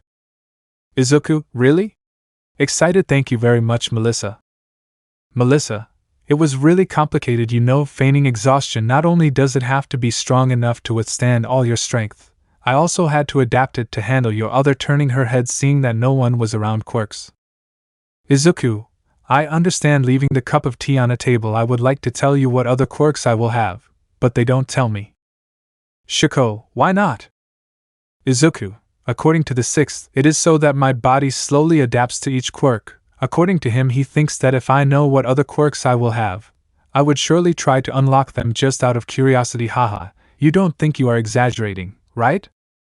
Shuko/Momo/Melissa, looking at each other to drink tea again, and not saying a single word. Izuku, right? Without receiving any words, implying his answer right. Getting depressed. Melissa, yeah, Izuku, rubbing his head, it's just that you're a little enthusiastic about the quirks. You even asked for your notebook even when you were recovering at the Island clinic. Izuku, recognizing that fact, they are right, releasing a heavy sigh. I guess I will just have to train more, and thus my body will be able to withstand a higher percentage, and with that I can use another quirk. Melissa, that's the attitude, smiling, and when you know what else you can do, tell me and I'll modify your outfit. Izuku, thank you very much. Melissa, smiling, I'm really glad you're my inventor. Melissa, there's no problem, Izuku, but having a somewhat funny laugh, making Shuko and Momo have a feeling so much work deserves a reward, don't you think? Getting dangerously close to Izuku's face. Izuku, our reward? Gulping. Melissa, yes, smiling even more while squinting, something you already did with Shuko and Momo, but not with me. Izuku/Momo/Shuko, remembering those dreams, blushing because of it. Izuku, why you're talking about? Melissa, yeah, immediately separating while smiling, let's go on a date, leaving the three speechless. You already had a date with Momo, and then with Shuko pouting, I want to go on one too, seeing the three of them blushing big. What's wrong? Confused, what did you think? Izuku/Momo/Shuko, and nothing. Embarrassed for thinking about such things. At that moment, neither of them realized that they called those outings what they really were, dates. Once calmer, Izuku agreed to go with Melissa to some place she wanted, but it would have to be after the exams or even after the camp, and they didn't have the time. She accepted, with the condition that he doesn't forget about her, which made them laugh since Izuku never broke his promises. The minutes passed, and before they knew it, their companions had already arrived. At first, everyone was surprised to see the gigantic mansion in front of them and felt a little intimidated, but Momo's attitude of welcoming them with open arms to her home was more than enough to reassure them. They saw how not only Izuku had already arrived, things that they knew. What surprised them was seeing the other two girls there too. They genuinely wanted to trust their friends, but with so many signs they themselves began to doubt them. But they decided to give them a vote of confidence, knowing that they were intelligent, and knew how complicated that type of relationship would be, in addition to all the rejection they would receive if it were known. After that, the arduous study section began, which was more difficult for some, who needed much more help from Momo and Izuku. Fortunately for both, everyone had taken it seriously and put all their effort into learning. This effort was reflected on the day of the exam, and with great joy they thanked their two teachers, as they all felt that they had passed the exam without any major problems, and so the day of the practical test had arrived. UA Academy, in front of the test fields. Aizawa, the practical test will start soon next to his fellow teachers. Are you ready? Seeing all his students wearing their hero costumes, you can also fail this test, so if you want to go to camp you will have to work hard here anyway. Jiro, why are there so many teachers here? being a little nervous. Kirishima, I don't know sharing Jiro's feeling, but I have a bad feeling. Aizawa, I assume you got some information about this test, right?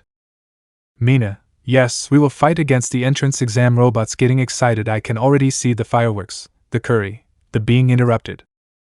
Nizu, I'm afraid it won't be that simple. Student Ishido, seeing how that smile disappeared, enjoying that from the first moment it had been established that the exam would be different, seeing Izuku remembering their meeting a few days before.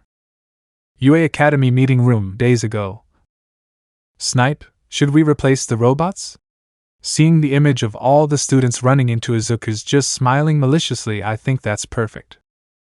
Aizawa, I don't understand why this sudden change, seeing the director distrusting his intentions. Nizu, lately, the activity of the villains has increased. That is why the students must receive better training if we want them to continue to satisfactorily fulfill their work when they graduate. Also, I cannot allow the image of the academy to decline. Aizawa, lie. But they still have 2 more years to face this challenge. Or is he hoping to send some children to the battlefield? Worried about his students. Nizu, don't you realize, Aizawa? With his legs crossed, they have already experienced this world. Since the USJ, they have already had more experience than many second years. Smiling, that is why with this we can keep an eye on everyone and see what they can improve, especially him, making everyone understand who he was referring to. Aizawa, I get it now, this is all just an excuse, and whatever he has planned is again related to Midoriya. Frowning, what secret is he really keeping from us? Cementos. That Midoriya boy already has a great advantage in strength and experience over the rest, remembering all his battles. Even the students Todoroki and Yayorozu are not far behind. Looking at the director, he has already shown strength comparable to that of Almight. Will it be safe to face him? Nizu, I understand that you may have your doubts, but I assure you that I have a plan for your exam. UA Academy in front of the test fields. Nizu, stopping to remember this exam will be done in pairs, which are already selected, and your battle will not be with any robots. Smiling, you will fight with one of us. All what? Surprised. Uraraka, wouldn't that be unfair? Nizu, I don't think so. Without losing that fake smile at any time, after all, some of you already have a lot of experience in combat, he said, looking at Izuku, making everyone understand.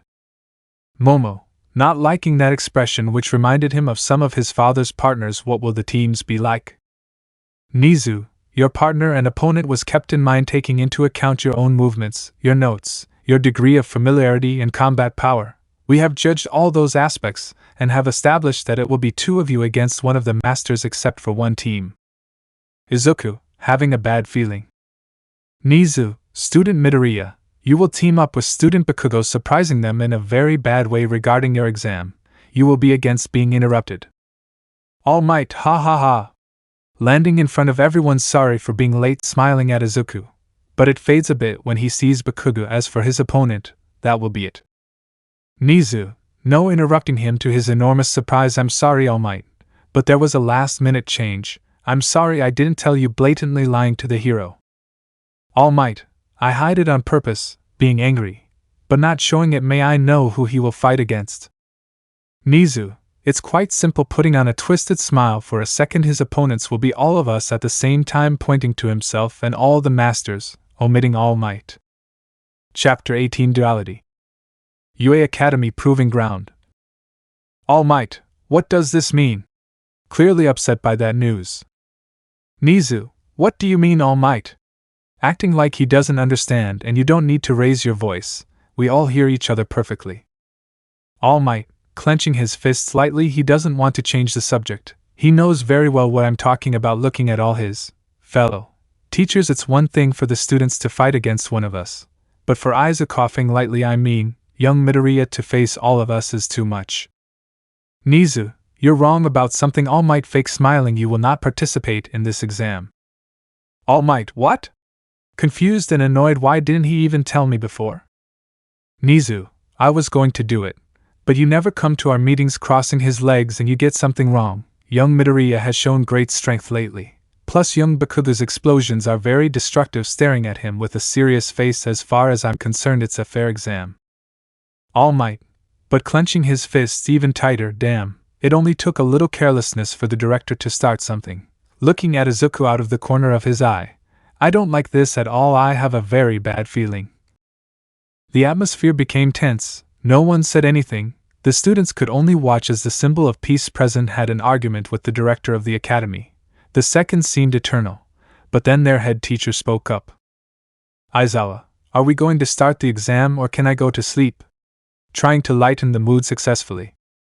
Nizu, sighing lightly, Aizawa is right, looking at All Might. As for you, All Might, having that fake smile again, you can accompany the students in the observation room and talk to them about what their other classmates do well or badly, wanting to give a slight low blow, that way you can do the job I pay you for and be a teacher for everyone. Kaminari, whispering to his friend, is it just me or does this seem serious? Kirishima, it is also whispering. I knew that in the world of professional heroes there is a lot of competition, but I thought that inside this academy everyone was a co-worker and got along. Izuku, master, somewhat worried about All Might. Aizawa, everyone listen, taking the floor again. To end this right now, we will begin the practical exam. Remember that it is possible to fail this exam too, so if you don't want extra classes, do your best. Students, yes. Aizawa, now I will announce the respective couples and who they will face, so pay attention, making everyone pay attention. The couples were chosen according to several factors: fighting style, grades, relationships, among other variants. Subtly looking at the director, or at least almost all were like that. For example, a couple will be between Todoroki and Yaoyorozu, making both look at each other and then smile, which bothered Aizawa. Their opponent will be me, taking out a small tablet. Here you will see the other couples, the order of their combat, and who they will fight against, showing his students the list. First fight, Sato and Kirishima vs. Cementos. Second fight, Azuri and Tokoyami vs. Ectoplasm. Third fight, Ida and Ojiro vs. Power Loader. Fourth fight, Uraraka and Aoyama vs. 13. Fifth fight, Ashido and Kaminari vs. Nizu. Sixth fight, Jairu and Kota vs. Present Mike. Seventh fight, Shoji and Harakyu vs. Snipe. Eighth fight, Siro and Mineta vs. Midnight. Ninth match, Todoroki and Yaoyorozu vs. Aizawa. 10th match, Midoriya and Bakuga vs. everyone. Momo, Aizawa-sensei raising hand to pass the exam. Will we have to beat our opponent? That question from Momo was said with some nervousness in her voice. It's not that she didn't trust her abilities or those of her partner, but it was that her opponent, and everyone else's, were trained professionals with several years of experience. And although she was nervous about her exam, the person she was most worried about was Izuku, since she would have to work as a team with the person who made her life a living hell for more than a decade, in addition to fighting against all the teachers at the same time. That was unfair, everyone knew it, but they didn't have the courage to contradict the director. If only they had done so. Nizu, taking the floor. The time limit is 30 minutes. Your objective is to put these handcuffs on your opponent, showing them it is not necessary that you win your battle. Just by putting them on, you will immediately pass. Explaining in detail, the other way to pass the exam is that one of the two students manages to get out of the designated area staring at everyone. Originally we thought of giving them some advantage using special weights, but in view of the fact that some had recent advances making everyone remember the battle on the island, it was decided that we will not use it. Getting on Sniper's shoulder, you will have to choose what to do, think of a strategy, and see us as villains, giving a small signal to the teacher. That would be all. We will wait for you in the respective area. Walking away from the place with everyone leaving, the students already All Might behind. All Might, resign, follow me here. Young people started to walk, being followed by everyone. Izuku, moving forward a little to walk next to All Might and whisper, Master, is everything okay? All Might, don't worry, it was just a surprise for me. Lying, listen Izuku, you have to be careful, you are strong, but they have years of experience. Izuku, I know, bringing his hand to his chin, I know the quirk of some of them, and I think I have an idea of how to fight it. Letting himself be carried away by his thoughts. Even so, I'm grateful to be the last fight, so I can see what the other masters' quirks do, and I'll have time to think. And starting to talk something quickly. All Might, looking at his successor, only able to have a slight smile, you really never change, haha. Arriving at the observation room with his other students. Even so, I don't know why I have this bad feeling. Observation room. Recovery girl, they finally arrived, sitting in front of a big screen. All Might, recovery? Surprised, what are you doing here? Recovery girl, what isn't obvious? Looking at the students, they are going to face their teachers. I'm here in case any student gets hurt staring at Izuku, especially your boy, pointing at him with her cane. Izuku, me? Pointing at himself, why me especially? Recovery girl, and you still ask? Sighing with some tiredness, lately you spend more time on a stretcher than in your own bed. I'm starting to worry that I'll have to attend to you more often. Izuku, remembering how since his fight against Stain he has visited the clinics a lot. I'm sorry. Shuko, Izuku getting his attention. Are you going to watch the fights or are you going to think of a strategy? Izuku, I would like to see the fights. Smiling, besides I doubt my partner would even want to talk to me. Shuko, you're right. In that case, hugging him by the arm, let's watch the fights together. Smiling sweetly. Izuku, returning that smile. Sure, let's go. Before he can say anything else, another person hugs him by the other arm. Momo? Momo, I also want to see the fights with you. Pressing her breasts against Izuku's arm, an action that was imitated by Shuko. Izuku, why ya blush? Let's go. Recovery girl, seeing that with All Might, started to whisper, haven't you told him yet? All Might, no. Recovery girl, and what are you waiting for? Looking at him unwillingly, you know very well that the time when it was common to see that type of situations ended long ago. Besides, if he has that mission, it will lead him to separate himself from all that life, getting a little sad, just like what happened with you. All Might, I know perfectly, with a slightly duller tone, but he has suffered for so long, he never had friends and much less experienced the life of a normal boy. Sighing lightly, I will talk to him after the exams. Recovery girl, I hope so. Getting a little sad seeing Izuku and the girls. The sooner he knows it, the less painful it will be for him. With those words, both adults ended their conversation. The alarm sounded and the screen showed the notification that the first team of the day would pass by. Sato and Kirishima stood up from their seats and with great determination went to face their opponent, but not before Uraraka wished the latter good luck, an action that only made him smile and say, "If you support me from here, I can't lose." Uraraka blushed at that, and it didn't help that Mina started to bother her at that moment, while Jiro just saw that with some pain in his heart. Even so, he let it go and decided to concentrate on the screen, but not before also encouraging Kirishima in silence. The first fight began. Both Kirishima and Sato opted for the slowness of cement. They thought that if they ran very fast and destroyed the concrete walls, they would reach him. That was obviously a mistake. Both students launched themselves at the same time, destroying wall after wall. Brute force could do nothing against the greater resistance of the professional, who was far superior to the students, since once they ran out of energy he captured them and immobilized them completely, all without even moving from his position. Uraraka, Kirishima-kun disheartened. Jiro, fool, feeling like he's imagining how frustrated he might be. Izuku, speaking like Momo and Shuko, they made a bad decision analyzing the fight. I just saw Cementos-sensei has much more resistance than those two, plus he has all the material he wants in this area. Momo, can you think of any way to fight him? Izuku, thinking for a few seconds. The best thing I can think of is to surround him and attack his blind spots. Even so, I will have to be careful. I don't know how much control and dominance he has over larger areas. I could also use floating to escape his reach, and with the black whips I can attack him from various angles. Recovery girl, your student is really scary sometimes because of the way he can analyze other people's quirks just by looking at them. Whispering. All Might, smiling proudly. Once they were released, Kirishima and Sato arrived at the observation room, where the first thing he did was apologize to Uraraka for wasting her support on him. At that she just smiled. And despite being embarrassed, she told him, "I will never waste it on you." That made Kirishima blush for the first time, and when Uraraka realized what she said, she was so embarrassed that she unconsciously activated her quirk on herself and began to float in the room. The alarm sounded, and with them the second group went to their exam. Both Tsuyu and Tokoemi went seriously to their test. They saw firsthand how the masters surpassed them so much in strength, strategy, and experience. For this reason they would devise a strategy. Once the exam began, Ectoplasm quickly created many clones of himself, which immediately attacked Tokoemi with the intention of distracting him to surround him with more of his clones.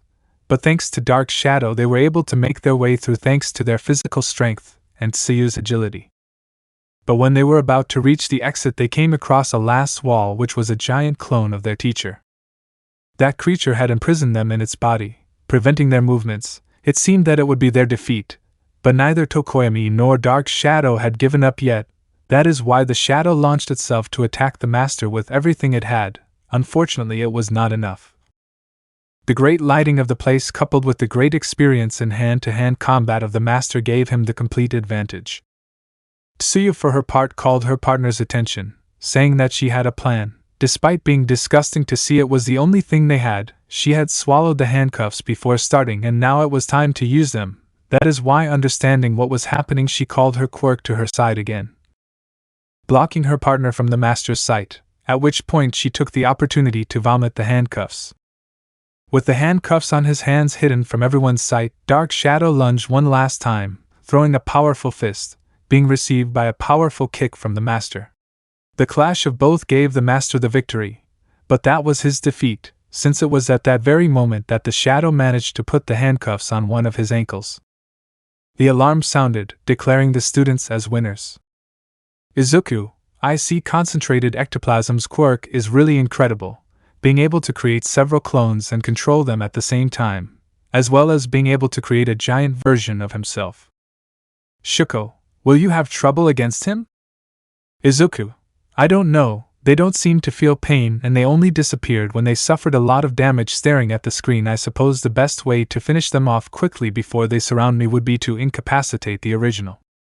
One by one, Izuku spent his time watching the fights of all his classmates and teachers to have a better strategy. The third fight began. Ida immediately launched himself at high speed to cross the exit, but the power loader hero had dug many pits throughout the area, making it impossible for him to run at his maximum speed without falling into one of these. Ida wanted to win, he needed to win, he had already lost many times and the honor that his family still had could not fall any lower. That is why, swallowing his own pride, he devised a quick plan with Ojiro, which, despite still remembering with bitterness how he attacked Izuku from behind when their fight had already ended at the sports festival. He listened to him, and despite the fact that he disliked agreeing with someone as dishonorable as him, he had to admit that it was a good idea. Ida knew that he couldn't win this alone, so he ordered his partner to get on top of him. Once that was done, Ida accelerated to the maximum. Using his reciprocal burst, he ran at his maximum speed only to see how a new pool opened in front of both of them. It seemed that they would fall and that would be their end, but it was not like that. Ojiro followed the next step of Ida's plan and wrapped his tail around one of his legs, and using the momentum of this he was sent flying, crossing the entire field, managing to avoid each trap of the master and passing the finish line, thus achieving victory. Izuku, despite his attitude, he decided to work as a team, even if only momentarily, but he did it, glancing at Bakugo. I wish I could do the same, that would be much easier. Bakugo, noticing Izuku's gaze, returning it, but in a very aggressive way. Izuku, impossible, stopping looking at him with resin. It's like my mom and Tashinori told me, that friend I had until I was 4 never existed. Bakugo never was and never will be my friend. The fourth fight began. This time it was Kirishima's turn to cheer Uraraka on. Remembering those words that were said before, he blushed and quickly left the observation room with his partner Aoyama, who did nothing but stare at her. Once her fight against the heroine 13 began, both students were put on the ropes because the professional heroine without any consideration activated her quirk, trying to absorb them, only avoiding such a thing by holding on tightly to some metal railings. Aoyama tried to launch his beam of light, but it was easily absorbed. In the words of the heroine, his quirk absorbs everything in front of him and disintegrates it at a molecular level. That power was definitely a very dangerous one. Uraraka thought and thought about what to do, thinking about what Izuku would do, what strategy he could use to emerge victorious as he has done so many times in front of everyone. Then came the image of Kirishima, his smile and the way he encouraged her even though it was obvious that he was still depressed about losing his test. Aoyama, hey! Getting his partner's attention while they were still holding on. Can I ask you a question? Uraraka, this is not the time for this. Exclaims with some anger. I am right now. Aoyama, you were thinking about him, right? Uraraka's eyes widened. Do you like him? Uraraka, her face turned as red as a tomato. covering her face, but as a result of letting go, the railing began to be absorbed. 13. Seeing his student being dragged, curse. He screamed loudly as he deactivated his quirk before a tragedy occurred. Uraraka, arriving in front of the professional with momentum. This is the moment. This is what I learned with Gunhead. Immobilizing one of the queen's arms and throwing her to the ground. 13. What? Confused, trying to use her other arm to get rid of Uraraka, but Oyama arrives and stops her. Uraraka, now! Taking the handcuffs and putting them on the professional heroine, making the alarm sound. We win. 13. Well done, young people. Getting up from the ground, you met the victory condition. Looking at Uraraka, but you must be careful. I stopped because I am a heroine, but do not think that a villain would be tempted to stop his attack. Uraraka, yes. Taking off the handcuffs, thank you very much. Feeling happy for the words of one of her favorite heroines. 13. If you'll take it into account, I'll leave, walking away from the place. Aoyama, well done, partner. Uraraka, that was very rude. Exclaimed with some anger to say such things at a time like that. Aoyama, but it worked, right? Smiling, so you like someone, huh? Uraraka, I wasn't thinking about Kirishima-ku. Blushes. Aoyama, and what about me when I named someone in particular? Uraraka, getting so embarrassed that her face had turned red again. Uraraka and Aoyama arrived shortly after to the room with their other companions. Fortunately for the young girl, the microphones that were in that area were absorbed by 13's quirk, so no one heard her conversation with Aoyama. Even so, that did not prevent anything from seeing Kirishima blushed in the same way, making Mina smile for imagining what was happening and making Jiro look away. Immediately the alarm sounded, signaling the fifth match to begin, which genuinely gained Izuku's attention since it was the match where the director would fight. Unfortunately, as soon as the exam had started, both Ishido and Kaminari had to run because the director used different remote-controlled machines to attack them from a distance, cutting off their path, causing various explosions, or even going so far as to throw several metal villas at them. The creature perched comfortably on top of a crane, watching with a smile on its face as the students tried in vain to reach the exit, but it quickly calculated each possible route they would use, immediately blocking them. He will never admit it, but that moment made him very happy. His memories of how some humans experimented on him as soon as he showed that he had a quirk was what led him to have contempt for them and be in a similar situation.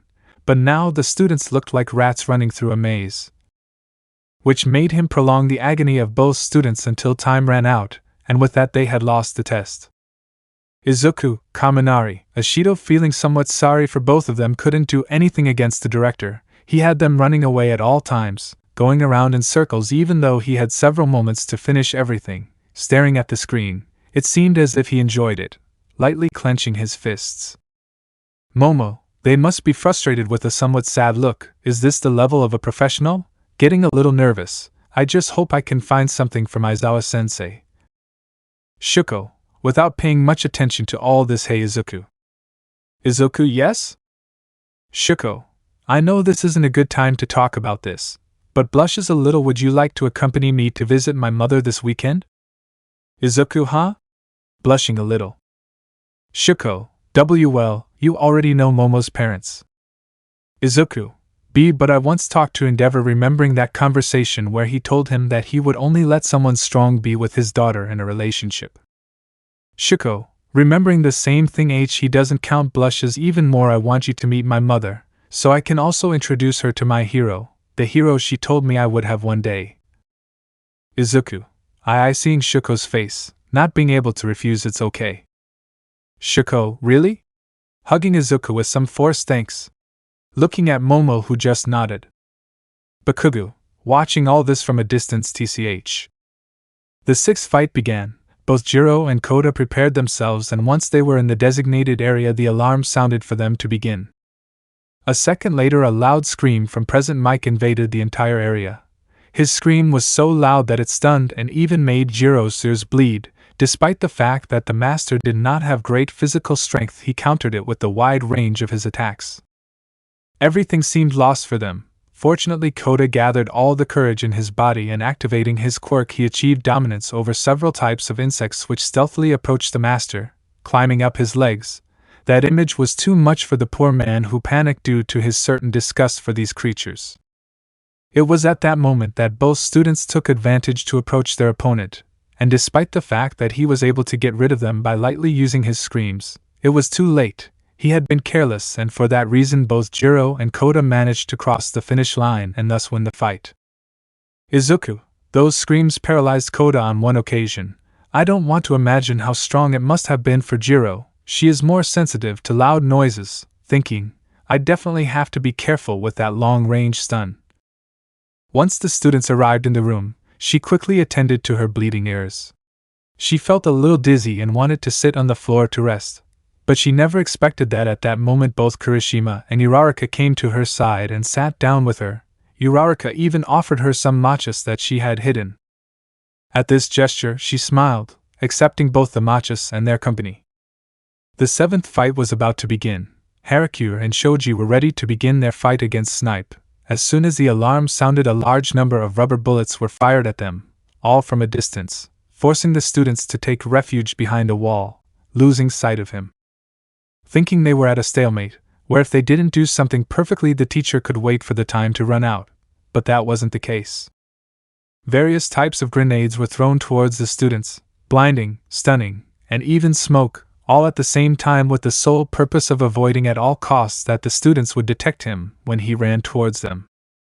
Once he had them in range, he started shooting at them, and although they were rubber bullets they still hurt. Shoji instinctively surrounded his body with Harakures, resisting all the impacts. The smoke dissipated. Shoji breathed with some difficulty while he was cornered against the wall.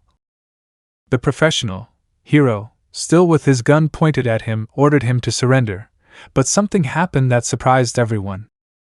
Of the little that was left, the handcuffs were seen floating, and how they ended up on the master's wrists.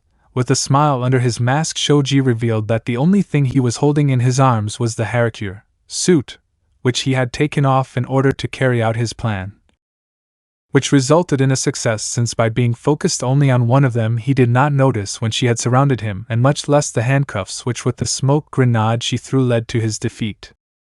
The teacher was angry, but he couldn't do anything. He silently left the test site, only to prepare for his next battle, which when he knew it was against Izuku he only smiled under his mask.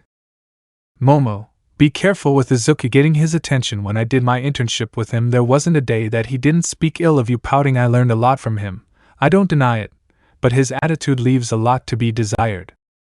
Izuku, I understand. Smiling at her, thanks Momo, happy to see how she smiled back. The eighth battle was about to begin, where unfortunately for them no one believed that the students would win, not even themselves.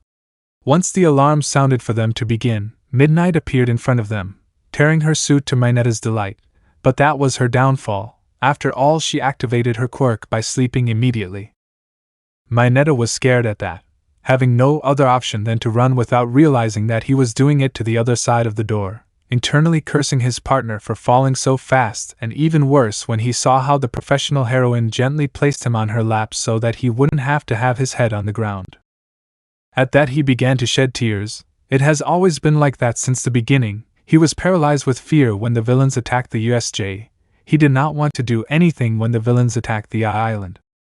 But then he remembered, he did do something, he did help his teammates, but it was all thanks to him. Everything he has achieved has been possible because of the determination that Izuku has always shown, that courage, that will to keep fighting despite the difficulties. Minetta wanted to be like him. He knew it was impossible, he knew he would never make it, but he had to try or he would never know. That's why he stopped running, wiped his tears, turned around and started thinking of a plan. He quickly tore off his suit, using it to cover his nose and mouth. And with that, he started running. As he approached the professional heroine who was waiting for him with a sadistic smile on her lips, he thought about his friends, about Kaminari and how he had started to change and be a better person, about Kirishima and how he always seemed so optimistic in the face of problems, and above all about Izuku and his unbreakable will. He knew he would never be like them, and yet. Minetta, I want to be a hero too. Screams, not to anyone else but to himself, that's why I won't give up. Running towards the heroine with several of her hairs in his hands, I want to be popular with the girls too. Midnight, don't think I'll make it that easy for you, kid. Using his whip to attack him, but Mineta throws several balls which had reached him. One even reached his hand, preventing him from letting go of his weapon. Trying to use his weapon again, but it had stuck to the ground, making it impossible to use it. Mineta, I. Running towards the teacher, who was more than surprised. I also want to improve. Throwing many more of his spheres at her, which finish immobilizing her. Grape rush. Passing by the heroine. Midnight, this trying to move, but it was useless. Good job. Pleased to know what would happen. Your class definitely never ceases to surprise us, Shoyuta. Imagining the face of her classmate and cat-loving friend. Mineta, arriving to his sleeping partner. If one day I want to be like Midoriya and my friends, dragging his partner to the exit full of great determination. I passing through the exit, winning his fight to everyone's joy. Just for today, I'll leave the tits for another day. Old habits die hard. Izuku, Mineta-kun did amazing, excited like most, although that last sentence was not wanting to finish his sentence. Tsuyu, if only she acted like that more often, she might even become popular with her hand on her chin. Kaminari, I want to give him my support in that, remembering his same situation. After all, I was just like him, making everyone nod instantly. I thought they would at least say it wasn't that bad, feeling somewhat bad, but I knew they were right. Shuko, looks like our shift is full. Momo. Momo, why yes, breathing a little fast. Calm down, Momo, don't get nervous, remember all the training.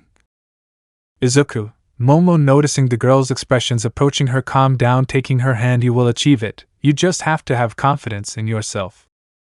Momo, Izuku, intertwining her fingers with the boy's. What if I don't get it? Izuku, that won't happen. Smiling, you are one of the most intelligent people I know. You have a really incredible quirk, also. Shuko, you're not alone, approaching them and putting her hand on top of theirs. We're a team, here and other things, remember? Smiling at them. Momo, Izuku. Shuko, closing her eyes while smiling. It's true. As long as I'm with them, I'll be able to do it. Thanks. Opening her eyes, looking directly into Izuku's. Izuku, good luck, closing his eyes while giving her a big smile. At that moment, seeing those green eyes that seemed to shine with a unique light, Momo could not resist and gave the boy a kiss on the cheek, saying it was for good luck, and then she left the observation room with a big blush on her face. Shuko was not far behind, and with the same excuse she kissed Izuku's other cheek and went after her friend and rival, but with the difference that she was smiling. At that, everyone stared at a paralyzed Izuku while he had a single thought. Wasn't it supposed to be the other way around? The 9th and penultimate match was about to begin. Both Momo and Shuko were at the entrance of their designated area, ready to begin as soon as the signal was given. Shuko, you can really be very daring sometimes. Momo, with a mocking tone. Momo, I'm not like that, she complained, but the memory of that perverted dream where she was not only with Izuku but with her two friends came to her thoughts, making her retract and let's better get ready. Shuko wanted to ask why such a sudden change in his answer, but then the alarm sounded, starting her exam. Immediately the two girls began to run through the streets of that area designed like small neighborhoods, with small houses that could be found in many parts of all cities. Shuko, Momo, I have a plan, she exclaimed as they ran side by side. Momo, yes? Creating several small weapons with their respective ammunition. Shuko, we don't know where Aizawa-sensei is, and with his way of fighting he could come out of anywhere in this area, gaining the attention of his friend. That's why he constantly creates small objects. No matter what it is, just don't stop crossing several streets while continuing to run. When you can't create more things, it means that he will be very close to us. Momo, understood, starting to create several matryoshka dolls of herself. Shuko, grabbing one before it fell to the ground. What are these things? Looking at it for a second, and why do they look like you? Momo, they are matryoshka dolls. Shuko, I see, and why do they look like you? Momo, I can also do Izuku's appearance, creating a special with the boy's face and suit. Shuko, wait, staring at her, do you have a lot of these dolls in your room? Momo, of course not. Looking away, somewhat embarrassed, I only have a giant one next to another one similar to me. Shuko, how unfair. Complaint: I also want one of these things with Izuku's appearance. Everyone in the observation room saw and heard that conversation. Some found it embarrassing, others found it funny, some found it annoying, but for both adults in the room they only saw that attitude in a worrying way, and they were not the only ones. His titular teacher was also listening to that carefree talk. His anger was noticeable. His tightly clenched fists only conveyed his annoyance at that. That is why he launched himself towards them to show them their great mistake. Shuko, noticing something different. Momo, your matryoshkas, seeing that they were no longer created, realizing why are here. Momo, I'm sorry. Pointing her gun forward, waiting for him to appear. Where is he? Aizawa, how naive. Throwing a small knife right at the weapon, taking it out of her hands, they stood in the middle of the test while talking. Coming out from behind one of the roofs of the many houses. Is this a game for you? Launching himself towards them. Shuko, Momo, go. Running towards her master, trying to stop him, but fails and consequently is captured and hung from a light poster. How fast, seeing that Momo was just watching. What are you waiting for? Moving from one side to the other, run. Momo, why yes. Reacting a little late and starting to run away from the place. Shuko, do you think you caught me? Watching how her master held the ribbons to the poster to keep it hanging. When she leaves, I will free myself by either burning or freezing these ribbons. Aizawa, do whatever you want. I just warn you that if you do it, it will hurt a lot. Throwing metal spikes right under her. Shuko, spikes? Noticing that they covered a lot of the ground. Since when are you like a ninja? Aizawa, you're wrong. Taking off his glasses. This is the result of the knowledge and preparation that this entails. Pouring some drops in his eyes. Knowing the quirks of his opponents, you can devise a strategy according to their strengths and weaknesses. Putting his glasses back on, but you didn't do that. With an annoyed tone, you wasted your time talking about useless things for your exam. Shuko, useless? Thinking about his words, but if you were talking about a plan to detect when he was near, the dolls were a good idea, and we only talked about them, realizing, opening her eyes in surprise. Aizawa, it seems that you already understood. Raising his voice, making everyone hear. You two have been talking about Midoriya all the time. Being interrupted by a flashbang which blinds him, but what? Closing his eyes tightly as he took a few steps back. Shuko, slowly recovering from that flash. Momo, I'm sorry for the delay. Breathing with difficulty, I ran as far away as possible so that Aizawa-sensei's quirk wouldn't affect me. Untangling the ribbons and slowly lowering her friend to the ground. Are you okay? Shuko, yes, but now seeing how some ribbons were going towards them again. Careful. Pushing Momo while dodging the attack. Has she recovered yet? TCH, seeing her master a few meters in front of them. My plan failed. Do you have one? Momo, yes. Putting her hands on several matryoshkas she had on her waist to be able to follow Izuku's ideal. Filling herself with determination to continue by his side. Motivating Shuko to be able to follow our agreement. Being interrupted by a loud scream. Aizawa, enough. Looking very angry. Stop looking at Midoriya as if he were a prize. Impressing everyone, he's a person, not an object. Momo/Shuko, what? Very confused, as well as Izuku, who heard everything perfectly. Aizawa, they're always talking about Midoriya. About a competition that I don't know what it's about, and I don't even care. Launching himself towards his students. What they do in their private lives is only their problem, but they have to know that in this life they chose, privacy is a luxury. Momo, curse, pointing a gun at him which was removed from his hands by some ribbons. Aizawa, it's one thing to be inspired by their words and actions, but dodging a block of ice that was coming from behind him. Didn't they have their own dreams? Now launching himself towards Shuko. Didn't they have their own personal goals and their reason to be heroines? About to capture Shuko again, but a light grenade stops him again. But this time it didn't affect him as much. Even Melissa's shield left her place on the island just to follow Midoriya here. Shuko, what the hell is he talking about? Taking the opportunity to get to Momo's side. We have to hide while she keeps her eyes closed, starting to run next to her partner. Aizawa, regaining his sight again, noticing that there was no one in front of him. Do you prefer to quit this race and throw away everything you've worked for? Screaming as loud as he could so that they could be heard wherever they were. If you keep up with that attitude, that's what awaits you one day. Breathing raggedly as he caught his breath. I know this is cruel, but it's the only way for them to realize the mistake they're making. No one really understood what their head teacher was referring to, except for the two adults who were attentively watching the fight. Although they agreed that they should talk to those boys about what they were starting, that did not seem like the best way to do it. For their part, both girls began to question those words, but then a thought came to their mind. Maybe he's right. They themselves recognized it. Since they've been with Izuku, they've changed a lot, but was it wrong? Is it wrong to change because of the influence of a loved one? His harsh but reasonable words made them think, since when did they make Izuku's ideal their own? The master was trying to put an end to that mentality he saw in them, in order to protect those origins for which they started. That ideal was a dream. A truly beautiful dream, but so far from being fulfilled, Izuku's words and those of his master passed over and over again in their minds. They were both right. They knew that at the end of that trip they would most likely get completely different endings, and although they may have regrets, they made their decision. Even though that ideal was not theirs, they would follow it. Both Momo and Shuko were different from the rest of their classmates.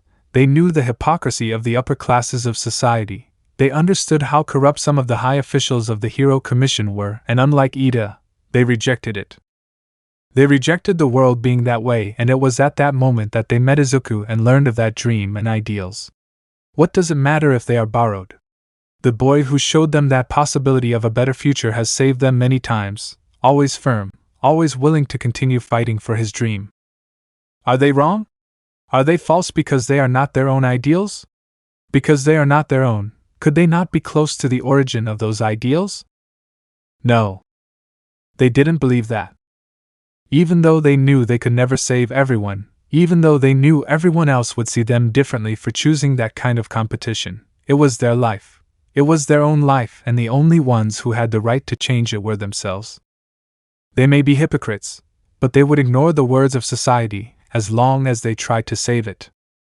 If they are by Izuku's side, they will be able to continue moving forward. Shuko, ready to move on? Wiping away a small tear just like Momo, ready to prove him wrong? Momo, let's do this, staring into each other's eyes as a small laugh came out of her lips. Shuko/Momo, starting to move towards their teacher together. The minutes passed. All this time Aizawa was sitting on the roof of one of the houses, guarding the exit door with which they would obtain victory. Aizawa, looking at a clock, they have little time left. Getting up at this rate they will fail the exams. Sighing heavily, maybe I was too hard on them, At that moment he saw how a large amount of ice was heading towards him, taking complete control of the streets.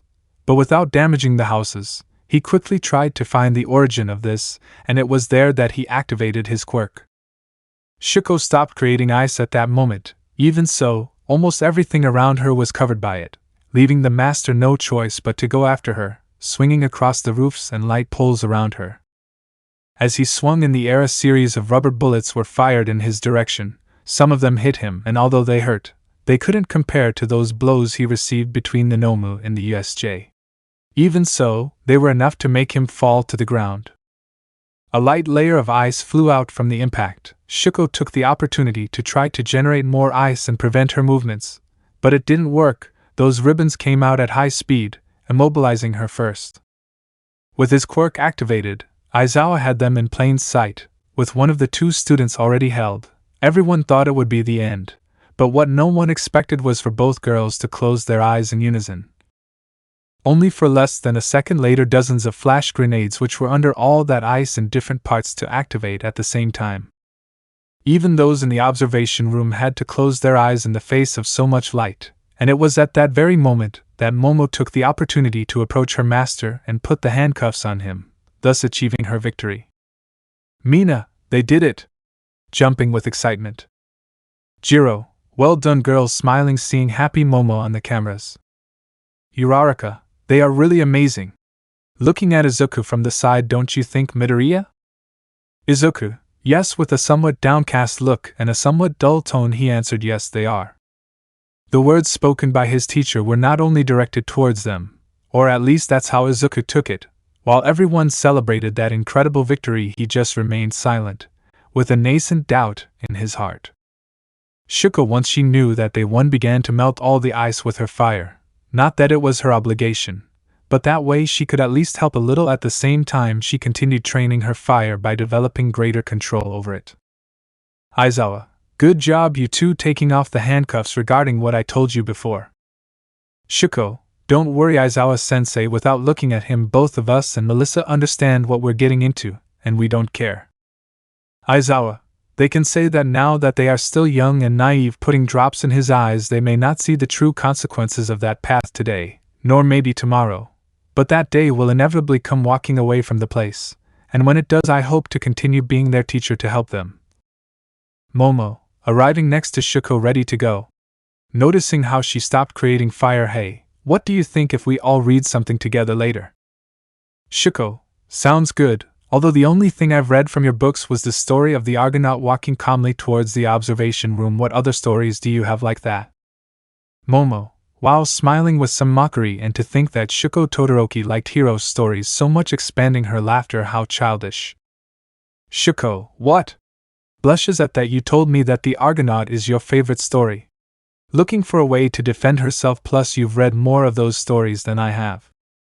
Momo, sorry, hehe. Thinking for a few seconds. I have another story. I also like it a lot. The story of that hero was sad, bitter, smiling, but in the end it was very encouraging.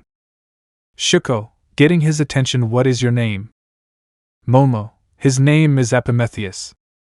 When the girls finally arrived, they were greeted with great enthusiasm. They immediately wanted to go with Izuku, but when they looked for him, they were all surprised to find that he had already left the place. At this, their friends, thinking about how they must feel, tried to cheer them up by telling them that he must be very nervous about the exam he had to take. After all, his fight was against all his teachers at the same time.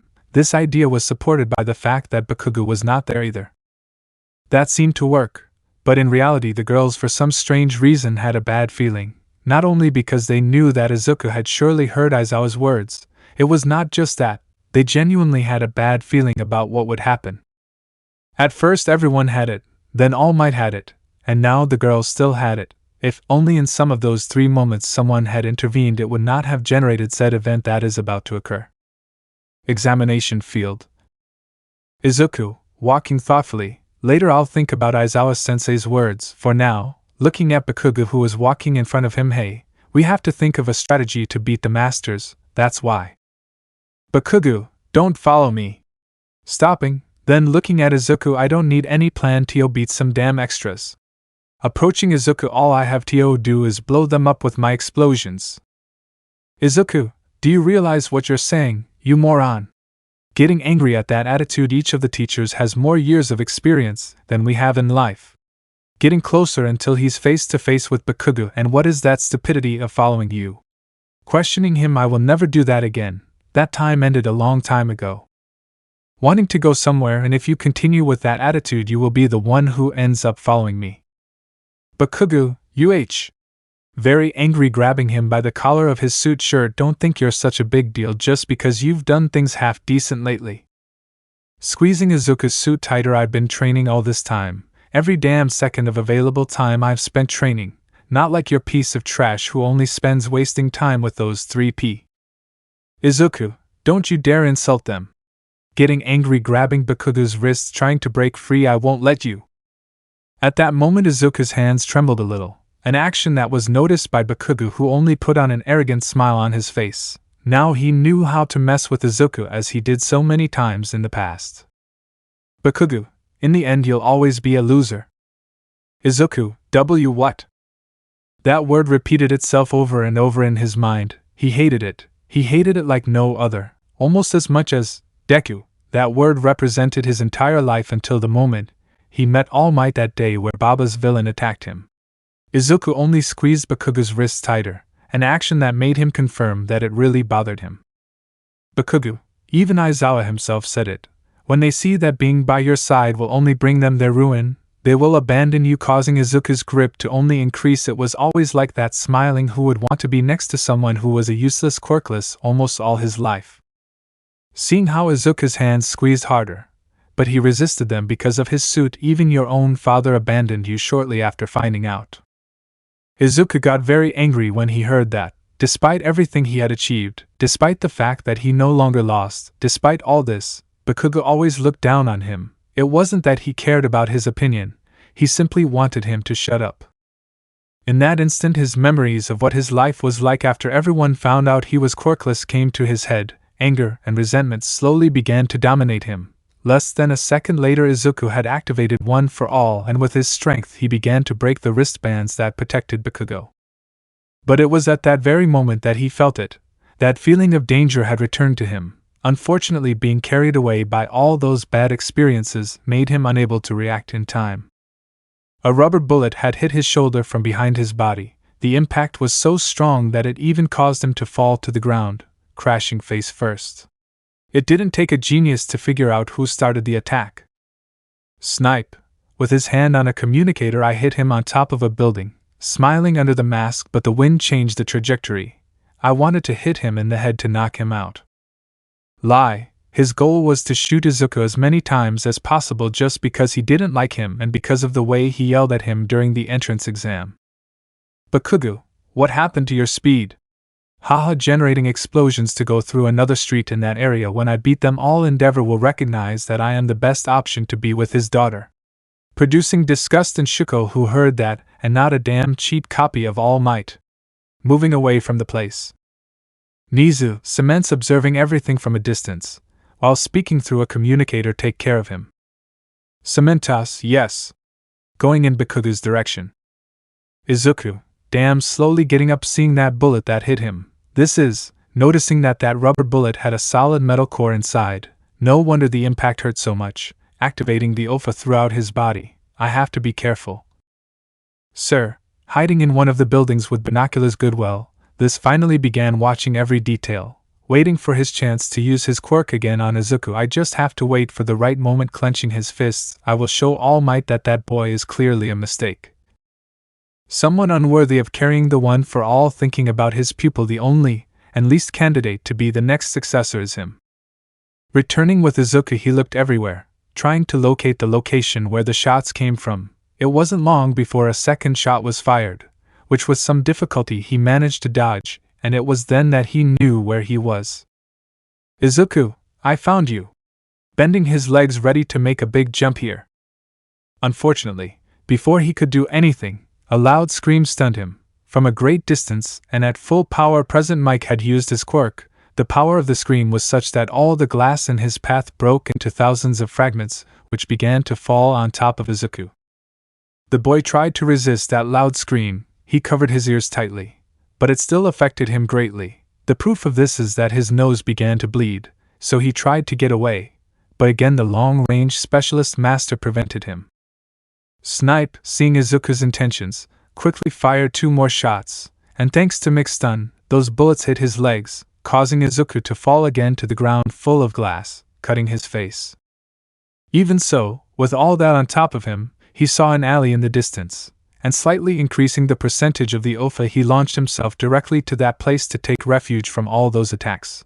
But he got an unpleasant surprise. Ectoplasm, not so fast.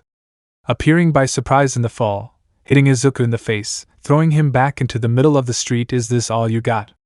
Creating several clones which launched themselves at Izuku once Mike stopped screaming. Izuku, curse.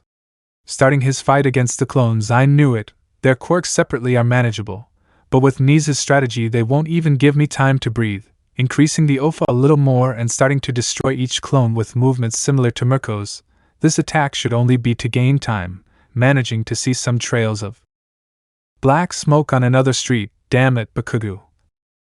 Izuku fought fervently against the ectoplasm clones. He was much stronger than his opponents, but his mastery in martial arts leveled him, added to the fact that his right arm and both legs hurt from the previous bullet impacts produced by Snipe. Blood slowly began to stain the ground, all from Izuku and his wounds from the broken glass. Even so, he did not give up. He knew that at any moment a new scream or a shot would reach him if he continued like that. That is why he activated the black whips. His mastery was not perfect, but it was enough to take some clones by the waist and move them out of the way. With a powerful jump he went back to the ground where the original was, ready to knock him out and end a threat, but even that is resolved. Screams appeared on the ground. The screams grew louder, and from these a power loader had emerged, right under Izuku, who couldn't react in time when a strong blow to his stomach made him retreat again towards the center of the street, and a new scream from Mike immobilized him.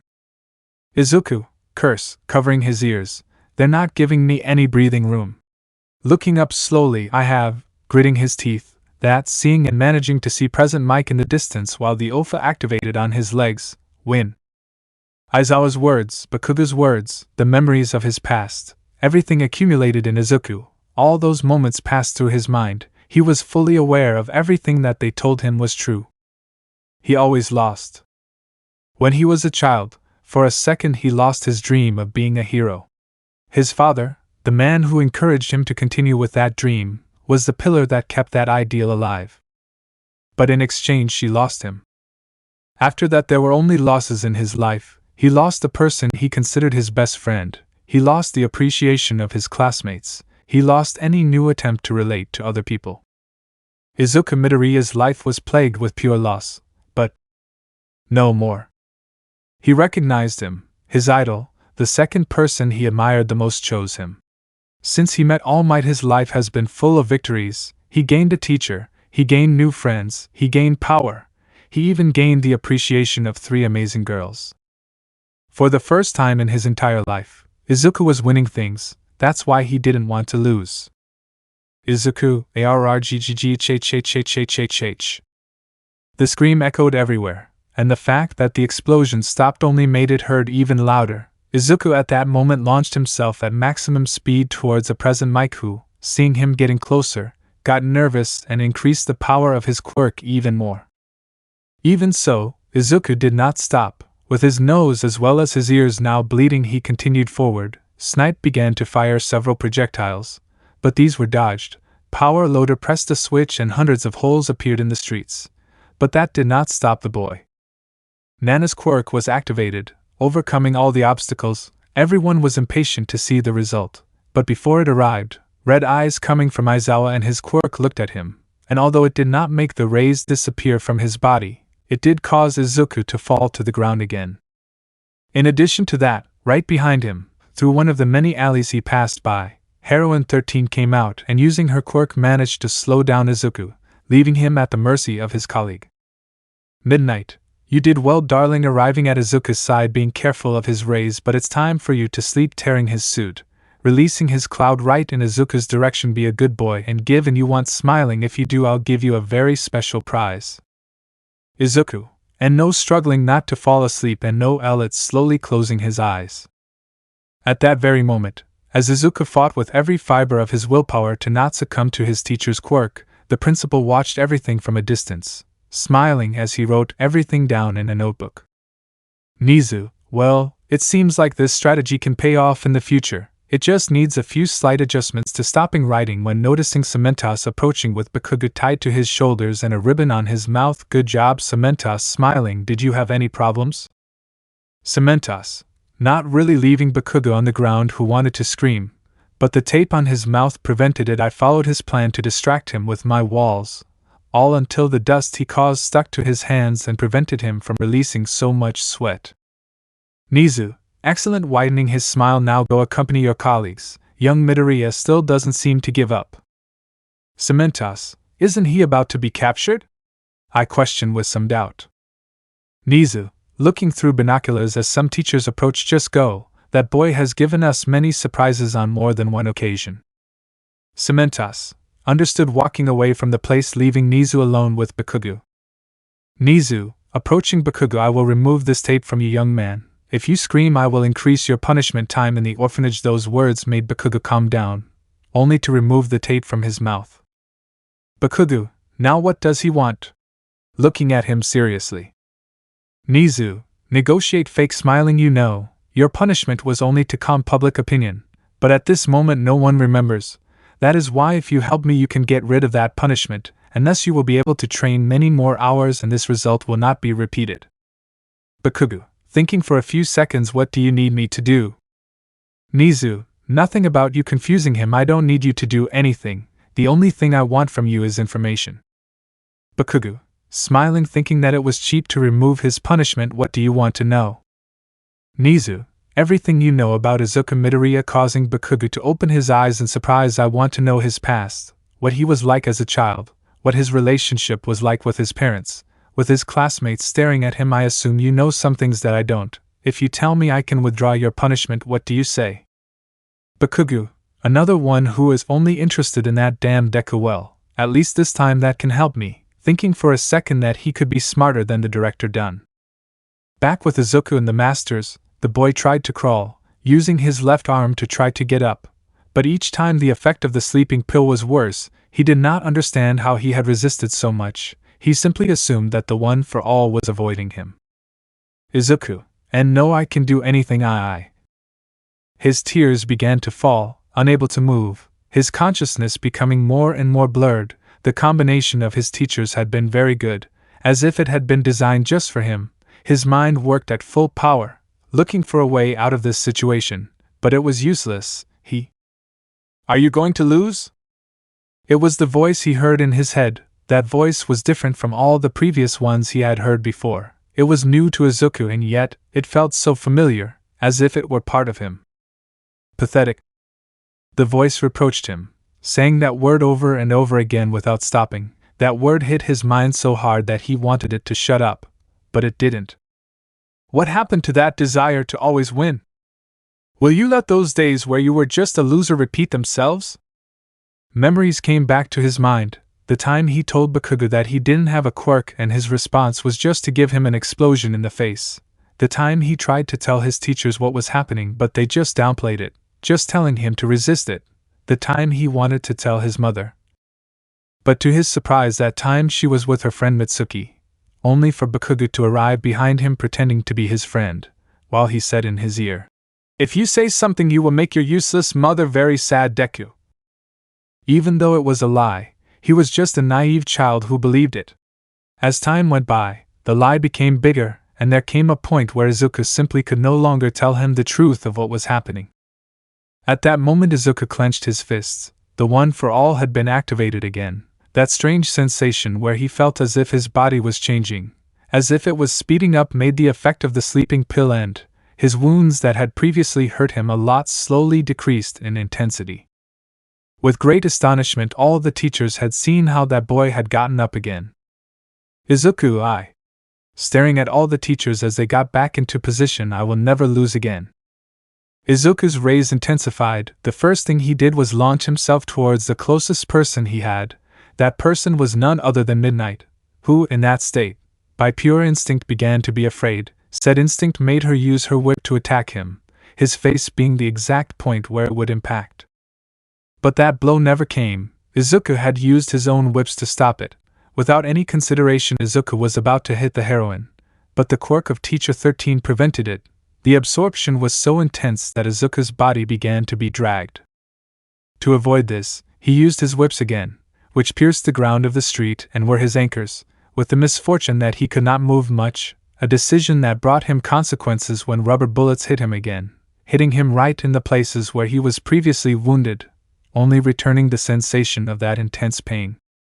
More and more shots were hitting Izuku. Sniper attacked him without any mercy, avoiding of course vital points, but with the misfortune of hitting him in very painful areas. The poor boy, faced with so much accumulated damage, spat blood, getting distracted for a second, so that the ground where his whips were held gave way, and he began to be dragged again.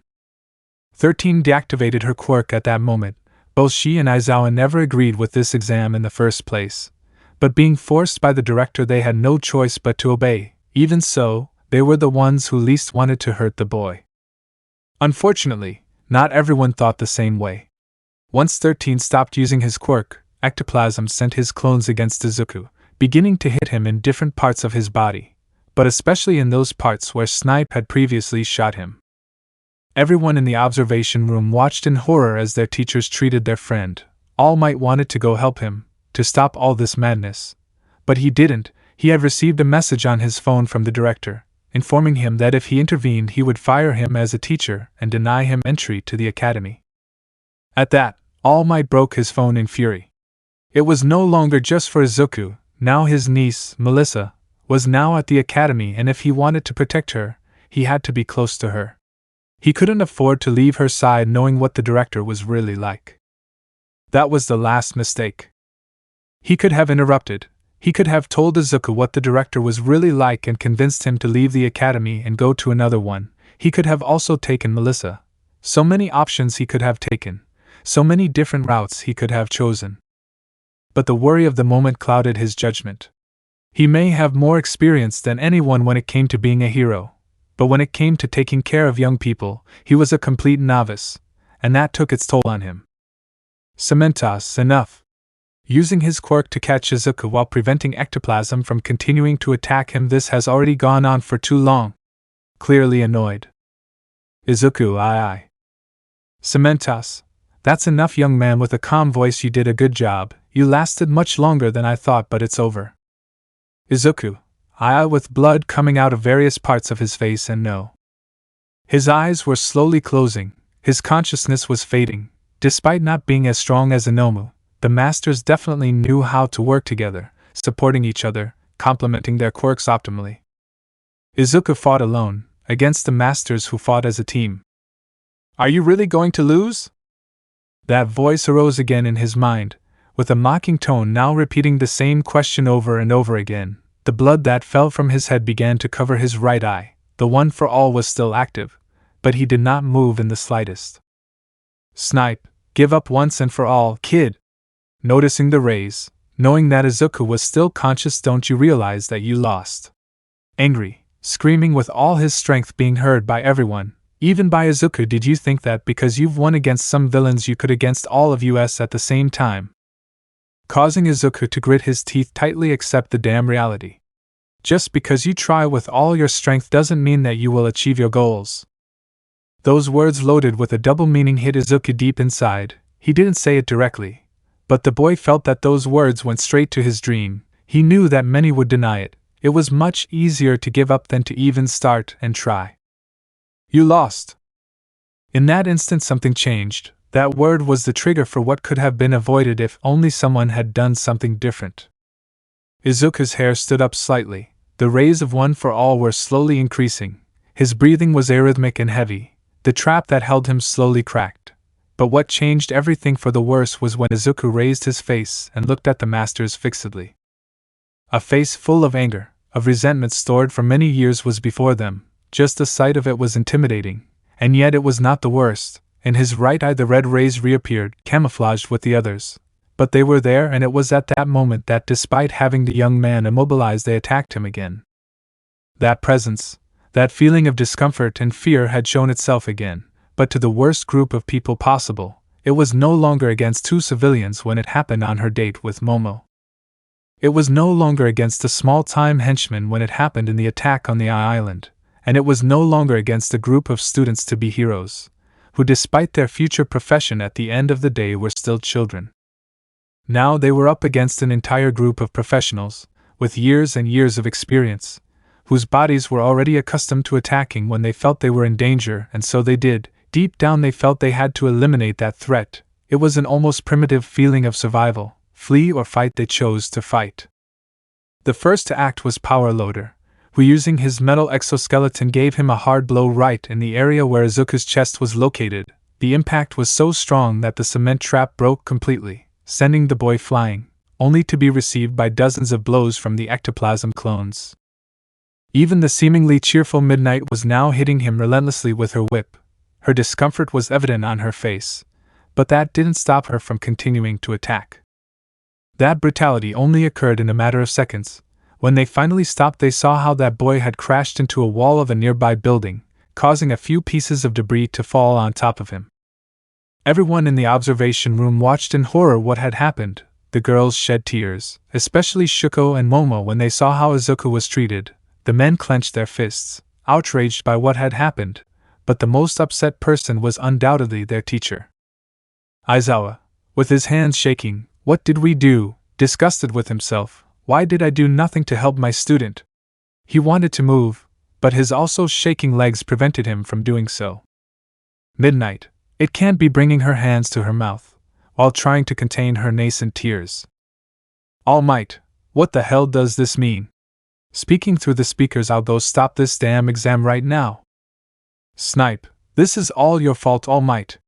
Screaming with all his might, trying to justify that act. Almight, What? Stopping before leaving the room, what the buck are you saying? Very angry.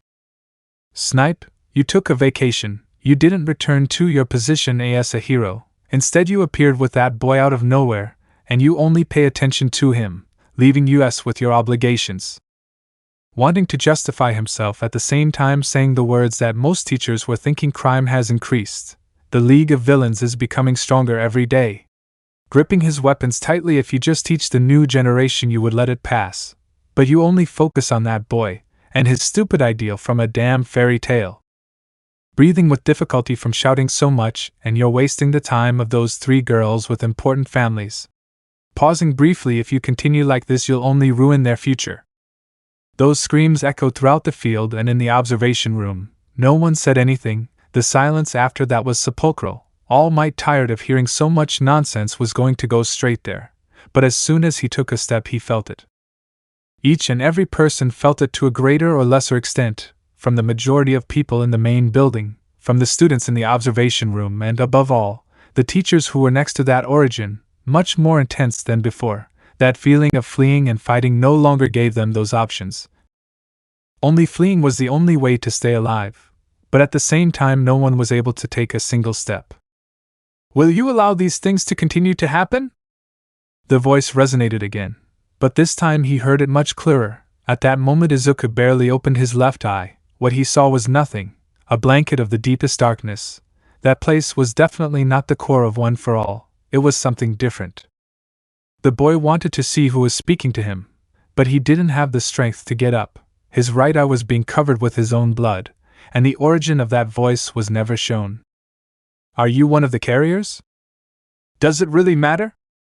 At that moment Izuku began to cry. He did not understand why he did it. He managed to find an explanation. It just happened. Those tears mixed with his blood and fell into that darkness, getting lost among it. Why don't you want to win? I want to win. Liar, if you really wanted it you would have attacked them with all your might. Why didn't you do it? So as not to hurt them. They are my teachers, they are not villains, they are heroes, they are. So? If they were really heroes, they wouldn't have attacked a child like that. What you're saying is a huge stupidity. They attacked you with all their might, they wanted to hurt you a lot just like everyone you met before. Once again, memories flooded his mind. All those times they would wait for him behind the high school to beat him up. It didn't matter if he was bleeding, he had to clean himself up before getting home just so he wouldn't worry his mother. Even when some of those people left high school it didn't matter. New ones always arrived and the cycle was repeated over and over again, and at the head of everything was always the same person, leading everyone Bakugo. Have you ever thought about looking for them? About paying them back for the harm they did to you? No, I don't. Some light red rays were generated above his right eye. That's not what I would have wanted. Father? The same one who abandoned you. The voice interrupted him. Izuku was left speechless just by mentioning it. Then a new memory came to his mind. It was the last time he saw that man. Little Izuku ran to the door of his house, hearing how it opened and that man was about to leave. The child with his little legs ran with all his strength. Dad, don't go, was all the little boy could say before falling to the ground. That man approached his son, lifting him up, lightly shaking his hair, only to tell him, I have to go, son, work needs me, but I will return to your side, I promise. Only to give him a cheerful smile, then walking out the door never to return, breaking that promise. What a sad life without a power of your own, without a father. Be quiet. What a cruel father, he told you those words of encouragement only to then abandon you to your fate. Enough. Deep down you hate him for leaving you alone, right? For choosing something other than you. Please, her voice was broken by her contained crying, don't continue.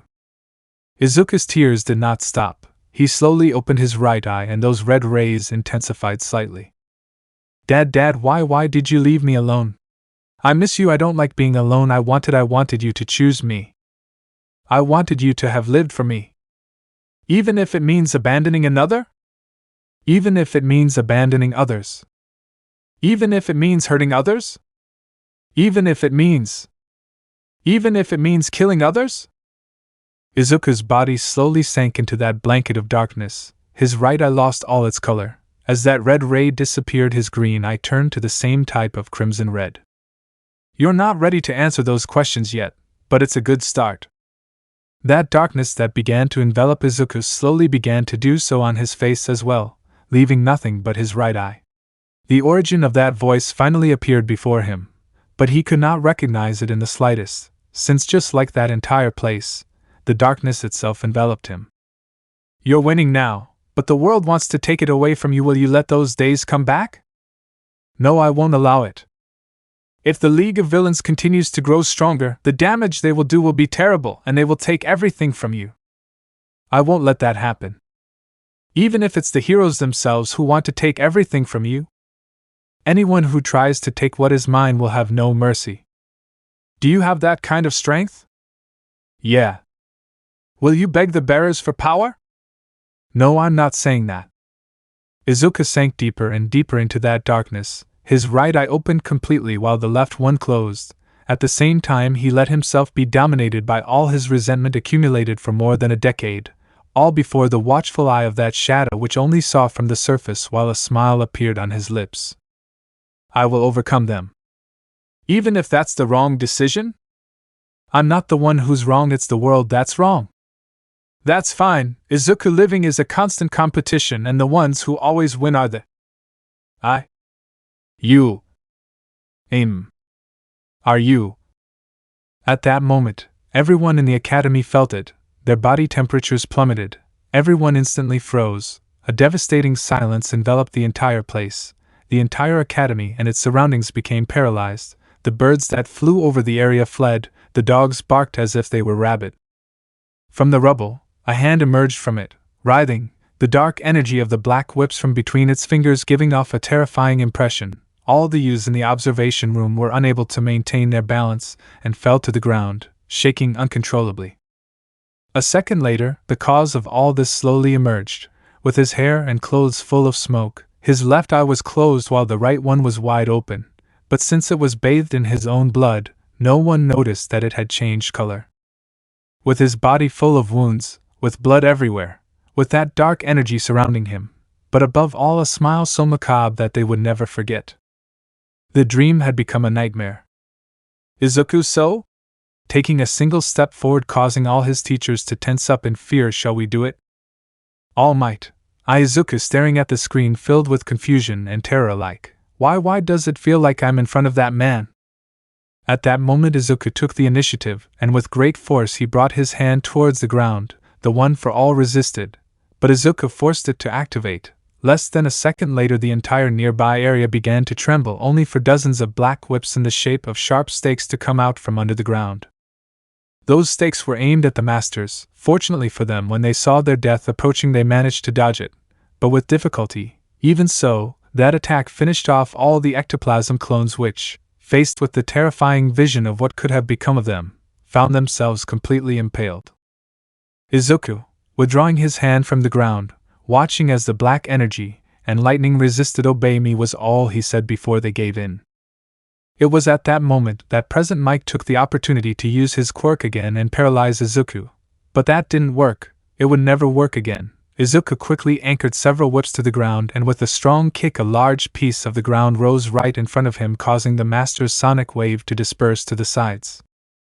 The master would not give up. He increased the power, wanting to destroy that shield, and finally hit Izuku full force. But he would not let that happen again. He calmly put his hand on that improvised shield, and using the whips again he made them go through it. That energy went straight to President Mike, which he could not avoid when they took him by the neck, squeezing in such a way that he could not scream. President Mike, trying to resist, but sees how Izuku's electricity was sent towards him through the whips, hitting him full on falling unconscious from suffocation and electric shock. Midnight, that's enough. Using her whip to hit Izuku from behind while releasing her quirk to the fullest. Izuku, moving his hand to his back only to grab the whip without even looking at it. Midnight, how? Izuku, turning to see his teacher, noticing how his quirk was approaching him. What a slow and easy quirk to overcome, he said, turning around, only to drop the whip and clap his hands so hard that it generated a huge air current, pushing all the smoke away from him and throwing the teacher into the air, crashing into a light pole on her back, causing a lot of damage and preventing her from getting up. "Power loader, what's wrong with this kid?" he shouted as he launched himself with his exoskeleton and threw a punch at Izuku at maximum power. "Izuku, you all are so," stopping the blow with his hand, only to tear off his arm and launch himself towards the teacher, hitting the teacher in the chest, just like he did, throwing him into another building, leaving him unconscious. Cementas, creating wall after wall which surrounded Izuku, but he stood there doing nothing. This is just a child trying his best. How is it possible that there is such a difference in strength?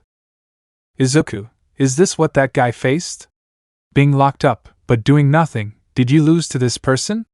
Being almost completely locked up, his right eye being the last thing I see was seen. I see touching the walls with a single hand. Bakugu, you and your quirk are really so useless. After that word, all the walls were completely destroyed. Cements in his desperation began to throw more columns towards Izuku. Wanting to end this, he launched himself towards the master, dodging each of his attacks, even moving in the air to avoid the attacks from the sides. To the astonishment and fear, the master was paralyzed again to see that boy on top of him. But that sight did not last long. After Izuku kicked him in the head, throwing him to the ground, leaving him unconscious.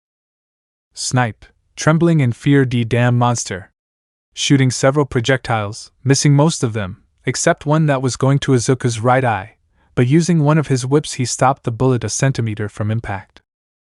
"Izuku, you shot me," before forcing the whips in his hand, giving it a new shape very similar to claws. People who shoot others, breaking part of the ground, squeezing the rubble very hard, thus creating small projectiles. Snipe, sensing what would happen, wanting to flee, but it was too late. "Izuku, they must be prepared to be shot." After saying that, he threw those rubble with all his might.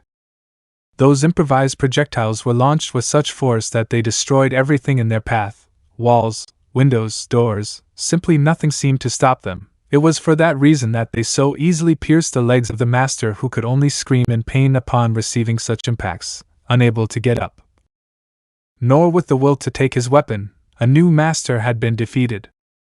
Izuku slowly walked. Each step taken was closer to his goal. Naturally, this was not over, since a giant clone of ectoplasm appeared in front of him, much larger than the one he used in his previous exam. That clone launched itself towards Izuku. Without wasting a single second, he attacked him with his giant fist, thinking that with that he would have an advantage. How wrong everyone was. Izuku, with an even bigger smile, brought his arm back from his body, once again forcing the black whips to group together, creating more and more, shaping it into something very simple but effective for this case. A giant fist had formed in his hand. The resemblance to the quirk of the Class B president was notable, but in Izuku's case it was infinitely superior. Both fists went at full speed against each other. The impact was such that it could be seen as a large current of air displaced the unconscious bodies of the masters who were nearby. Unfortunately for the master, his clone lacked the necessary strength to oppose even a second to Izuku, who without any hesitation in his being threw it directly towards the original, flattening it with his own creation. The weight of this, plus the force with which it was thrown, caused the master to be crushed and even to be slightly sunk into the ground. The clone instantly disappeared, leaving only its creator lying on the ground unconscious in a pool of his own blood. Aizawa, watching in horror as everything happened. Why? Why? Why? Why? Why? Why? With his eyes dry from using his quirk on Izuku so much, but it was still active. Why did things turn out this way? "Izuku, what's wrong?" Aizawa-sensei, walking slowly towards his teacher, looking with some madness at his teacher, while the rays, the black whips, trails of smoke appeared and disappeared successively. "Can't you erase my quirk?" His smile widened when he saw his teacher's astonished face. "Ha ha ha ha ha, that's pretty obvious, master." Getting closer and closer, his quirk is arriving at his side, too weak, giving him a light blow behind his neck to faint him and leave him gently on the ground. After that, Izuku just kept walking, only to later meet the heroine 13 on the side of the street. The poor professional had taken off her helmet, showing that she was crying, paralyzed with fear, unable to even get up. With no one else surpassing her, the professional heroine had urinated inside her suit. She wasn't a threat, that's why Izuku ignored her. Every step was heard by everyone, every step echoed in the silent place. Izuku's laughter emerged from within his being, as he left behind the beaten and unconscious bodies of his teachers. When he finally reached the director, Nizu and Bakugu, he simply ignored them. Neither of them moved, either of them said anything. On the contrary, they were paralyzed, scared to death. Nizu's bristling fur gave him away, incapable of analyzing absolutely anything of what he had just seen. For his part, Bakugu just gulped as he felt Izuku pass by. He knew it, he knew from the depths of his being that if he had called him Deku, with any tone, with any intention, he would have died on the spot. Izuku had finally reached the finish line, the exit door was in front of him. Without any hesitation he crossed it, not caring at that moment about everything he caused. He simply, with a huge smile full of his blood, with his hands and feet stained equally with blood, but not precisely only with his own, was when he turned to look directly at the director. The creature could swear that he was seeing death itself before his eyes. Not even in his worst nightmares did he imagine a scenario like that, and before him, Izuku uttered some words that he would never forget. Win. That was all he said before falling unconscious and to the ground. Nobody said anything, nobody wanted to say anything. This was the result of a succession of avoidable events. But nobody did anything. Both All Might, Shuko and Momo watched Izuku's unconscious body in silence, but they weren't the only ones. Unknown location. AFO, ha ha ha ha ha, not stopping laughing while standing in front of a monkey. Well done, Izuku. Clapping with excitement, ha ha ha ha ha. Kurogiri, sir, next to his nervous teacher. Is everything going according to your plan? AFO, plan? Hey, of course, not surprising him, this was never the plan in the first place. I'm just adapting to the circumstances. Smiles again. Even so, listening to how Izuku taught those heroes a lesson was very funny, ha ha ha. Kurogiri, what's next? AFO, calming down slowly. The moment when I meet Izuku is getting closer. Tell Tamura to recruit someone strong, capable of withstanding good blows, then I will take care of improving him. Kurogiri, yes sir, leaving the place, leaving him alone. AFO, Izuku, very soon you will see the true colors of this cruel and hypocritical world. The promise I made to Hisashi, the only sin I truly regret having committed. I will tell you everything, taking an old photograph in his hands, but without being able to see it directly. Making others happy is just suffering for them. That hero mentality will only be your condemnation. Squeezing that photograph with some force, but without breaking it. Let me know in the comments below if you guys want the next part. Also check out my other video that has been shown and left. Thank you for watching. If you enjoyed this video, please like and share this video. And have a fantastic day. Bye.